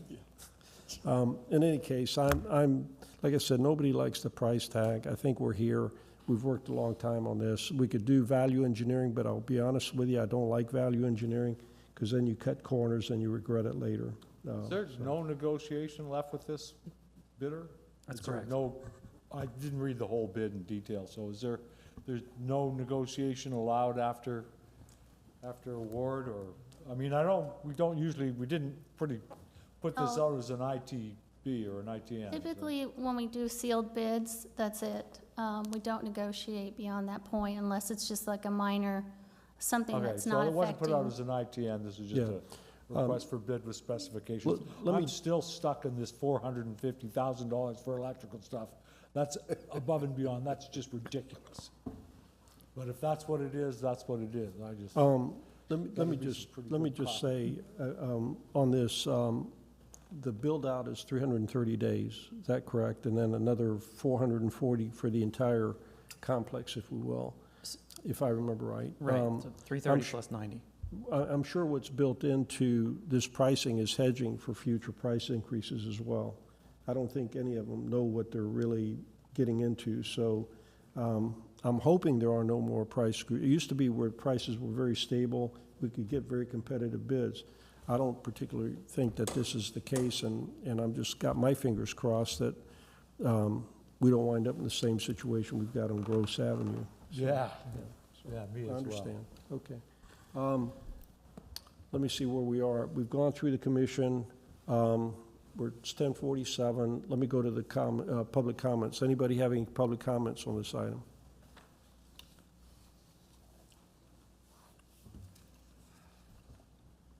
Peter Lax, 514 Ashland Avenue. I don't do Facebook, but occasionally I happen to see other people's. And from what I saw, people were bitching about the price, that, why are we spending all this money for this? Who's doing this? And I just got to say to all of y'all out there, come to the meetings, because this was decided over a year ago. I remember coming to the meeting and the previous board, and some of y'all were here, and I'm sure some of the people complaining about the price and what's going on were here too. So it's not new. But, and I appreciate the diligence the two of you are doing to find what you consider discrepancies or things that don't match up. That's your job. Appreciate it. But you need to move this project on. I know when I was commissioner, I left in 10, and some days after a heavy rain, you'd go to the clerk's office, and they had the buckets on the ledge. Now, I'm sure, I know the roof was fixed a little bit, but it's been long overdue. So put it behind you. vote for this. You got a few minutes left to get some other business, but this is the right thing to do. Irene, Michelle, Bobby, everybody all down there for the years have been waiting for this.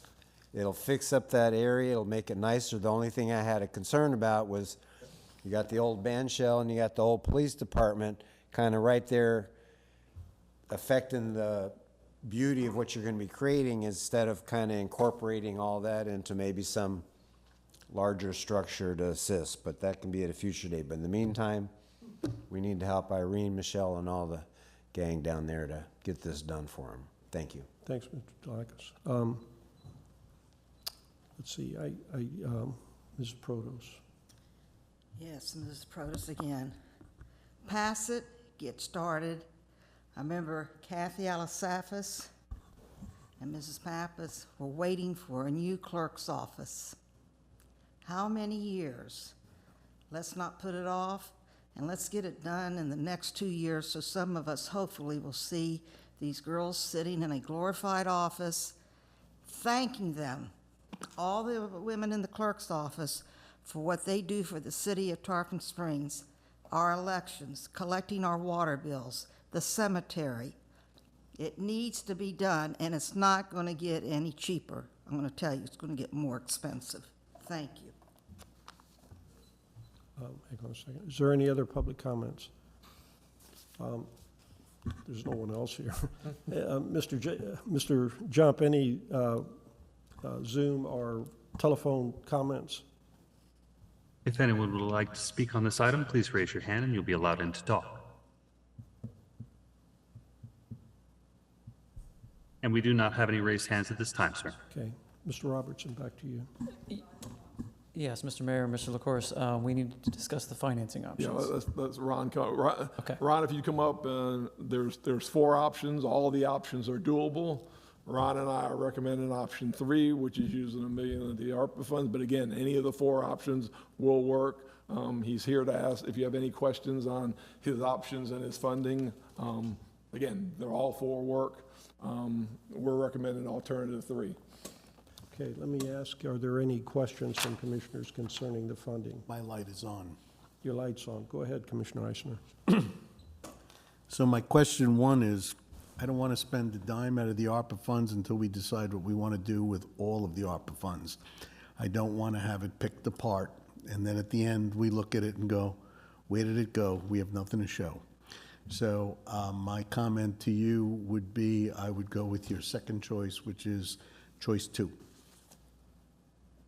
Well, I had the 3 choices there. I saw all 4. But, okay, with no ARPA money, I had the choice, alternative number 2, you mean? Yes. Yes. Okay, I'm sorry. Trying to keep my numbers straight. It's just, you know what? We can change this later. We got this as a item for change the COVID, funding later. and I hate to use it for anything else that's not really COVID related. I'm not dying to use it for sewers. I'm not dying to use it for buildings. This building, we were supposed to have done before we got the ARPA funds, so We can, that's let me just try and shortchange this process. We can, this is funding money at this point. We could change the funding at a later date, the funding okay. sources at a later date. So my point is, whatever this commission wants to do as far as an option, but once we get into that ARPA funding, I would suspect, and I would be disappointed if he didn't, the city manager would bring that back as an option as well, make sure we didn't forget about that. So I don't know if that helps with the answers to questions. I'm the plan guy, got to see the ARPA Pardon me? plan. He agrees with him on op 2. On 2. How about the other commissioners? Do you have any concerns with going with 2 for right now until we get the ARPA fund? No problem, I want to. I've got just a quick comment. Go ahead, Commissioner Carr.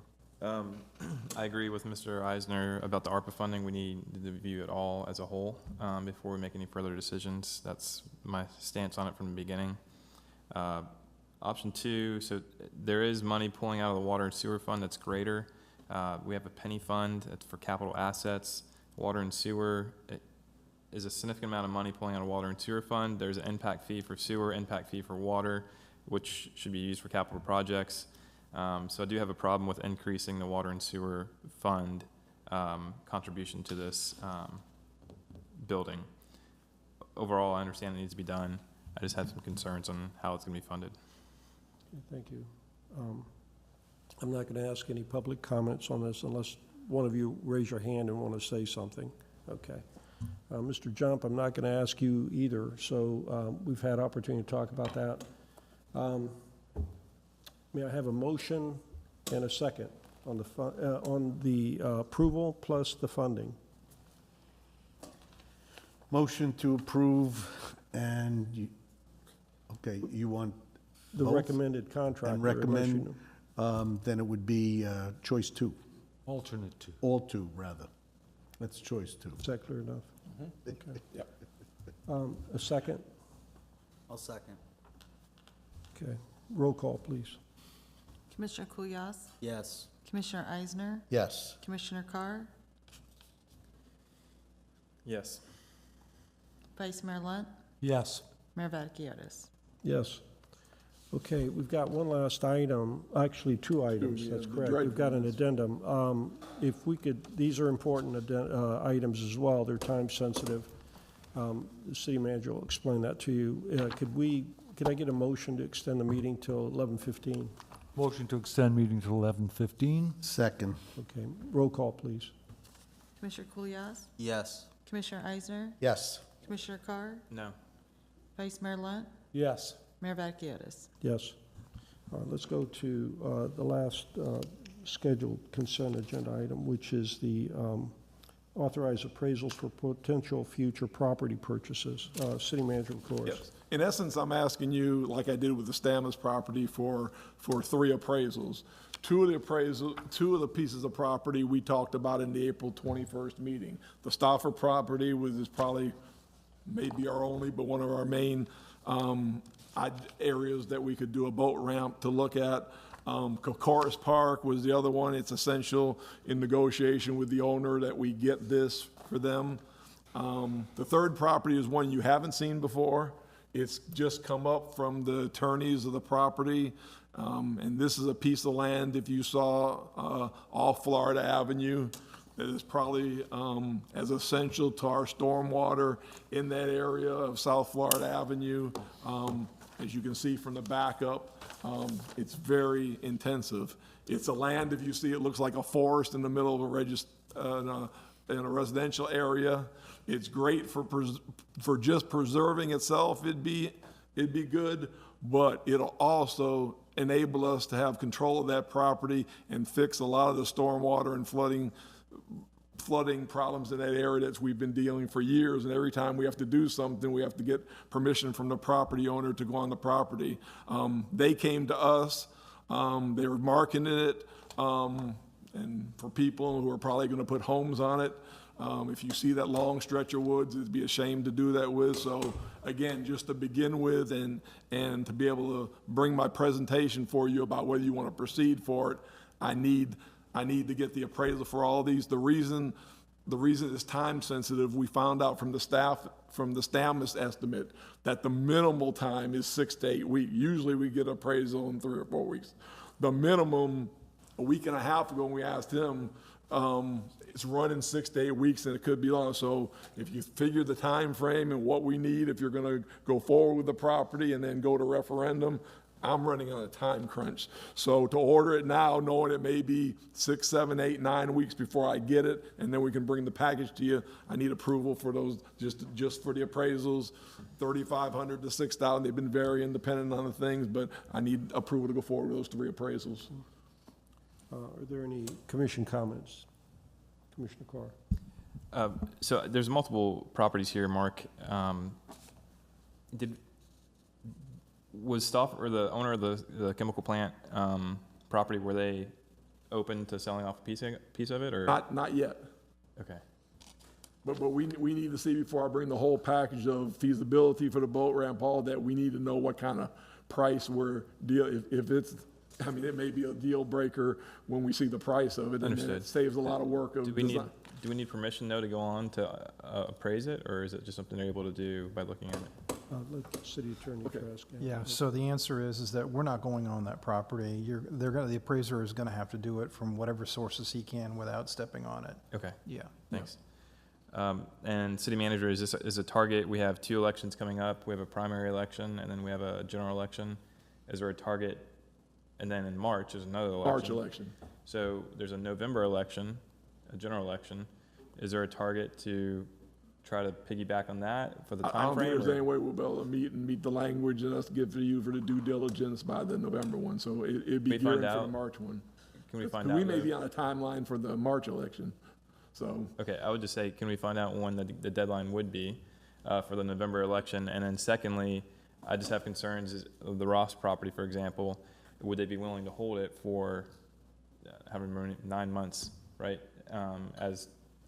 And then finding out an answer yes or no, the market could change in that time period.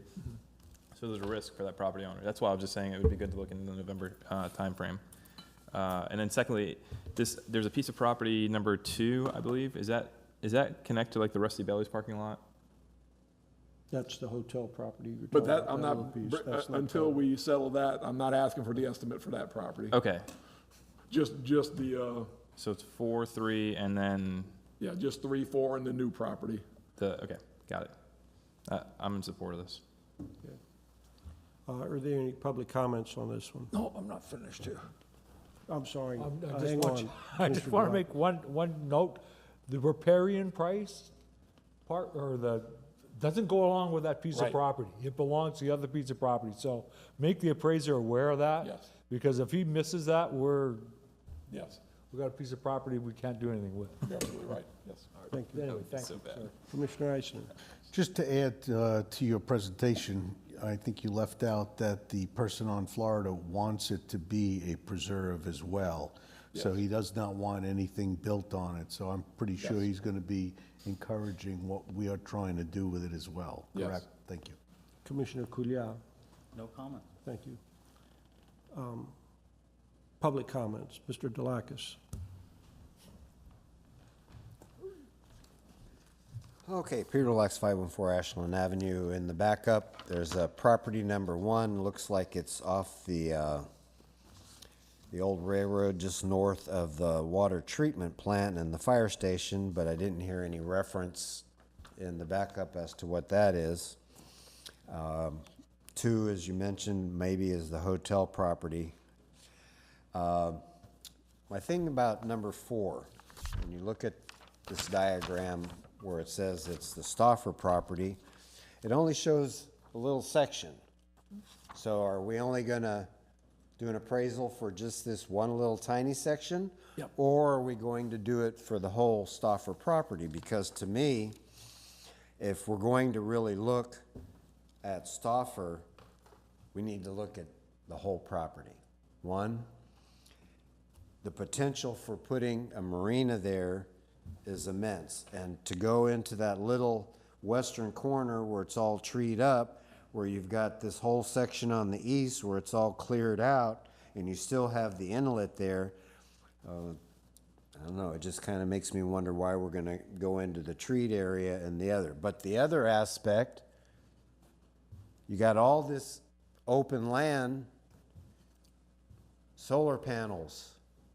You put your own solar farm in, you can power everything there, you can even quite potentially direct power to the water treatment plant and the fire station just,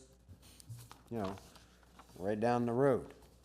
So I think when we're looking at acquisitions of property, at least for this one, I'm not sure if the scope is just for that small section or for the whole Stauffer property, but I think if we're going to look at acquiring any of the Stauffer property, we should consider the whole piece and what we could use some of the other parts for. You could always set it up where you open up a partnership with a lease agreement for a commercial private marina to come in to run it. So it's not out of the question that you still could have the property and lease it to a marina, 50-year lease, just like we lease Savannah Cove to the people who own that. We still own the property, it's just a lease. And they got all their buildings there for 50 years. When that 50-year lease ends up, they revert to the city unless something else is agreed upon at that time. So try to look at a little broader aspect of that Stauffer site, because you can put a marina in there, boat launch, solar power panelings, generate electricity for the city, for our public services just down the road. Thank you. Thank you, Mr. Delakis. Are there any other public comments? Mr. Jump, is there any remote access comments for this item? We do have a raised hand for this item. Okay, go ahead, please. Hi, my name's Belinda Calamanis, and I'm at 1018 Coldstream Court. I'm actually the property owner that backs onto the Ross property, and have had the city, they've accessed the stormwater drainage from the back of our property. And since this property has come back up for sale, they've put our fence back up, but the storm drain is already becoming overgrown with vines and invasive species. So I can see that it will be really challenging for them to maintain the drain. And also, Coldstream Court is not a waterfront property, but it can look like a waterfront property after a heavy rain because of where all the water goes and that stormwater drain getting backed up. So I do think that if the city can go ahead and look to purchase that property, it would be really helpful for all the residents in this area to try to reduce flood risk, as we've all seen our flood insurances go up. And to keep it a preserve would be really great, because I've also seen lots of wildlife, gopher tortoises, armadillos, all sorts of birds that live back there. So I hope that you can all purchase the property. Thank you.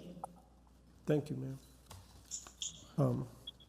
Mr. Jump, anyone else? We do not have any other attendees. Okay. If there's no other commission comments, may I have a motion and a second, please?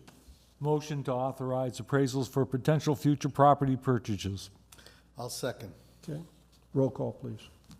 Commissioner Kulyas? Yes. Commissioner Eisner? Yes. Commissioner Carr? Yes. Vice Mayor Lunt? Yes. Mayor Vaticius? Yes. The addendum is for the Anclote River Dredge Project, Mr. DeCourse. Yes, Mr. Robertson. And again, this is the addendum because we just got the okay on Monday to go forward, so quickly. Thank you. Yes, I'll do it quickly. And Mr. Mayor, if it's okay, I'll address both items at once, just to tell the whole story. Yeah.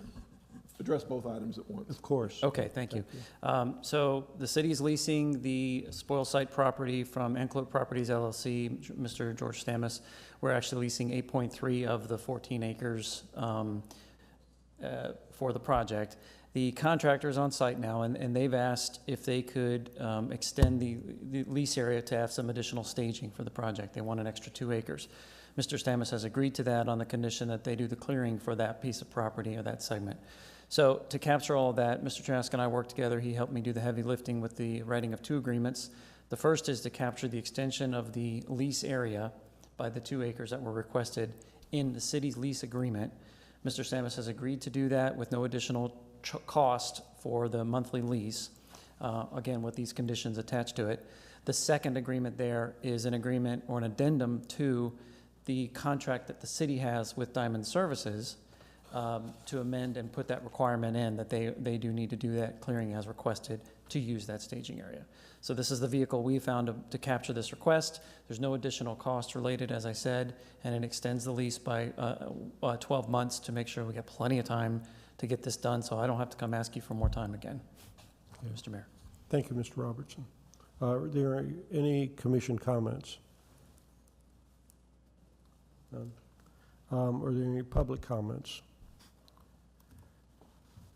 Mr. Jump, are there any remote access comments, Zoom or telephonic? If anyone online would like to speak on this item, please raise your hand. And we do not have any raised hands at this time. Thank you. May I have a motion and a second, please? Motion to approve.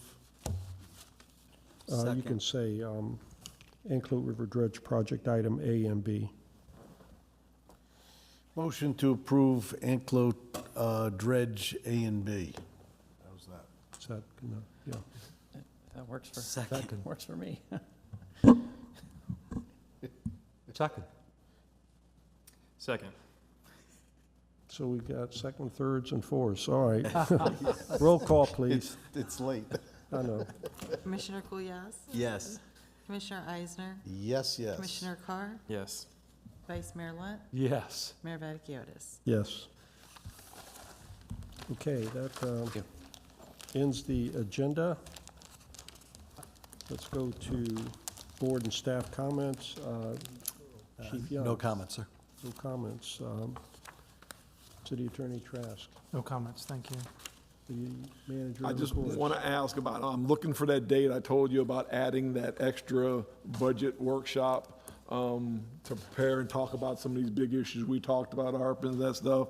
The only day I found available is July 5th, the day after 4th of July, which I thought may be a problem. Does anybody know right now if Tuesday, July 5th is a problem, or you can, again, you let me know tomorrow and I can see the problem.